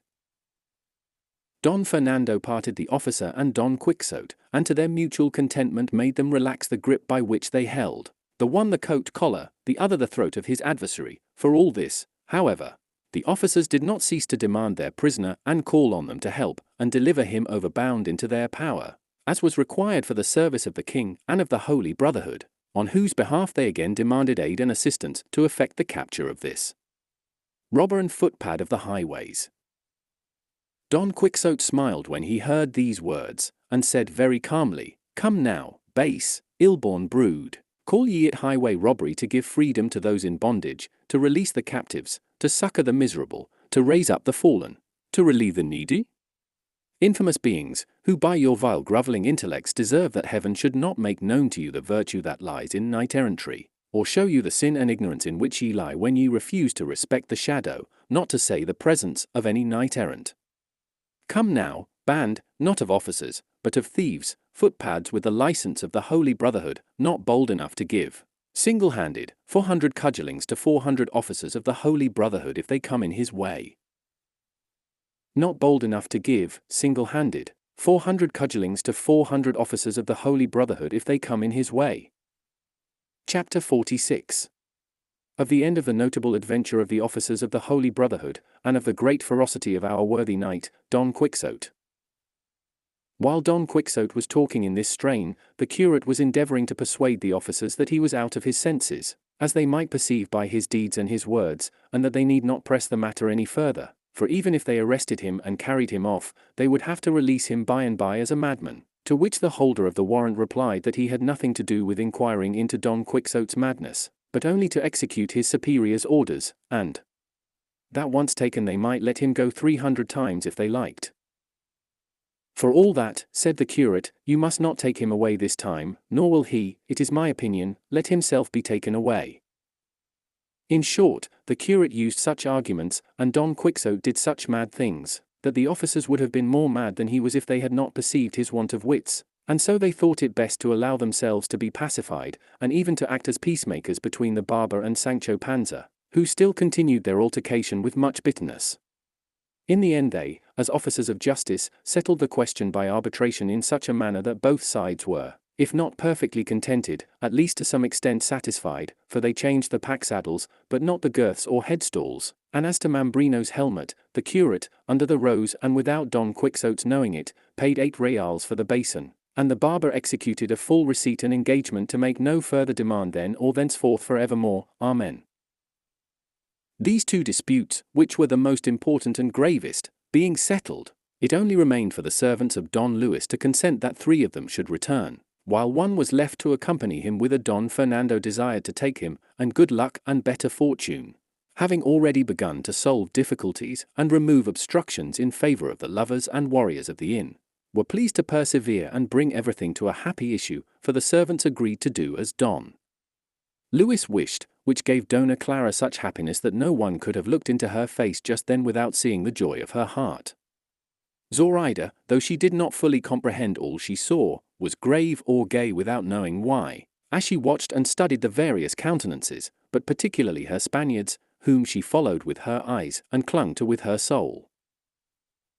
The gift and compensation which the curate gave the barber had not escaped the landlord's notice, and he demanded Don Quixote's reckoning, together with the amount of the damage to his wine-skins, and the loss of his wine, swearing that neither Rocinante nor Sancho's ass should leave the inn until he had been paid to the very last farthing.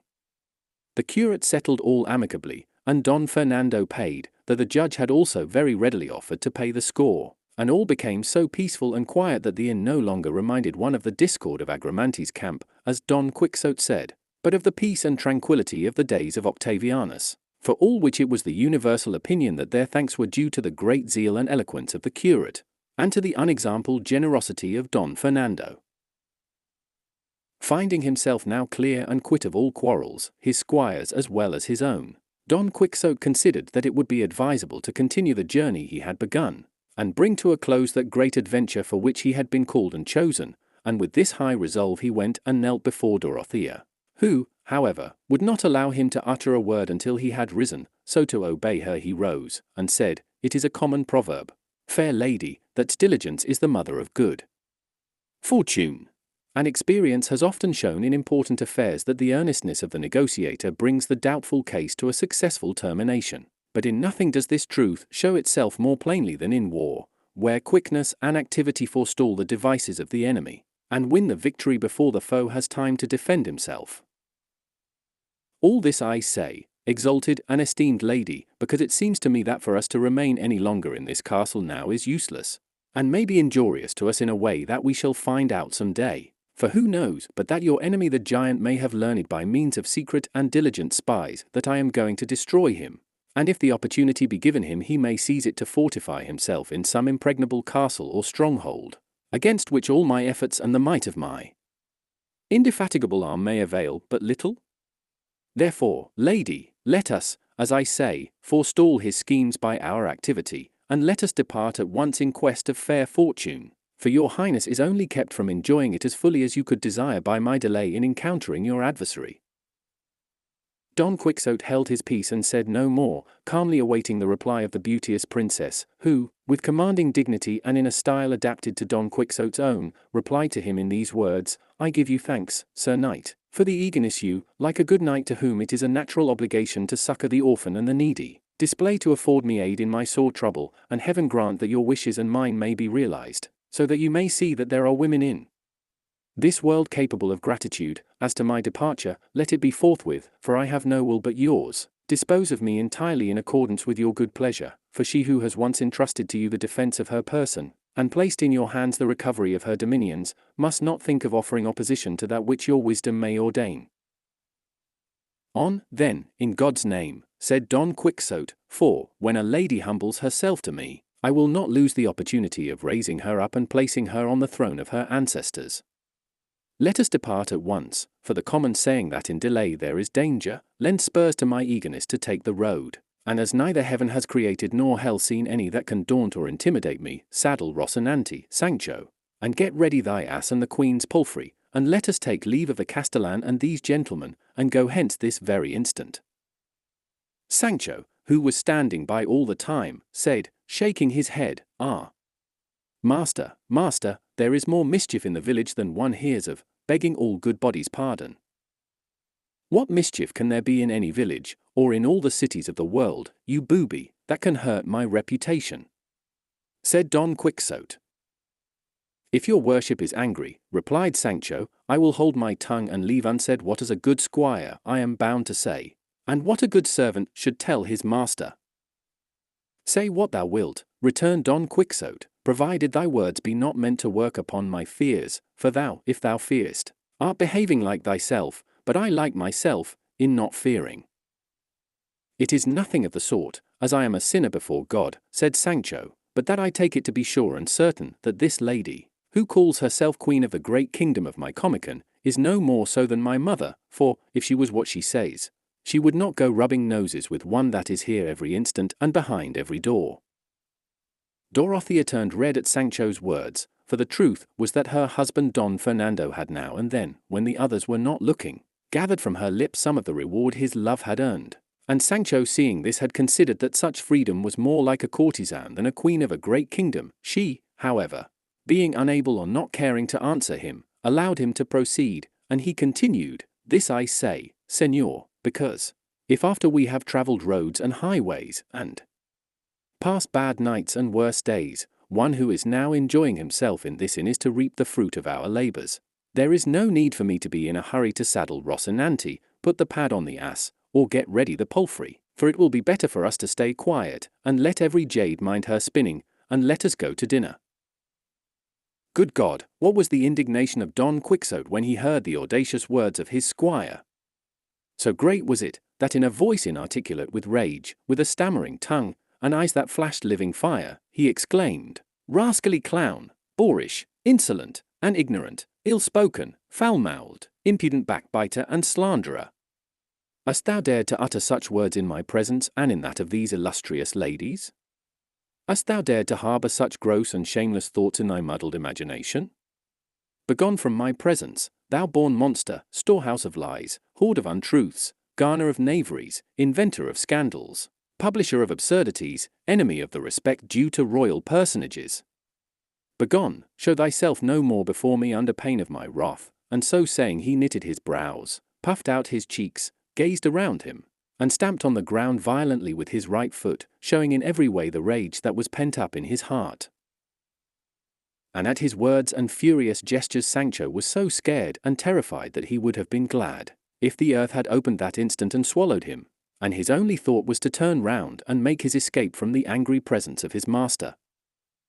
But the ready-witted Dorothea, who by this time so well understood Don Quixote's humour, said, to mollify his wrath, "Be not irritated at the absurdities your good squire has uttered, Sir Knight of the Rueful Countenance, for perhaps he did not utter them without cause, and from his good sense and Christian conscience it is not likely that he would bear false witness against anyone. We may therefore believe, without any hesitation, that since, as you say, Sir Knight, everything in this castle goes and is brought about by means of enchantment, Sancho, I say, may possibly have seen, through this diabolical medium, what he says he saw so much to the detriment of my modesty." "I swear by God omnipotent," exclaimed Don Quixote at this, "your highness has hit the point, and that some vile illusion must have come before this sinner of a Sancho, that made him see what it would have been impossible to see by any other means than enchantments, for I know well enough, from the poor fellow's goodness and harmlessness, that he is incapable of bearing false witness against anybody." "True, no doubt," said Don Fernando, "for which reason, Señor Don Quixote, you ought to forgive him and restore him to the bosom of your favour, sicut erat in principio, before illusions of this sort had taken away his senses." Don Quixote said he was ready to pardon him, and the curate went for Sancho, who came in very humbly, and falling on his knees begged for the hand of his master, who having presented it to him and allowed him to kiss it, gave him his blessing and said, "Now, Sancho my son, thou wilt be convinced of the truth of what I have many a time told thee, that everything in this castle is done by means of enchantment." "So it is, I believe," said Sancho, "except the affair of the blanket, which came to pass in reality by ordinary means." "Believe it not," said Don Quixote, "for had it been so, I would have avenged thee that instant, or even now, but neither then nor now could I, nor have I seen anyone upon whom to avenge thy wrong." They were all eager to know what the affair of the blanket was, and the landlord gave them a minute account of Sancho's flights, at which they laughed not a little, and at which Sancho would have been no less out of countenance had not his master once more assured him it was all enchantment. For all that his simplicity never reached so high a pitch that he could persuade himself it was not the plain and simple truth, without any deception whatever about it, that he had been blanketed by beings of flesh and blood, and not by visionary and imaginary phantoms, as his master believed and protested. The illustrious company had now been 2 days in the inn, and as it seemed to them time to depart, they devised a plan so that, without giving Dorothea and Don Fernando the trouble of going back with Don Quixote to his village under pretence of restoring Queen Micomicona, the curate and the barber might carry him away with them as they proposed, and the curate be able to take his madness in hand at home. And in pursuance of their plan they arranged with the owner of an ox-cart who happened to be passing that way to carry him after this fashion. They constructed a kind of cage with wooden bars, large enough to hold Don Quixote comfortably, and then Don Fernando and his companions, the servants of Don Luis, and the officers of the Brotherhood, together with the landlord, by the directions and advice of the curate, covered their faces and disguised themselves, some in one way, some in another, so as to appear to Don Quixote quite different from the persons he had seen in the castle. This done, in profound silence they entered the room where he was asleep, taking his rest after the past phrase, and advancing to where he was sleeping tranquilly, not dreaming of anything of the kind happening, They seized him firmly and bound him fast hand and foot, so that, when he awoke startled, he was unable to move, and could only marvel and wonder at the strange figures he saw before him, upon which he at once gave way to the idea which his crazed fancy invariably conjured up before him, and took it into his head that all these shapes were phantoms of the enchanted castle, and that he himself was unquestionably enchanted, as he could neither move nor help himself, precisely what the curate, the concocter of the scheme, expected would happen. Of all that were there, Sancho was the only one who was at once in his senses and in his own proper character, and he, though he was within very little of sharing his master's infirmity, did not fail to perceive who all these disguised figures were. But he did not dare to open his lips until he saw what came of this assault and capture of his master, nor did the latter utter a word, waiting to the upshot of his mishap, which was that bringing in the cage, they shut him up in it and nailed the bars so firmly that they could not be easily burst open. They then took him on their shoulders, and as they passed out of the room an awful voice, as much so as the barber, not he of the pack saddle but the other, was able to make it, was heard to say, O knight of the rueful countenance, let not this captivity in which thou art placed afflict thee, for this must needs be, for the more speedy accomplishment of the adventure in which thy great heart has engaged thee, the which shall be accomplished when the raging Manchegan lion and the white Tobosan dove shall be linked together, having first humbled their haughty necks to the gentle yoke of matrimony.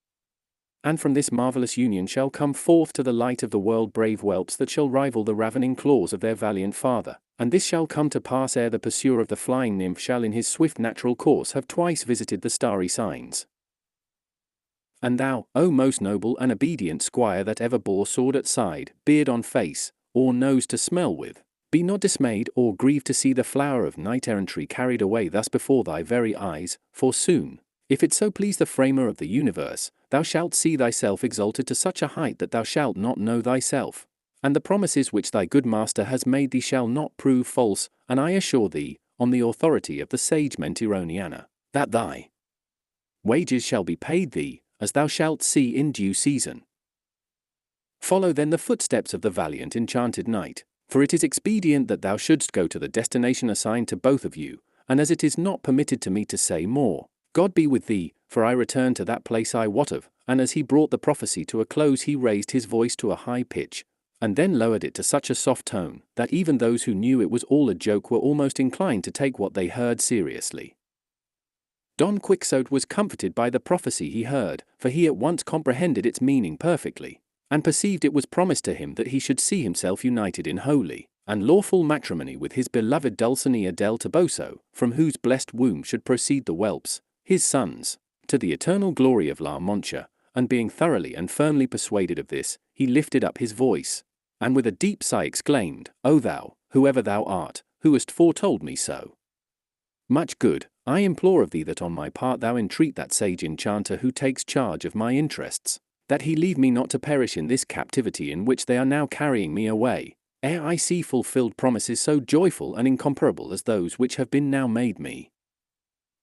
For, let this but come to pass, and I shall glory in the pains of my prison, find comfort in these chains wherewith they bind me, and regard this bed whereon they stretch me, not as a hard battlefield, but as a soft and happy nuptial couch. And touching the consolation of Sancho Panza, my squire, I rely upon his goodness and rectitude that he will not desert me in good or evil fortune, for if, by his ill luck or mine, it may not happen to be in my power to give him the island I have promised, or any equivalent for it, at least his wages shall not be lost, for in my will, which is already made, I have declared the sum that shall be paid to him, measured, not by his many faithful services, but by the means at my disposal. Sancho bowed his head very respectfully and kissed both his hands, for, being tied together, he could not kiss one, and then the apparitions lifted the cage upon their shoulders and fixed it upon the ox-cart. Chapter 47. Of the strange manner in which Don Quixote of La Mancha was carried away enchanted, together with other remarkable incidents.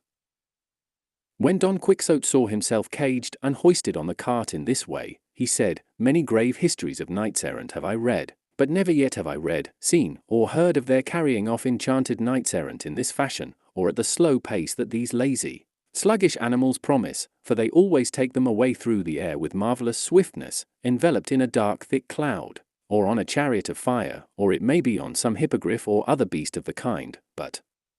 To carry me off like this on an ox cart? By God, it puzzles me. But perhaps the chivalry and enchantments of our day take a different course from that of those in days gone by, and it may be, too, that as I am a new knight in the world, and the first to revive the already forgotten calling of knight adventurers, they may have newly invented other kinds of enchantments and other modes of carrying off the enchanted. What thinkest thou of the matter, Sancho my son?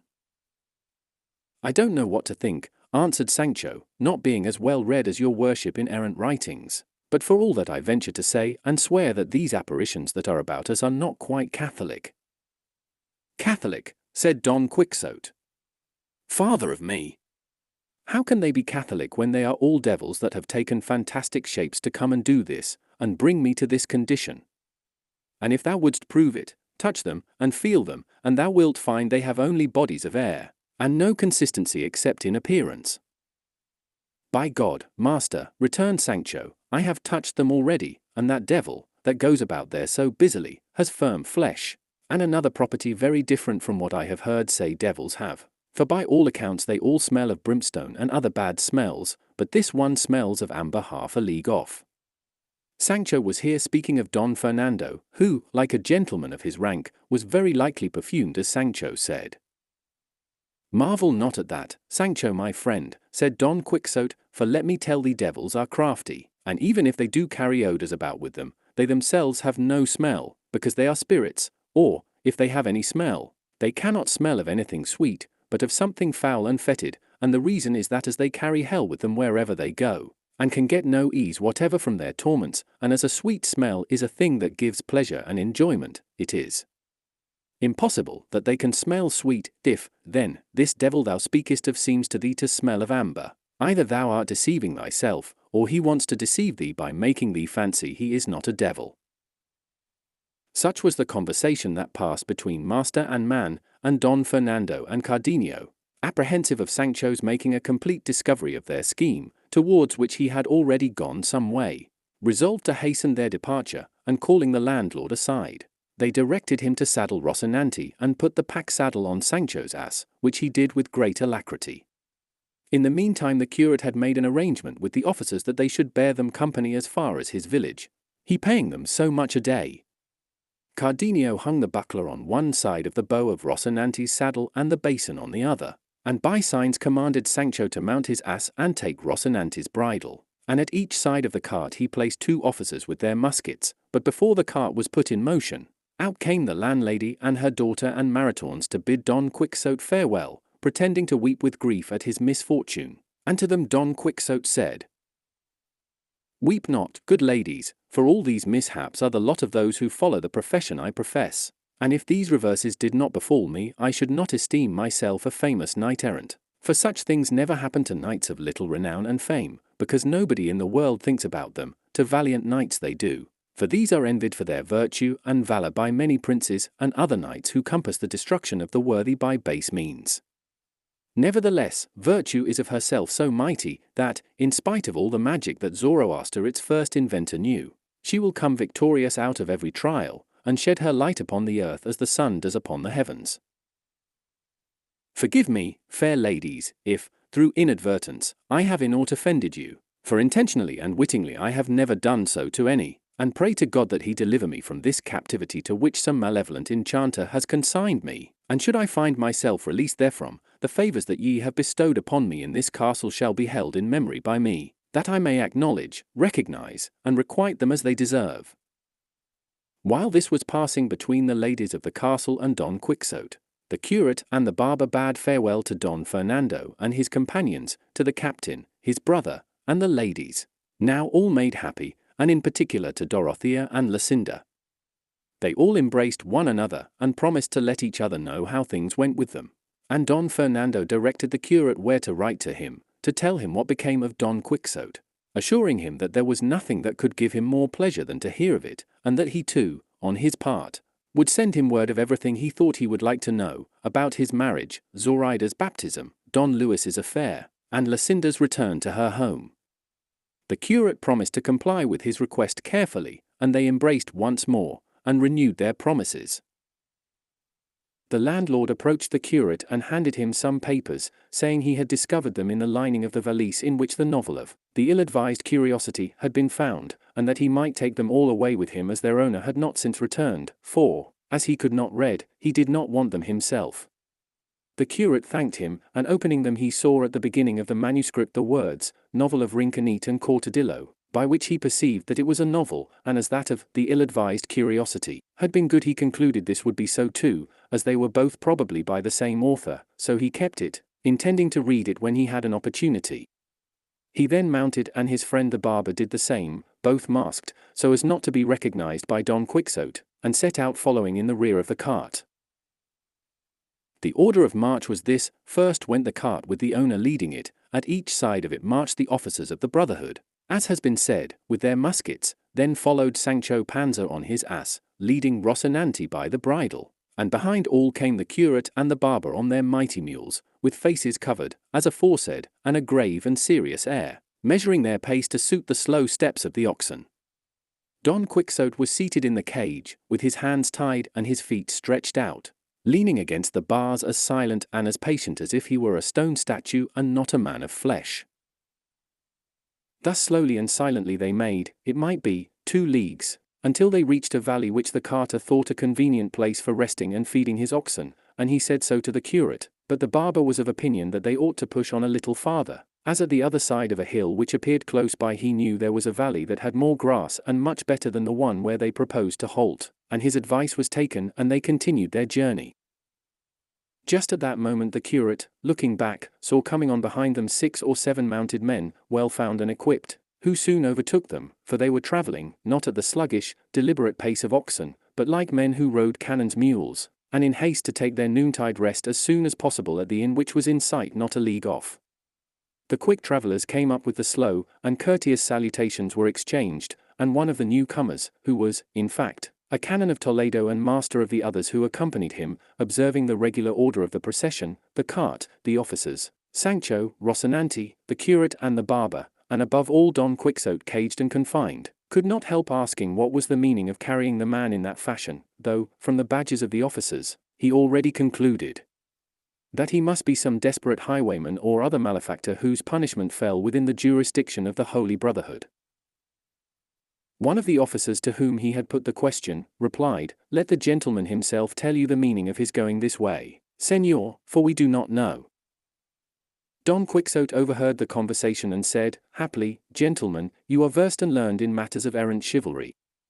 Because if you are I will tell you my misfortunes, if not, there is no good in my giving myself the trouble of relating them." But here the curate and the barber, seeing that the travellers were engaged in conversation with Don Quixote, came forward, in order to answer in such a way as to save their stratagem from being discovered. The canon, replying to Don Quixote, said, "In truth, brother, I know more about books of chivalry than I do about Villalpando's elements of logic, so if that be all, you may safely tell me what you please." "In God's name, then, Señor," replied Don Quixote, "if that be so, I would have you know that I am held enchanted in this cage by the envy and fraud of wicked enchanters, for virtue is more persecuted by the wicked than loved by the good. I am a knight-errant, and not one of those whose names fame has never thought of immortalizing in her record, but of those who, in defiance and in spite of envy itself, and all the magicians that Persia, or Brahmins that India, or gymnosophists that Ethiopia ever produced, will place their names in the temple of immortality, to serve as examples and patterns for ages to come, whereby knights-errant may see the footsteps in which they must tread if they would attain the summit and crowning point of honor in arms." "What Señor Don Quixote of La Mancha says," observed the curate, "is the truth, for he goes enchanted in this cart, not from any fault or sins of his, but because of the malevolence of those to whom virtue is odious and valor hateful.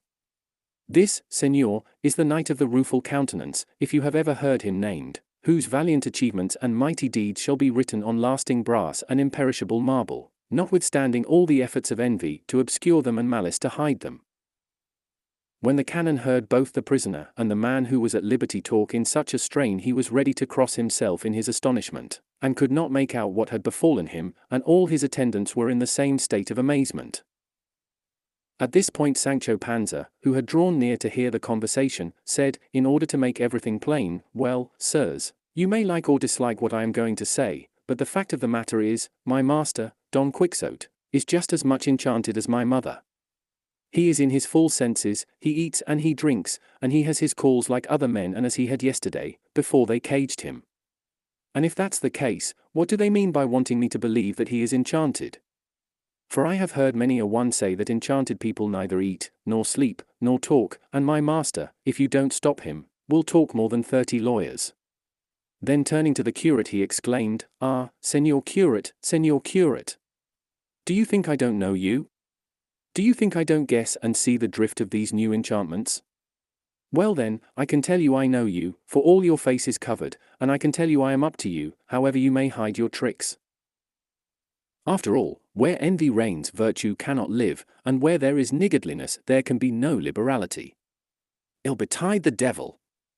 If it had not been for your worship my master would be married to the Princess Mycona this minute, and I should be a count at least. For no less was to be expected, as well from the goodness of my master, him of the rueful countenance, as from the greatness of my services. But I see now how true it is what they say in these parts, that the wheel of fortune turns faster than a mill wheel, and that those who were up yesterday are down today. I am sorry for my wife and children, for when they might fairly and reasonably expect to see their father return to them a governor or viceroy of some island or kingdom, they will see him come back a horseboy. I have said all this, Señor Curate, only to urge your paternity to lay to your conscience your ill treatment of my master, and have a care that God does not call you to account in another life for making a prisoner of him in this way, and charge against you all the succors and good deeds that my lord Don Quixote leaves undone while he is shut up. Trim those lamps there, exclaimed the barber at this, so you are of the same fraternity as your master, too, Sancho? By God, I begin to see that you will have to keep him company in the cage, and be enchanted like him for having caught some of his humour and chivalry. It was an evil hour when you let yourself be got with child by his promises, and that island you long so much for found its way into your head. I am not with child by anyone, returned Sancho, nor am I a man to let myself be got with child, if it was by the king himself. Though I am poor I am an old Christian, and I owe nothing to nobody, and if I long for an island, other people long for worse. Each of us is the son of his own works, and being a man I may come to be pope, not to say governor of an island, especially as my master may win so many that he will not know whom to give them to. Mind how you talk, Master Barber, for shaving is not everything, and there is some difference between Peter and Peter. I say this because we all know one another, and it will not do to throw false dice with me, and as to the enchantment of my master, God knows the truth, leave it as it is, it only makes it worse to stir it. The barber did not care to answer Sancho lest by his plain speaking he should disclose what the curate and he himself were trying so hard to conceal, and under the same apprehension the curate had asked the canon to ride on a little in advance, so that he might tell him the mystery of this man in the cage, and other things that would amuse him. The canon agreed, and going on ahead with his servants, listened with attention to the account of the character, life, madness, and ways of Don Quixote, given him by the curate, who described to him briefly the beginning and origin of his craze, and told him the whole story of his adventures up to his being confined in the cage, together with the plan they had of taking him home to try if by any means they could discover a cure for his madness. The canon and his servants were surprised anew when they heard Don Quixote's strange story, and when it was finished he said, "To tell the truth, Señor Curate, I for my part consider what they call books of chivalry to be mischievous to the state, and though, led by idle and false taste, I have read the beginnings of almost all that have been printed, I never could manage to read any one of them from beginning to end, for it seems to me they are all more or less the same thing, and one has nothing more in it than another, this no more than that. And in my opinion this sort of writing and composition is of the same species as the fables they call the Milesian, nonsensical tales that aim solely at giving amusement and not instruction, exactly the opposite of the apologue fables which amuse and instruct at the same time. And though it may be the chief object of such books to amuse, I do not know how they can succeed, when they are so full of such monstrous nonsense. For the enjoyment the mind feels must come from the beauty and harmony which it perceives or contemplates in the things that the eye, or the imagination brings before it, and nothing that has any ugliness or disproportion about it can give any pleasure. What beauty, then, or what proportion of the parts to the whole, or of the whole to the parts, can there be in a book or fable where a lad of 16 cuts down a giant as tall as a tower, and makes two halves of him as if he was an almond cake? And when they want to give us a picture of a battle, after having told us that there are 1,000,000 of combatants on the side of the enemy, let the hero of the book be opposed to them, and we have perforce to believe, whether we like it or not, that the said knight wins the victory by the single might of his strong arm. And then, what shall we say of the facility with which a born queen or empress will give herself over into the arms of some unknown wandering knight? What mind, that is not wholly barbarous and uncultured, can find pleasure in reading of how a great tower full of knights sails away across the sea like a ship with a fair wind, and will be tonight in Lombardy and tomorrow morning in the land of Prester John of the Indies, or some other that Ptolemy never described nor Marco Polo saw? And if, in answer to this, I am told that the authors of books of the kind write them as fiction, and therefore are not bound to regard niceties of truth, I would reply that fiction is all the better the more it looks like truth, and gives the more pleasure the more probability and possibility there is about it. Plots in fiction should be wedded to the understanding of the reader, and be constructed in such a way that, reconciling impossibilities, smoothing over difficulties, keeping the mind on the alert, they may surprise, interest, divert, and entertain, so that wonder and delight joined may keep pace one with the other, all which he will fail to effect who shuns verisimilitude and truth to nature, wherein lies the perfection of writing. I have never yet seen any book of chivalry that puts together a connected plot complete in all its numbers, so that the middle agrees with the beginning, and the end with the beginning and middle. On the contrary, they construct them with such a multitude of members that it seems as though they meant to produce a chimera, or monster rather than a well-proportioned figure. And besides all this, they are harsh in their style, incredible in their achievements, licentious in their amours, uncouth in their courtly speeches, prolix in their battles, silly in their arguments, absurd in their travels, and, in short, wanting in everything like intelligent art, for which reason they deserve to be banished from the Christian commonwealth as a worthless breed. The curate listened to him attentively and felt that he was a man of sound understanding, and that there was good reason in what he said. So he told him that, being of the same opinion himself, and bearing a grudge to books of chivalry, he had burned all Don Quixotes, which were many, and gave him an account of the scrutiny he had made of them, and of those he had condemned to the flames, and those he had spared, with which the canon was not a little amused, adding that though he had said so much in condemnation of these books, still he found one good thing in them, and that was the opportunity they afforded to a gifted intellect for displaying itself. For they presented a wide and spacious field over which the pen might range freely, describing shipwrecks, tempests, combats, battles, portraying a valiant captain with all the qualifications requisite to make one, showing him sagacious in foreseeing the wiles of the enemy, eloquent in speech to encourage or restrain his soldiers, ripe in counsel, rapid in resolve, as bold in biding his time as in pressing the attack, now picturing some sad tragic incident, now some joyful and unexpected event. Here a beauteous lady, virtuous, wise, and modest, there a Christian knight, brave and gentle, here a lawless, barbarous braggart, there a courteous prince, gallant and gracious, setting forth the devotion and loyalty of vassals, the greatness and generosity of nobles. Or again, said he, the author may show himself to be an astronomer, or a skilled cosmographer, or musician, or one versed in affairs of state, and sometimes he will have a chance of coming forward as a magician if he likes. He can set forth the craftiness of Ulysses, the piety of Aeneas, the valor of Achilles, the misfortunes of Hector, the treachery of Sinon, the friendship of Euryalus, the generosity of Alexander, the boldness of Caesar, the clemency and truth of Trajan, the fidelity of Zopyrus, the wisdom of Cato, and in short all the faculties that serve to make an illustrious man perfect, now uniting them in one individual, again distributing them among many, and if this be done with charm of style and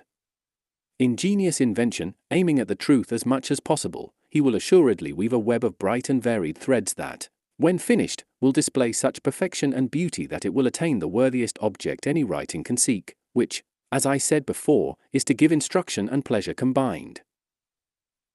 For the unrestricted range of these books enables the author to show his powers, epic, lyric, tragic, or comic, and all the moods the sweet and winning arts of poesy and oratory are capable of, for the epic may be written in prose just as well as in verse. Chapter 48. In which the canon pursues the subject of the books of chivalry, with other matters worthy of his wit.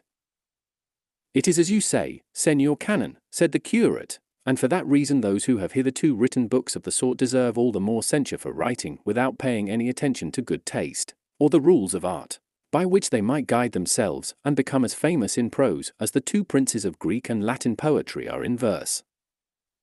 I myself, at any rate, said the canon, was once tempted to write a book of chivalry in which all the points I have mentioned were to be observed, and if I must own the truth, I have more than 100 sheets written, and to try if it came up to my own opinion of it, I showed them to persons who were fond of this kind of reading, to learned and intelligent men as well as to ignorant people who cared for nothing but the pleasure of listening to nonsense, and from all I obtained flattering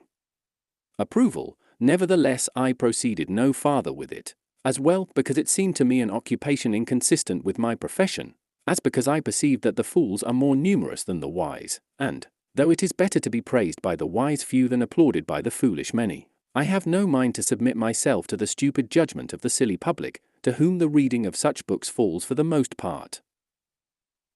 But what most of all made me hold my hand, and even abandon all idea of finishing it, was an argument I put to myself taken from the plays that are acted nowadays, which was in this wise: if those that are now in vogue, as well those that are pure invention as those founded on history, are, all or most of them, downright nonsense and things that have neither head nor tail, and yet the public listens to them with delight, and regards and cries them up as perfection when they are so far from it.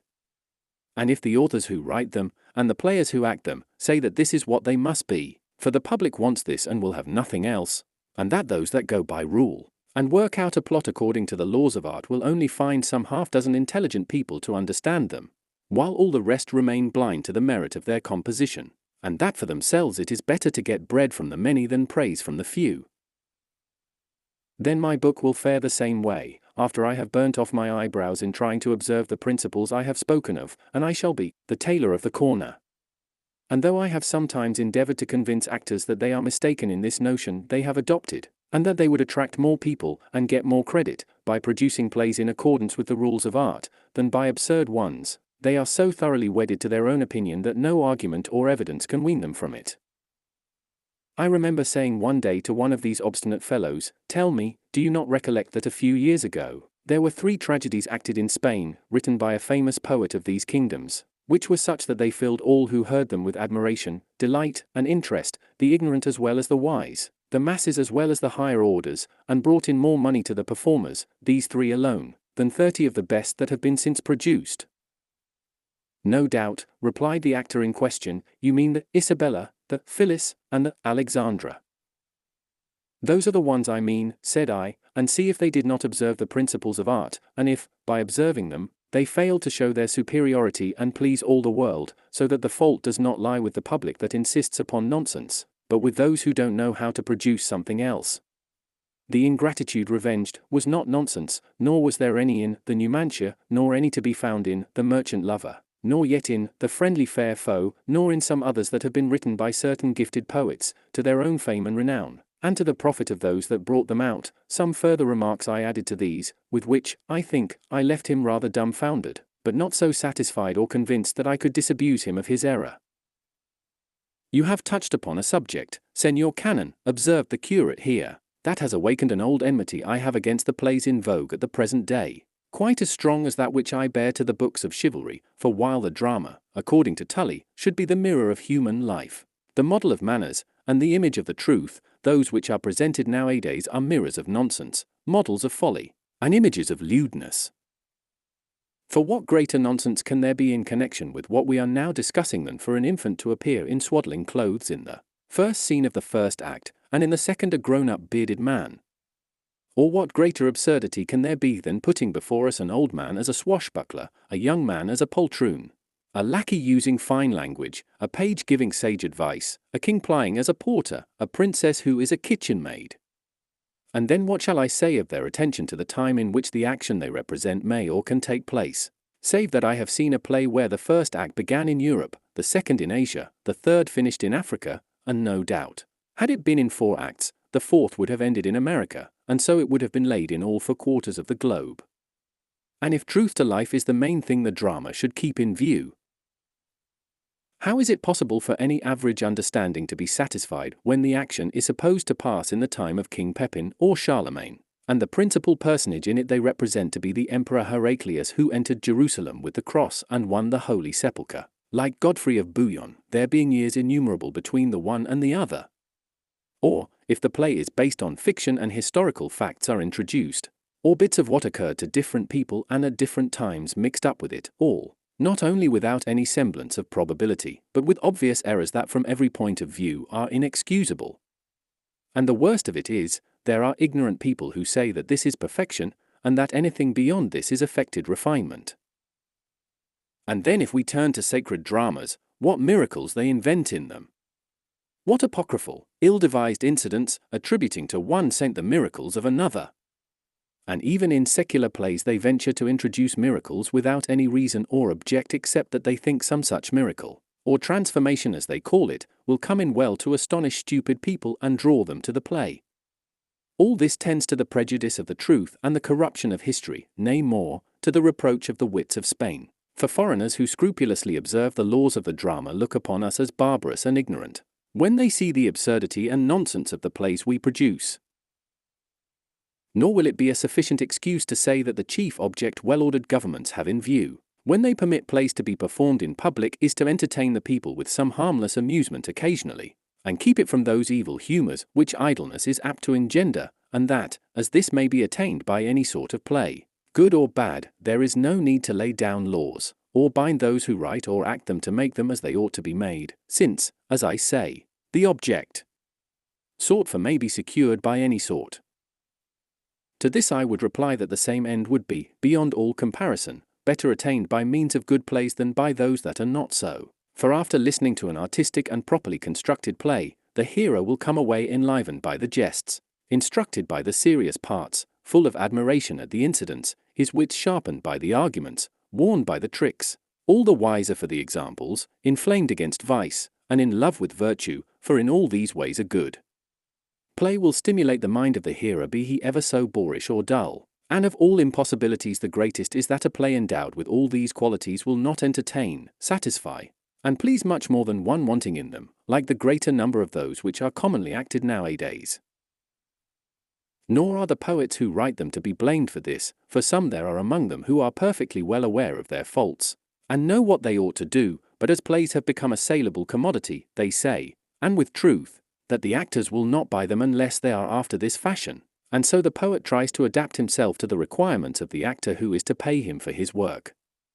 And that this is the truth may be seen by the countless plays that a most fertile wit of these kingdoms has written, with so much brilliancy, so much grace and gaiety, such polished versification, such choice language, such profound reflections, and in a word, so rich in eloquence and elevation of style, that he has filled the world with his fame, and yet, in consequence of his desire to suit the taste of the actors, they have not all, as some of them have, come as near perfection as they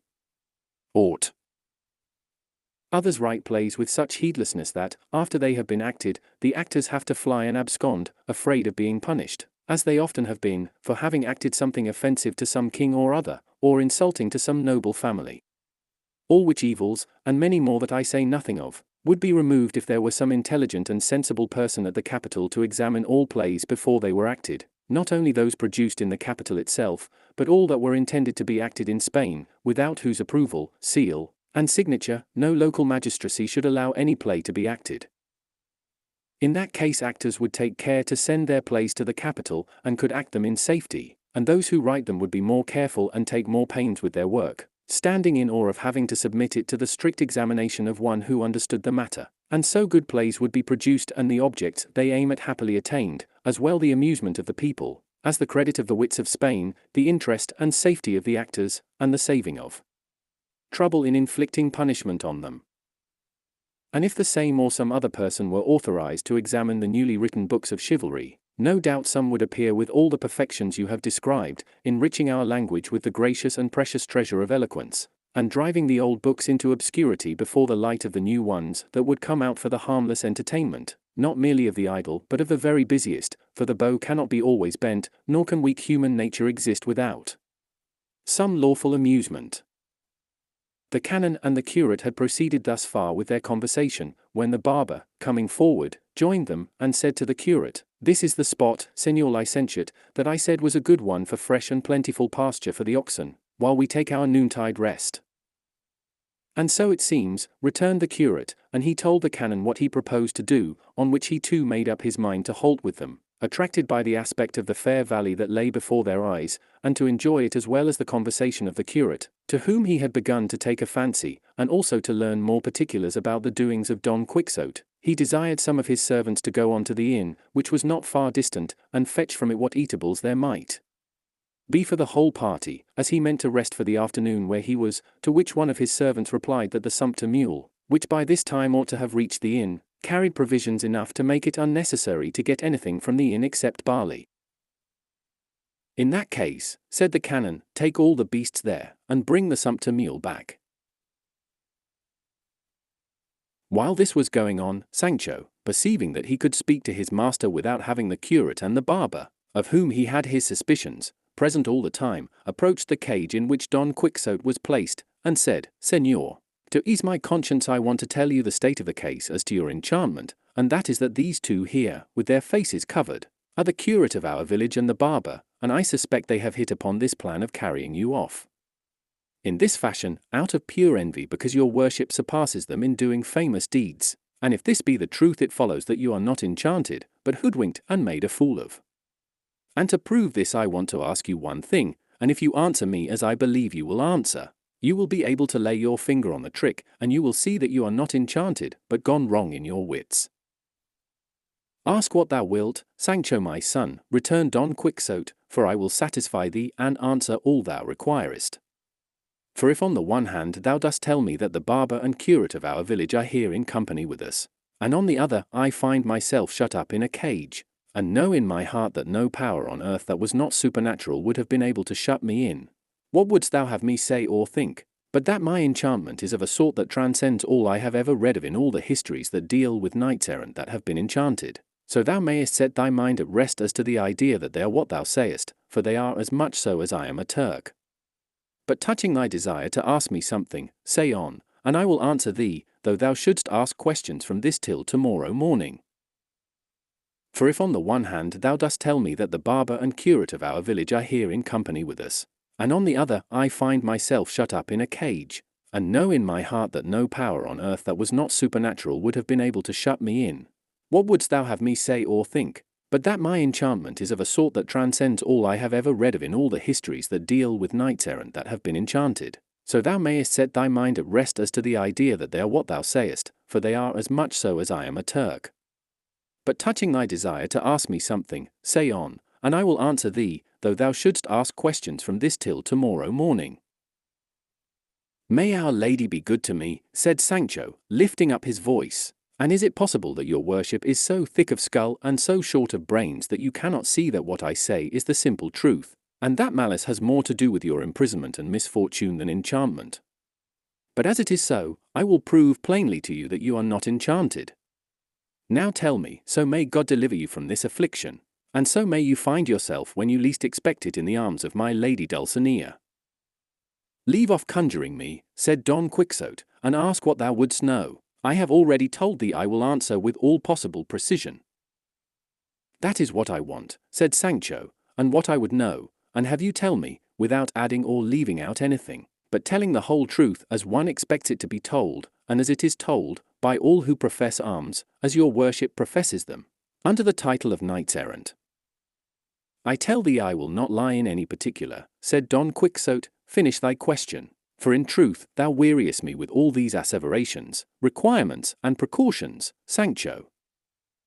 Well, I rely on the goodness and truth of my master, said Sancho, and so, because it bears upon what we are talking about, I would ask, speaking with all reverence, whether since your worship has been shut up and, as you think, enchanted in this cage, you have felt any desire or inclination to go anywhere, as the saying is? I do not understand going anywhere, said Don Quixote. Explain thyself more clearly, Sancho, if thou wouldst have me give an answer to the point. Is it possible, said Sancho, that your worship does not understand a going anywhere? Why, the schoolboys know that from the time they were babes. Well then, you must know I mean, have you had any desire to do what cannot be avoided? Ah! Now I understand thee, Sancho, said Don Quixote. Yes, often, and even this minute, get me out of this strait, or all will not go right. Chapter 49, which treats of the shrewd conversation which Sancho Panza held with his master Don Quixote. "Aha, I have caught you," said Sancho. "This is what in my heart and soul I was longing to know.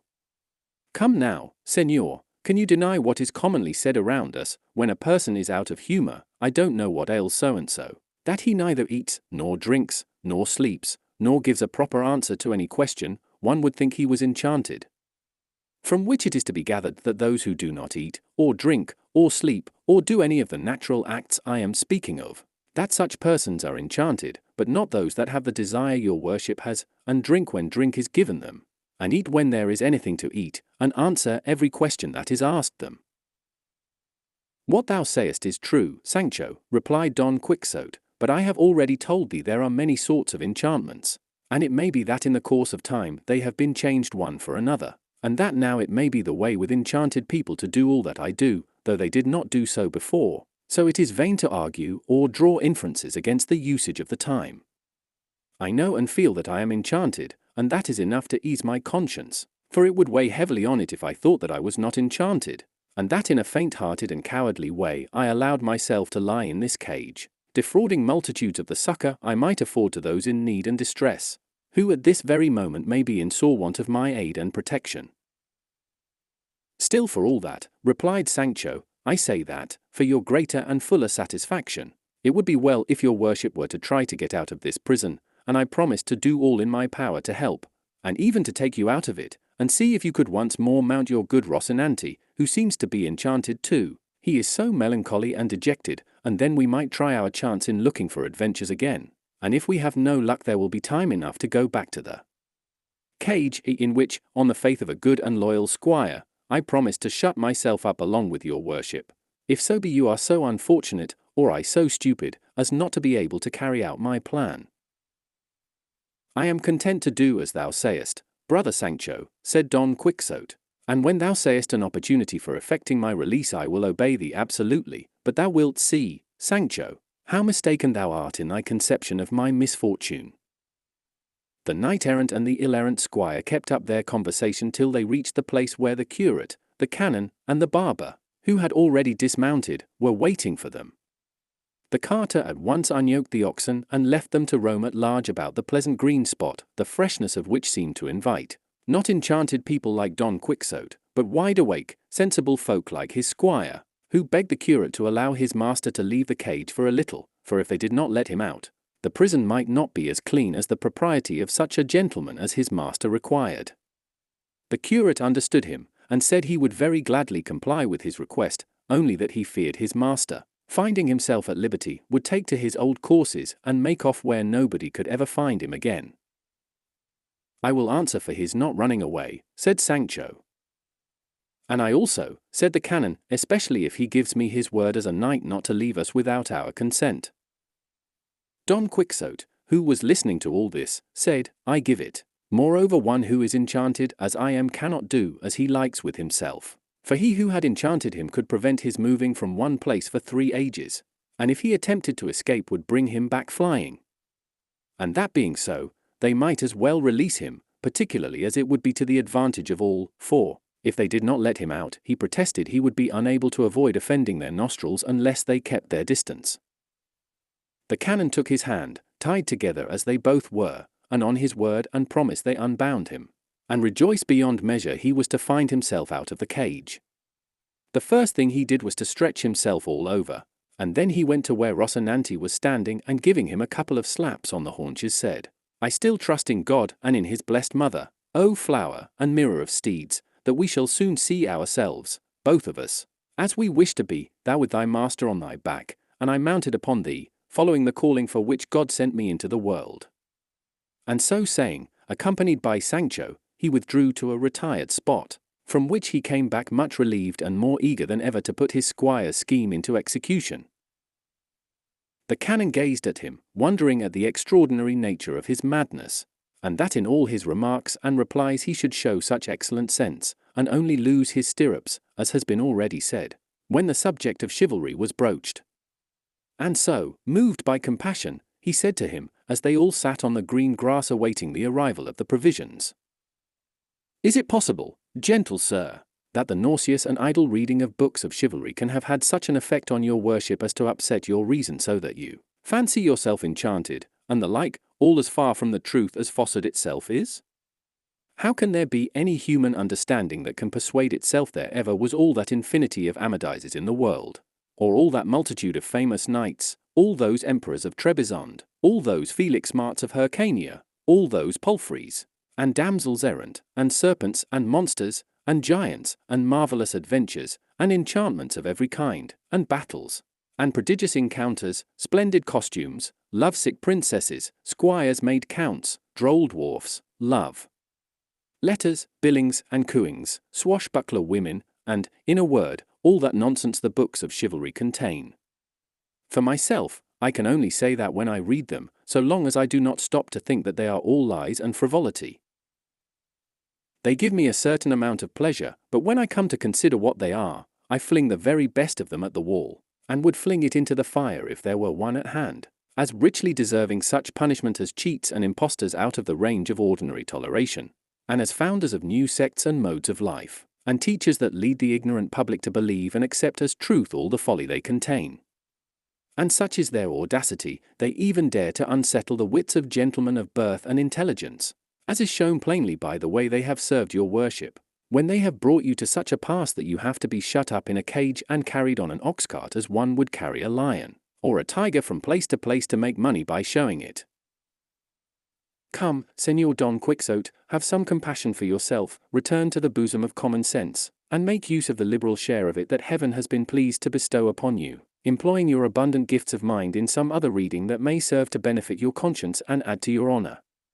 And if, still led away by your natural bent, you desire to read books of achievements and of chivalry, read the book of Judges in the Holy Scriptures, for there you will find grand reality, and deeds as true as they are heroic. Lusitania had a Viriatus, Rome a Caesar, Carthage a Hannibal, Greece an Alexander, Castile a Count Fernan Gonzalez, Valencia a Cid, Andalusia a Gonzalo Fernandez, Estremadura a Diego Garcia de Paredes, Jerez a Garci Perez de Vargas, Toledo a Garcilaso, Seville a Don Manuel de Leon, to read of whose valiant deeds will entertain and instruct the loftiest minds and fill them with delight and wonder.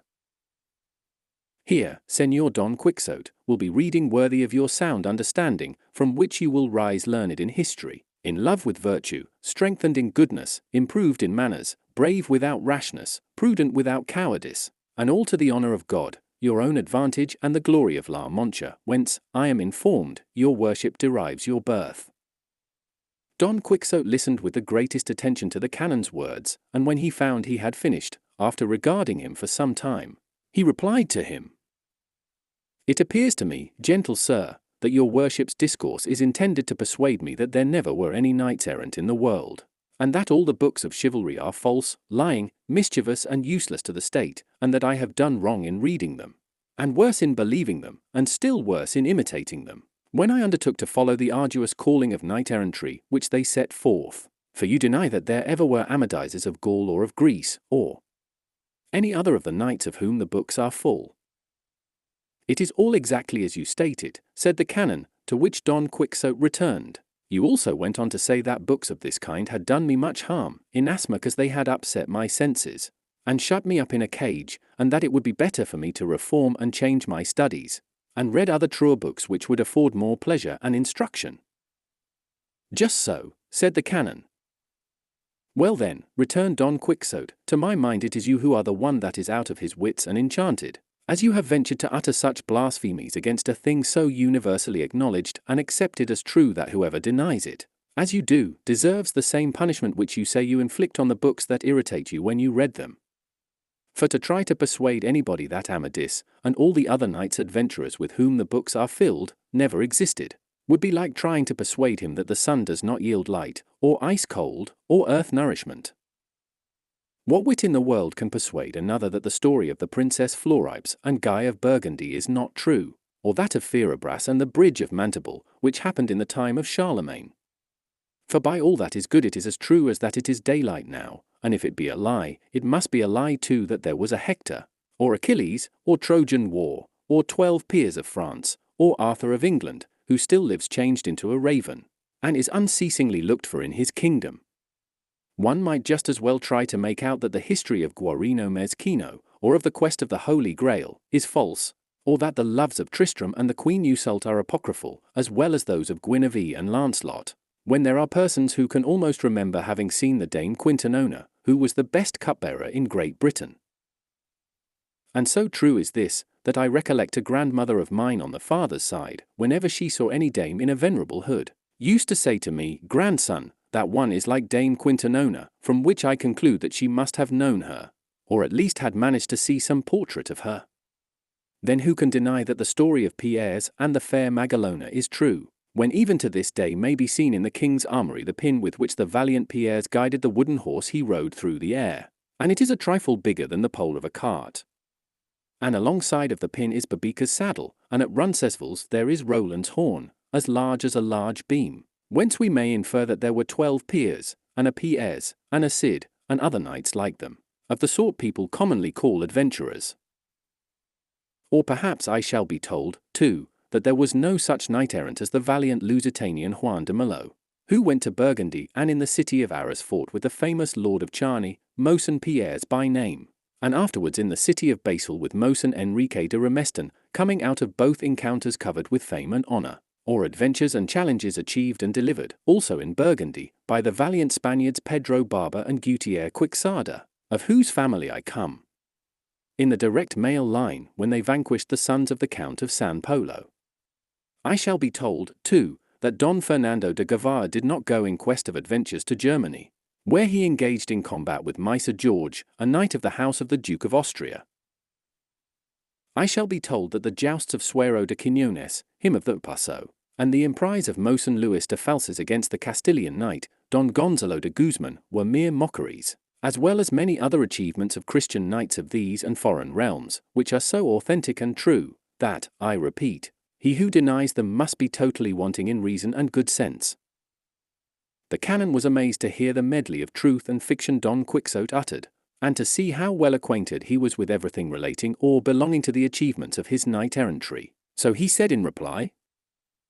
"I cannot deny, Señor Don Quixote, that there is some truth in what you say, especially as regards the Spanish knights-errant, and I am willing to grant too that the 12 peers of France existed, but I am not disposed to believe that they did all the things that the Archbishop Turpin relates of them.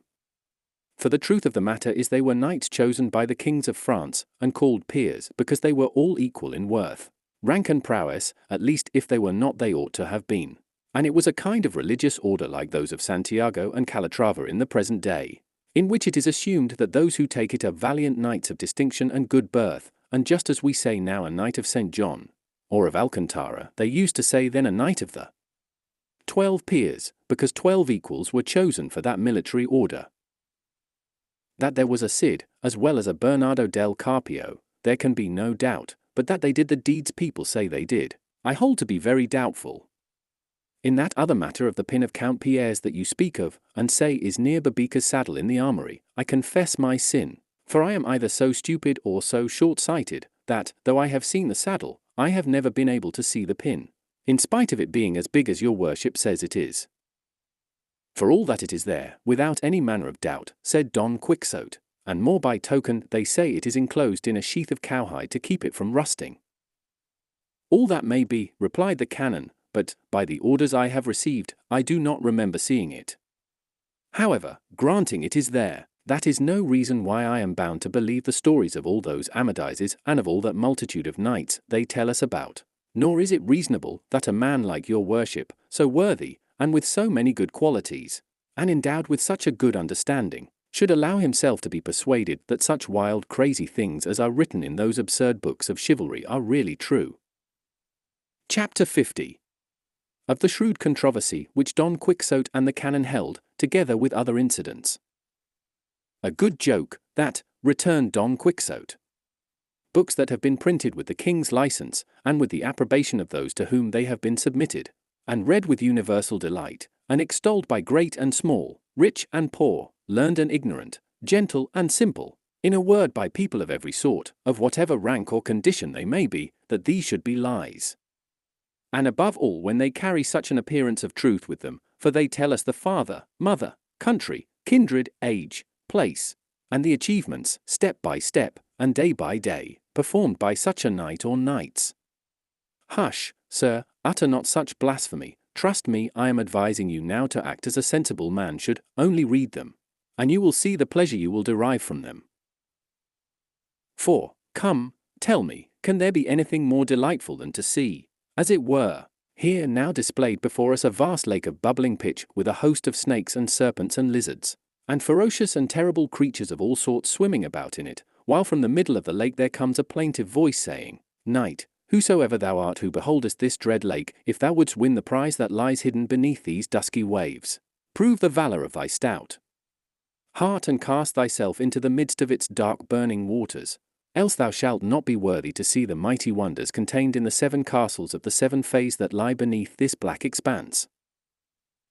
And then the knight, almost ere the awful voice has ceased, without stopping to consider, without pausing to reflect upon the danger to which he is exposing himself, without even relieving himself of the weight of his massive armor, commending himself to God and to his lady, plunges into the midst of the boiling lake, and when he little looks for it, or knows what his fate is to be, he finds himself among flowery meadows, with which the Elysian fields are not to be compared.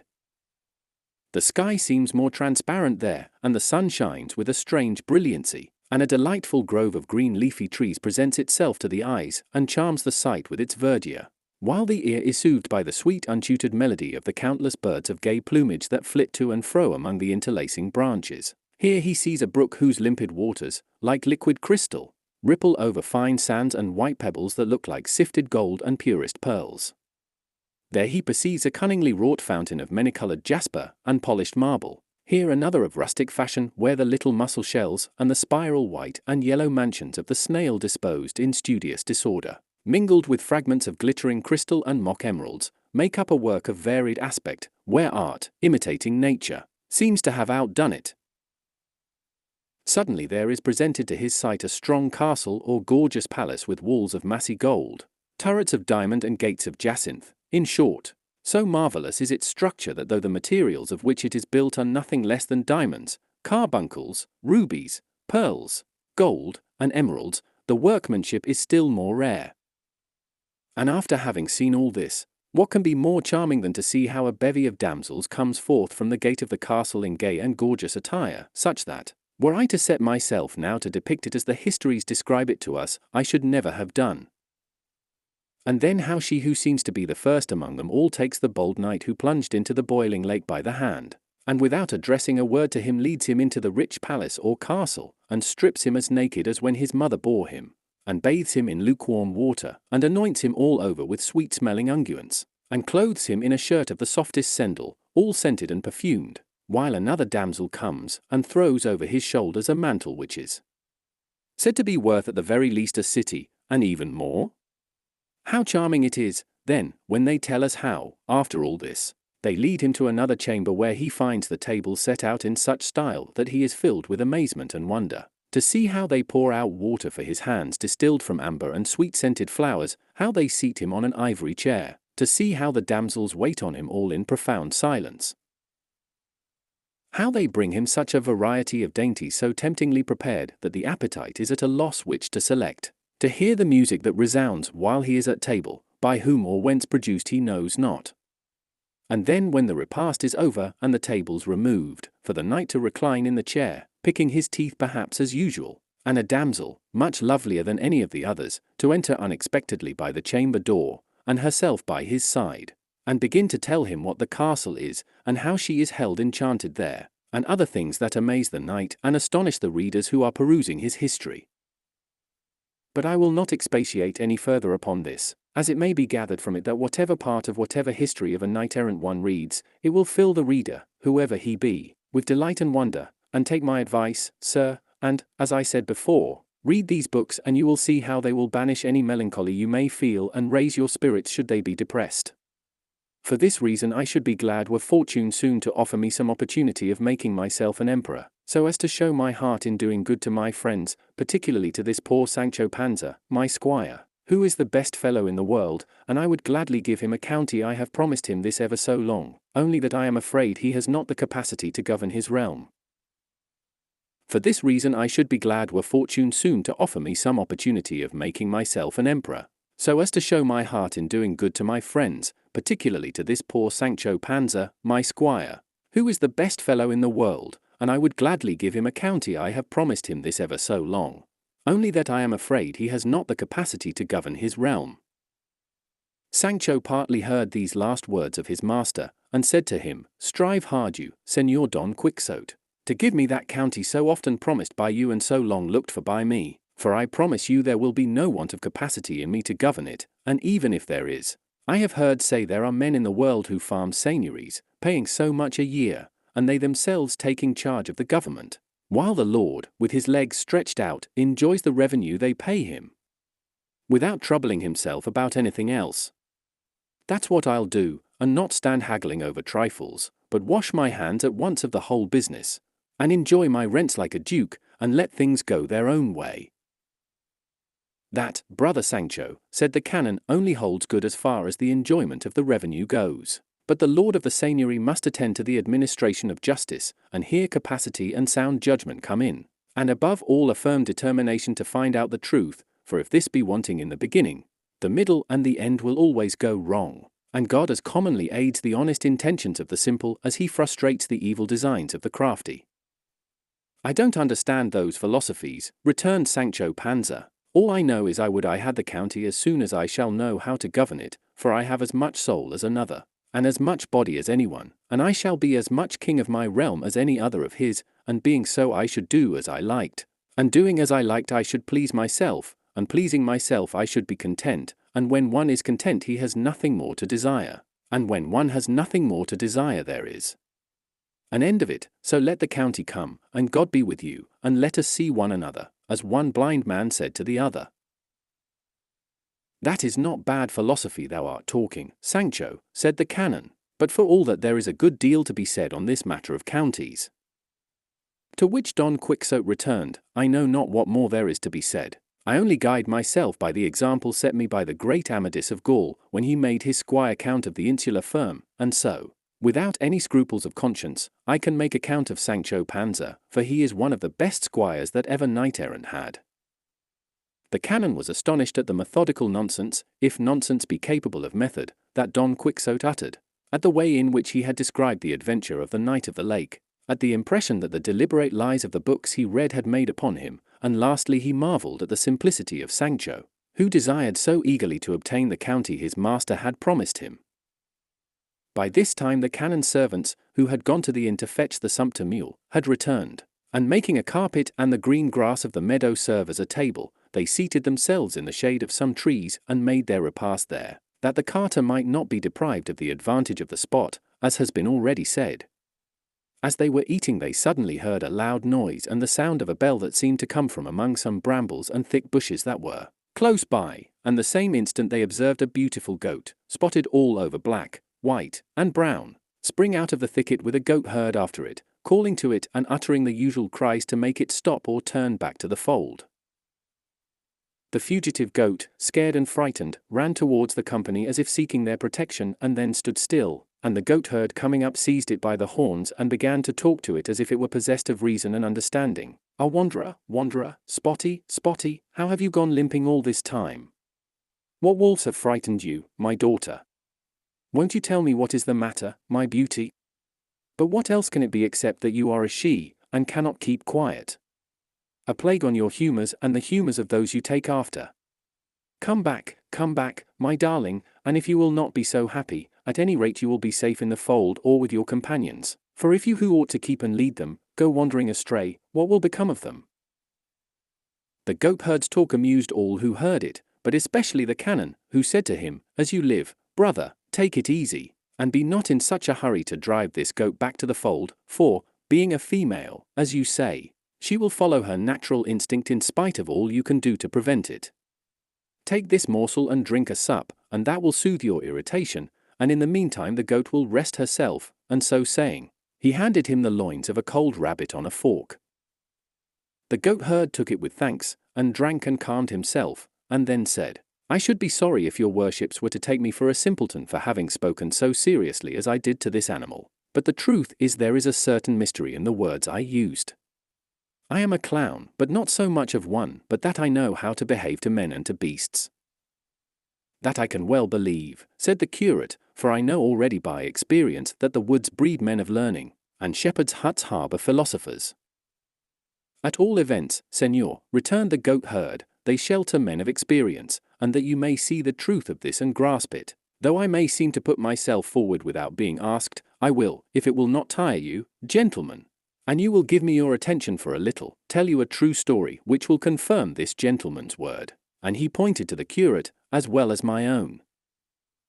To this Don Quixote replied, seeing that this affair has a certain colour of chivalry about it, I for my part, brother, will hear you most gladly, and so will all these gentlemen, from the high intelligence they possess and their love of curious novelties that interest, charm, and entertain the mind, as I feel quite sure your story will do. So begin, friend, for we are all prepared to listen.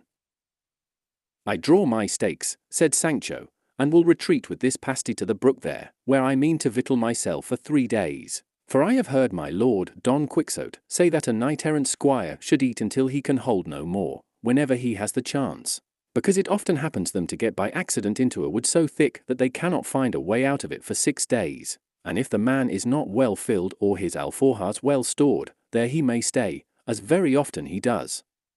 turned into a dried mummy. Thou art in the right of it, Sancho, said Don Quixote, go where thou wilt and eat all thou canst, for I have had enough, and only want to give my mind its refreshment, as I shall by listening to this good fellow's story. It is what we shall all do, said the canon, and then begged the goatherd to begin the promised tale. The goatherd gave the goat which he held by the horns a couple of slaps on the back, saying, lie down here beside me, Spotty, for we have time enough to return to our fold. The goat seemed to understand him, for as her master seated himself, she stretched herself quietly beside him and looked up in his face to show him she was all attention to what he was going to say. And then in these words he began his story. Chapter 51, which deals with what the goatherd told those who were carrying off Don Quixote. 3 leagues from this valley there is a village which, though small, is one of the richest in all this neighbourhood, and in it there lived a farmer, a very worthy man, and so much respected that, although to be so is the natural consequence of being rich, he was even more respected for his virtue than for the wealth he had acquired. But what made him still more fortunate, as he said himself, was having a daughter of such exceeding beauty, rare intelligence, gracefulness, and virtue, that everyone who knew her and beheld her marvelled at the extraordinary gifts with which heaven and nature had endowed her. As a child she was beautiful, she continued to grow in beauty, and at the age of 16 she was most lovely. The fame of her beauty began to spread abroad through all the villages around, but why do I say the villages around, merely? When it spread to distant cities, and even made its way into the halls of royalty and reached the ears of people of every class, who came from all sides to see her as if to see something rare and curious, or some wonder-working image. Her father watched over her, and she watched over herself, for there are no locks, or guards, or bolts that can protect a young girl better than her own modesty. The wealth of the father and the beauty of the daughter led many neighbours as well as strangers to seek her for a wife, but he, as one might well be who had the disposal of so rich a jewel, was perplexed and unable to make up his mind to which of her countless suitors he should entrust her. I was one among the many who felt a desire so natural, and, as her father knew who I was, and I was of the same town, of pure blood, in the bloom of life, and very rich in possessions, I had great hopes of success. My rival is called Anselmo and I myself Eugenio, that you may know the names of the personages that figure in this tragedy, the end of which is still in suspense, though it is plain to see it must be disastrous. My rival is called Anselmo and I myself Eugenio, that you may know the names of the personages that figure in this tragedy, the end of which is still in suspense, though it is plain to see it must be disastrous. About this time there arrived in our town one Vicente de la Roca, the son of a poor peasant of the same town, the said Vicente having returned from service as a soldier in Italy and divers other parts. A captain who chanced to pass that way with his company had carried him off from our village when he was a boy of about 12 years. And now 12 years later the young man came back in a soldier's uniform, arrayed in 1,000 colours, and all over glass trinkets and fine steel chains.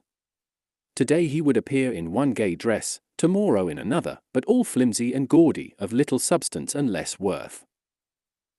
The peasant folk, who are naturally malicious, and when they have nothing to do can be malice itself, remarked all this, and took note of his finery and jewellery, piece by piece, and discovered that he had 3 suits of different colors, with garters and stockings to match, but he made so many arrangements and combinations out of them, that if they had not counted them, anyone would have sworn that he had made a display of more than 10 suits of clothes and 20 plumes. Do not look upon all this that I am telling you about the clothes as uncalled for or spun out, for they have a great deal to do with the story. He used to seat himself on a bench under the great poplar in our plaza, and there he would keep us all hanging open-mouthed on the stories he told us of his exploits. There was no country on the face of the globe he had not seen, nor battle he had not been engaged in. He had killed more Moors than there are in Morocco and Tunis, and fought more single combats, according to his own account, than Garcilaso, Diego Garcia de Paredes, and 1,000 others he named, and out of all he had come victorious without losing a drop of blood. On the other hand, he showed marks of wounds, which, though they could not be made out, he said were gunshot wounds received in divers encounters and actions. Lastly, with monstrous impudence he used to say you are to his equals, and even those who knew what he was, and declare that his arm was his father and his deeds his pedigree, and that being a soldier he was as good as the king himself. And to add to these swaggering ways, he was a trifle of a musician, and played the guitar with such a flourish that some said he made it speak. Nor did his accomplishments end here, for he was something of a poet too, and on every trifle that happened in the town he made a ballad a league long. This soldier, then, that I have described, this Vicente de la Roca, this bravo, gallant, musician, poet, was often seen and watched by Leandra from a window of her house which looked out on the plaza. All the village and all who heard of it were amazed at the affair. I was aghast, Anselmo thunderstruck, her father full of grief, her relations indignant, the authorities all in a ferment, the officers of the Brotherhood in arms. They scoured the roads, they searched the woods and all quarters, and at the end of 3 days they found the flighty Leandra in a mountain cave, stripped to her shift, and robbed of all the money and precious jewels she had carried away from home with her. All the village and all who heard of it were amazed at the affair. I was aghast, Anselmo thunderstruck, her father full of grief, her relations indignant, the authorities all in a ferment, the officers of the Brotherhood in arms. They scoured the roads, they searched the woods and all quarters, and at the end of 3 days they found the flighty Leandra in a mountain cave, stripped to her shift, and robbed of all the money and precious jewels she had carried away from home with her. They brought her back to her unhappy father, and questioned her as to her misfortune, and she confessed without pressure that Vicente de la Roca had deceived her, and under promise of marrying her had induced her to leave her father's house, as he meant to take her to the richest and most delightful city in the whole world, which was Naples, and that she, ill-advised and deluded, had believed him, and robbed her father, and handed over all to him the night she disappeared, and that he had carried her away to a rugged mountain, and shut her up in the cave where they had found her. She said, moreover, that the soldier, without robbing her of her honor, had taken from her everything she had, and made off, leaving her in the cave, a thing that still further surprised everybody. It was not easy for us to credit the young man's countenance, but she asserted it with such earnestness that it helped to console her distressed father, who thought nothing of what had been taken, since the jewel that once lost can never be recovered had been left to his daughter. The same day that Leandra made her appearance, her father removed her from our sight and took her away to shut her up in a convent in a town near this, in the hope that time may wear away some of the disgrace she has incurred. Leandra's youth furnished an excuse for her fault, at least with those to whom it was of no consequence whether she was good or bad, but those who knew her shrewdness and intelligence did not attribute her misdemeanor to ignorance, but to wantonness, and the natural disposition of women, which is for the most part flighty and ill-regulated. Leandra withdrawn from sight, Anselmo's eyes grew blind, or at any rate found nothing to look at that gave them any pleasure, and mine were in darkness without a ray of light to direct them to anything enjoyable while Leandra was away. Our melancholy grew greater, our patience grew less, we cursed the soldier's finery and railed at the carelessness of Leandra's father. At last Anselmo and I agreed to leave the village and come to this valley, and, he feeding a great flock of sheep of his own, and I a large herd of goats of mine, we pass our life among the trees, giving vent to our sorrows, together singing the fair Leandra's praises, or upbraiding her, or else sighing alone, and to heaven pouring forth our complaints in solitude. Following our example, many more of Leandra's lovers have come to these rude mountains and adopted our mode of life, and they are so numerous that one would fancy the place had been turned into the pastoral Arcadia. So full is it of shepherds and sheepfolds, nor is there a spot in it where the name of the fair Leandra is not heard. Here one curses her, and calls her capricious, fickle, and immodest, there another condemns her as frail and frivolous. This pardons and absolves her, that spurns and reviles her, one extols her beauty, another assails her character, and in short all abuse her, and all adore her. And to such a pitch has this general infatuation gone that there are some who complain of her scorn without ever having exchanged a word with her, and even some that bewail and mourn the raging fever of jealousy, for which she never gave anyone cause, for, as I have already said, her misconduct was known before her passion. There is no nook among the rocks, no brookside, no shade beneath the trees that is not haunted by some shepherd telling his woes to the breezes. Wherever there is an echo it repeats the name of Leandra, the mountains ring with Leandra, Leandra murmur the brooks, and Leandra keeps us all bewildered and bewitched, hoping without hope and fearing without knowing what we fear. Of all this silly set the one that shows the least and also the most sense is my rival Anselmo, for having so many other things to complain of, he only complains of separation, and to the accompaniment of a rebeck, which he plays admirably, he sings his complaints in verses that show his ingenuity. I follow another, easier, and to my mind wiser course, and that is to rail at the frivolity of women, at their inconstancy, their double-dealing, their broken promises, their unkept pledges, and in short the want of reflection they show in fixing their affections and inclinations. This, sirs, was the reason of words and expressions I made use of to this goat when I came up just now, for as she is a female I have a contempt for her, though she is the best in all my fold. This is the story I promised to tell you, and if I have been tedious in telling it, I will not be slow to serve you. My hut is close by, and I have fresh milk and dainty cheese there, as well as a variety of toothsome fruit, no less pleasing to the eye than to the palate. Chapter 52. Of the quarrel that Don Quixote had with the goatherd, together with the rare adventure of the penitence, which with an expenditure of sweat he brought to a happy conclusion. The goatherd's tale gave great satisfaction to all the hearers, and the canon especially enjoyed it, for he had remarked with particular attention the manner in which it had been told, which was as unlike the manner of a clownish goatherd as it was like that of a polished city wit, and he observed that the curate had been quite right in saying that the woods bred men of learning.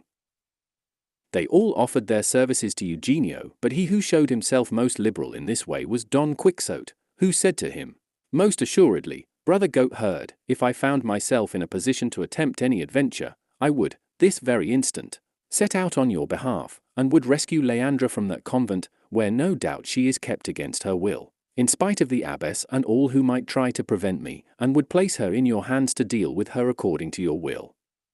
and pleasure, observing, however, the laws of chivalry which lay down that no violence of any kind is to be offered to any damsel. But I trust in God our Lord that the might of one malignant enchanter may not prove so great, but that the power of another better disposed may prove superior to it, and then I promise you my support and assistance, as I am bound to do by my profession, which is none other than to give aid to the weak and needy." The goatherd eyed him, and noticing Don Quixote's sorry appearance and looks, he was filled with wonder, and asked the barber, who was next him, "Señor, who is this man who makes such a figure and talks in such a strain?" "Who should it be," said the barber, "but the famous Don Quixote of La Mancha, the undoer of injustice, the righter of wrongs, the protector of damsels, the terror of giants, and the winner of battles?" "That," said the goatherd, "sounds like what one reads in the books of the knights errant, who did all that you say this man does, though it is my belief that either you are joking, or else this gentleman has empty lodgings in his head." "You are a great scoundrel," said Don Quixote, "and it is you who are empty and a fool. I am fuller than ever was the horse and bitch that bore you," and passing from words to deeds, he caught up a loaf that was near him and sent it full in the goatherd's face, with such force that he flattened his nose, but the goatherd, who did not understand jokes, and found himself roughly handled in such good earnest, paying no respect to carpet, tablecloth, or diners, sprang upon Don Quixote, and seizing him by the throat with both hands would no doubt have throttled him, had not Sancho Panza that instant come to the rescue, and grasping him by the shoulders flung him down on the table, smashing plates, breaking glasses, and upsetting and scattering everything on it. Don Quixote, finding himself free, strove to get on top of the goatherd, who, with his face covered with blood, and soundly kicked by Sancho, was on all fours feeling about for one of the table knives to take a bloody revenge with. The canon and the curate, however, prevented him, but the barber so contrived it that he got Don Quixote under him, and rained down upon him such a shower of fisticuffs that the poor knight's face streamed with blood as freely as his own. The canon and the curate were bursting with laughter, the officers were capering with delight, and both the one and the other hissed them on as they do dogs that are worrying one another in a fight. Sancho alone was frantic, for he could not free himself from the grasp of one of the canon's servants, who kept him from going to his master's assistance. At last, while they were all, with the exception of the two bruisers who were mauling each other, in high glee and enjoyment, they heard a trumpet sound a note so doleful that it made them all look in the direction whence the sound seemed to come. But the one that was most excited by hearing it was Don Quixote, who though sorely against his will he was under the goat herd, and something more than pretty well pummeled, said to him, "Brother devil, for it is impossible but that thou must be one since thou hast had might and strength enough to overcome mine. I ask thee to agree to a truce for but 1 hour, for the solemn note of yonder trumpet that falls on our ears seems to me to summon me to some new adventure." The goat herd, who was by this time tired of pummeling and being pummelled, released him at once, and Don Quixote, rising to his feet and turning his eyes to the quarter where the sound had been heard, suddenly saw coming down the slope of a hill several men clad in white like penitents. The fact was that the clouds had that year withheld their moisture from the earth, and in all the villages of the district they were organizing processions, rogations, and penances, imploring God to open the hands of his mercy and send the rain. And to this end the people of a village that was hard by were going in procession to a holy hermitage there was on one side of that valley.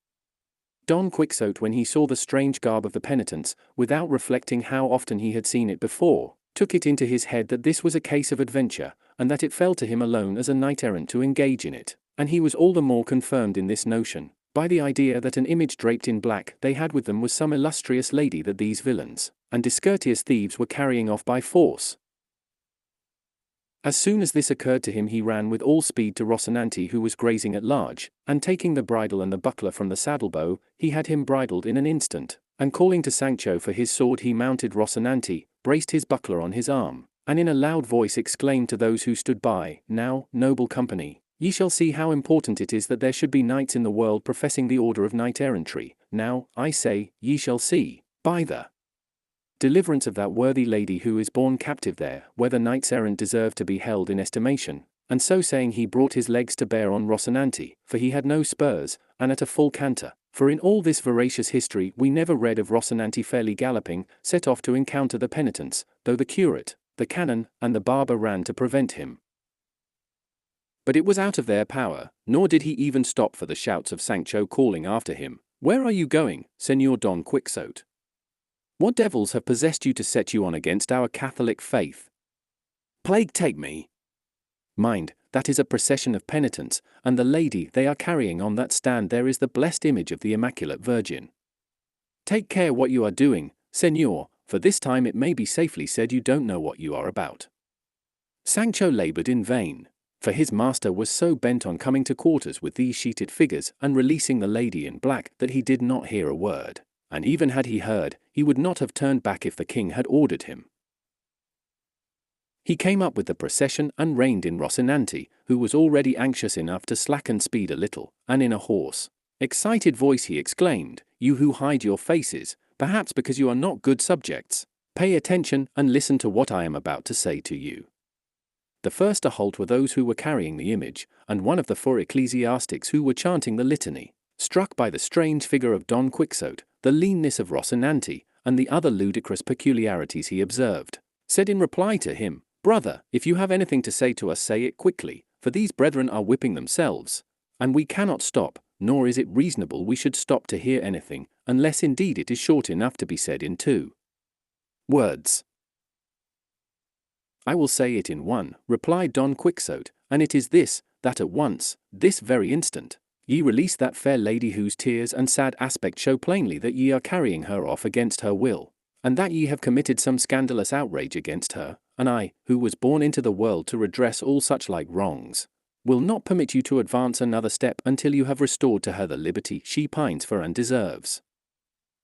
From these words all the hearers concluded that he must be a madman, and began to laugh heartily, and their laughter acted like gunpowder on Don Quixote's fury, for drawing his sword without another word he made a rush at the stand. One of those who supported it, leaving the burden to his comrades, advanced to meet him, flourishing a forked stick that he had for propping up the stand when resting, and with this he caught a mighty cut Don Quixote made at him that severed it in two. But with the portion that remained in his hand he dealt such a thwack on the shoulder of Don Quixote's sword arm, which the buckler could not protect against the clownish assault, that poor Don Quixote came to the ground in a sad plight.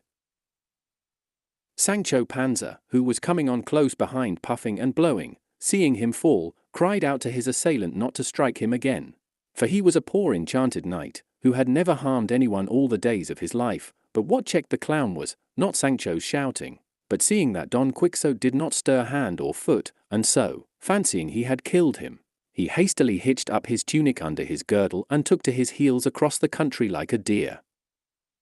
By this time all Don Quixote's companions had come up to where he lay, but the processionists seeing them come running, and with them the officers of the Brotherhood with their crossbows, apprehended mischief, and clustering round the image, raised their hoods, and grasped their scourges, as the priests did their tapers, and awaited the attack, resolved to defend themselves and even to take the offensive against their assailants if they could.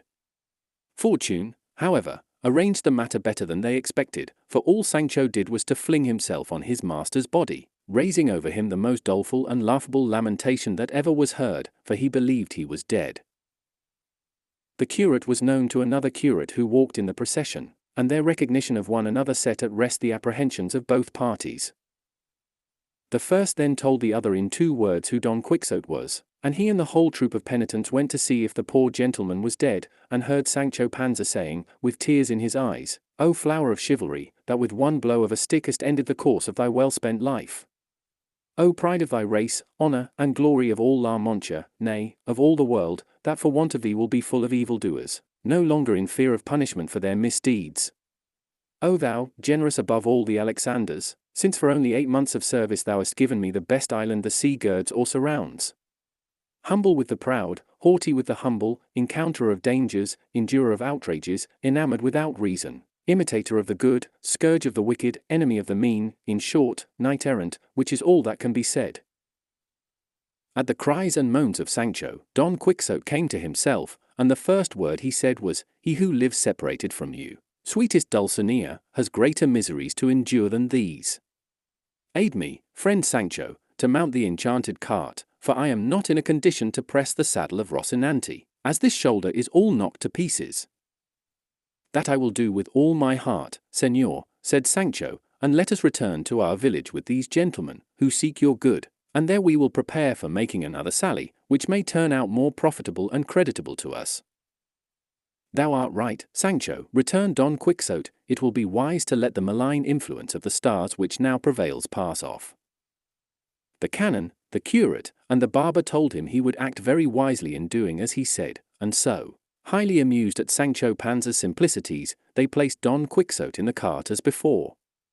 The procession once more formed itself in order, and proceeded on its road. The goatherd took his leave of the party, the officers of the Brotherhood declined to go any farther, and the curate paid them what was due to them. The canon begged the curate to let him know how Don Quixote did, whether he was cured of his madness or still suffered from it, and then begged leave to continue his journey. In short, they all separated and went their ways, leaving to themselves the curate and the barber. Don Quixote, Sancho Panza, and the good Rocinante, who regarded everything with as great resignation as his master. The carter yoked his oxen and made Don Quixote comfortable on a truss of hay, and at his usual deliberate pace took the road the curate directed, and at the end of 6 days they reached Don Quixote's village, and entered it about the middle of the day, which it so happened was a Sunday, and the people were all in the plaza, through which Don Quixote's cart passed. They all flocked to see what was in the cart, and when they recognized their townsman they were filled with amazement. And a boy ran off to bring the news to his housekeeper and his niece that their master and uncle had come back all lean and yellow, and stretched on a truss of hay on an ox cart.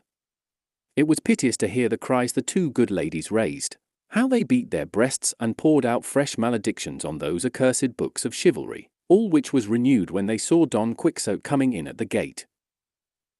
At the news of Don Quixote's arrival Sancho Panza's wife came running, for she by this time knew that her husband had gone away with him as his squire, and on seeing Sancho, The first thing she asked him was if the ass was well. Sancho replied that he was better than his master was. "Thanks be to God," said she, "for being so good to me, but now tell me, my friend, what have you made by your squirings? What gown have you brought me back? What shoes for your children?" "I bring nothing of that sort, wife," said Sancho, "though I bring other things of more consequence and value." "I am very glad of that," returned his wife. "Show me these things of more value and consequence, my friend, for I want to see them to cheer my heart that has been so sad and heavy all these ages that you have been away." "I will show them to you at home, wife," said Sancho. "Be content for the present, for if it please God that we should again go on our travels in search of adventures, you will soon see me a count, or governor of an island, and that not one of those everyday ones, but the best that is to be had." "Heaven grant it, husband," said she, "for indeed we have need of it. But tell me, what's this about islands, for I don't understand it." "Honey is not for the mouth of the ass," returned Sancho. "All in good time thou shalt see, wife. Nay, thou wilt be surprised to hear thyself called your ladyship by all thy vassals." "What are you talking about, Sancho, with your ladyships, islands, and vassals?" returned Teresa Panza, for so Sancho's wife was called, though they were not relations, for in La Mancha it is customary for wives to take their husbands' surnames. "Don't be in such a hurry to know all this, Teresa," said Sancho. "It is enough that I am telling you the truth, so shut your mouth. But I may tell you this much by the way, that there is nothing in the world more delightful than to be a person of consideration, squire to a knight-errant, and a seeker of adventures. To be sure most of those one finds do not end as pleasantly as one could wish, for out of 100, 99 will turn out cross and contrary. I know it by experience, for out of some I came blanketed, and out of others belabored. Still, for all that, it is a fine thing to be on the lookout for what may happen, crossing mountains, searching woods, climbing rocks, visiting castles, putting up at inns, all at free quarters, and devil take the maravedi to pay." While this conversation passed between Sancho Panza and his wife, Don Quixote's housekeeper and niece took him in and undressed him and laid him in his old bed.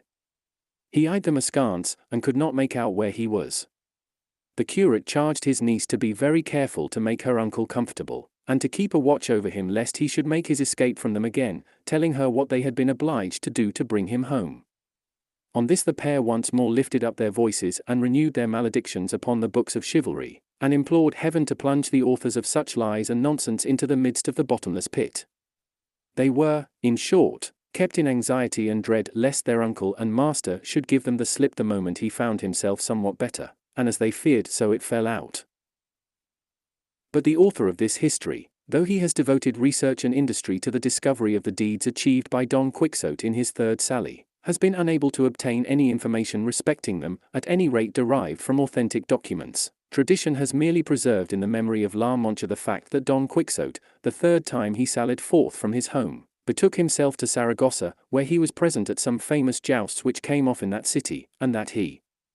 had adventures there worthy of his valor and high intelligence. Of his end and death he could learn no particulars, nor would he have ascertained it or known of it, if good fortune had not produced an old physician for him who had in his possession a leaden box, which, according to his account, had been discovered among the crumbling foundations of an ancient hermitage that was being rebuilt, in which box were found certain parchment manuscripts in Gothic character, but in Castilian verse, containing many of his achievements, and setting forth the beauty of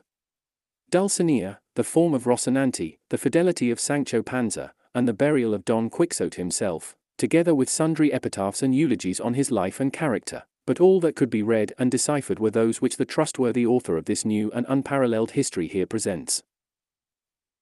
And the said author asks of those that shall read it nothing in return for the vast toil which it has cost him in examining and searching the Manchegan archives in order to bring it to light, save that they give him the same credit that people of sense give to the books of chivalry that pervade the world and are so popular, for with this he will consider himself amply paid and fully satisfied, and will be encouraged to seek out and produce other histories, if not as truthful, at least equal in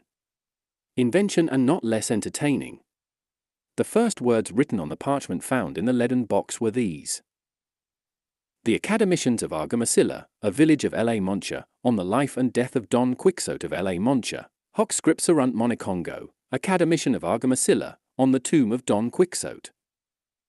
Epitaph the scatterbrain that gave La Mancha more rich spoils than Jason's, who a point so keen had to his wit, and happier far had been if his wit's weathercock a blunter bore, the arm renowned far as Gator's shore, Cathay, and all the lands that lie between, the muse discreet and terrible in mien as ever wrote on brass in days of yore. He who surpassed the Amadizes all, and who as naught the garrulous accounted, supported by his love and gallantry, who made the Belianizes sing small, and sought renown on Rocinante mounted, here, underneath this cold stone, doth he lie. Paniaguado, Academician of Argamasilla, in laudum Dulcinea del Toboso. Sonnet she, whose full features may be here descried, high-bosomed, with a bearing of disdain, is Dulcinea, she for whom in vain the great Don Quixote of La Mancha sighed. For her, Toboso's queen, from side to side he traversed the grim Sierra, the champaign of Aranjuez, and Montiel's famous plain, on Rocinante oft a weary ride. Malignant planets, cruel destiny, pursued them both, the fair Manchegan dame, and the unconquered star of chivalry. Nor youth nor beauty saved her from the claim of death, he paid love's bitter penalty, and left the marble to preserve his name. Capriccioso, a most acute academician of Argamasilla, in praise of Rocinante, steed of Don Quixote of La Mancha. Sonnet on that proud throne of diamantine sheen, which the blood-reeking feet of Mars degrade, the mad Manchegan's banner now hath been by him in all its bravery displayed. Therewith he hung his arms and trenchant blade wherewith, achieving deeds till now unseen, he slays, lays low, cleaves, hews, but art hath made a novel style for our new paladin. If Amadis be the proud boast of Gaul, if by his progeny the fame of Greece through all the regions of the earth be spread, great Quixote crowned in grim Bellona's hall today exalts La Mancha over these, and above Greece or Gaul she holds her head. Nor ends his glory here, for his good steed doth Brillador and Bayard far exceed, as mettled steeds compared with Rocinante, the reputation they have won is scanty. Brillador, Academician of Argamasilla, on Sancho Panza. Sonnet the worthy Sancho Panza here you see, a great soul once was in that body small, nor was there squire upon this earthly bull so plain and simple, or of guile so free. Within an ace of being count was he, and would have been but for the spite and gall of this vile age, mean and illiberal, that cannot even let a donkey be. For mounted on an ass, excuse the word, by Rocinante's side this gentle squire was wont his wandering master to attend. Delusive hopes that lure the common herd with promises of ease, the heart's desire, in shadows, dreams, and smoke ye always end. Cacciadiablo, Academician of Argamasilla, on the tomb of Don Quixote. Epitaph the knight lies here below, ill-errant and bruised sore, whom Rocinante bore in his wanderings to and fro. By the side of the knight is laid stolid man Sancho too, than whom a squire more true was not in the esquire trade. Tiquitoc, Academician of Argamasilla, on the tomb of Dulcinea del Toboso. Epitaph here Dulcinea lies. Plump was she and robust, now she is ashes and dust, the end of all flesh that dies. A lady of high degree, with the port of a lofty dame, and the great Don Quixote's flame, and the pride of her village was she. These were all the verses that could be deciphered, the rest, the writing being worm-eaten, were handed over to one of the academicians to make out their meaning conjecturally. We have been informed that at the cost of many sleepless nights and much toil he has succeeded, and that he means to publish them in hopes of Don Quixote's third sally. Force altro cantera con miglia pletro. Stay tuned for new chapters, subscribe now to Atlas Audiobooks and take your knowledge to the next level.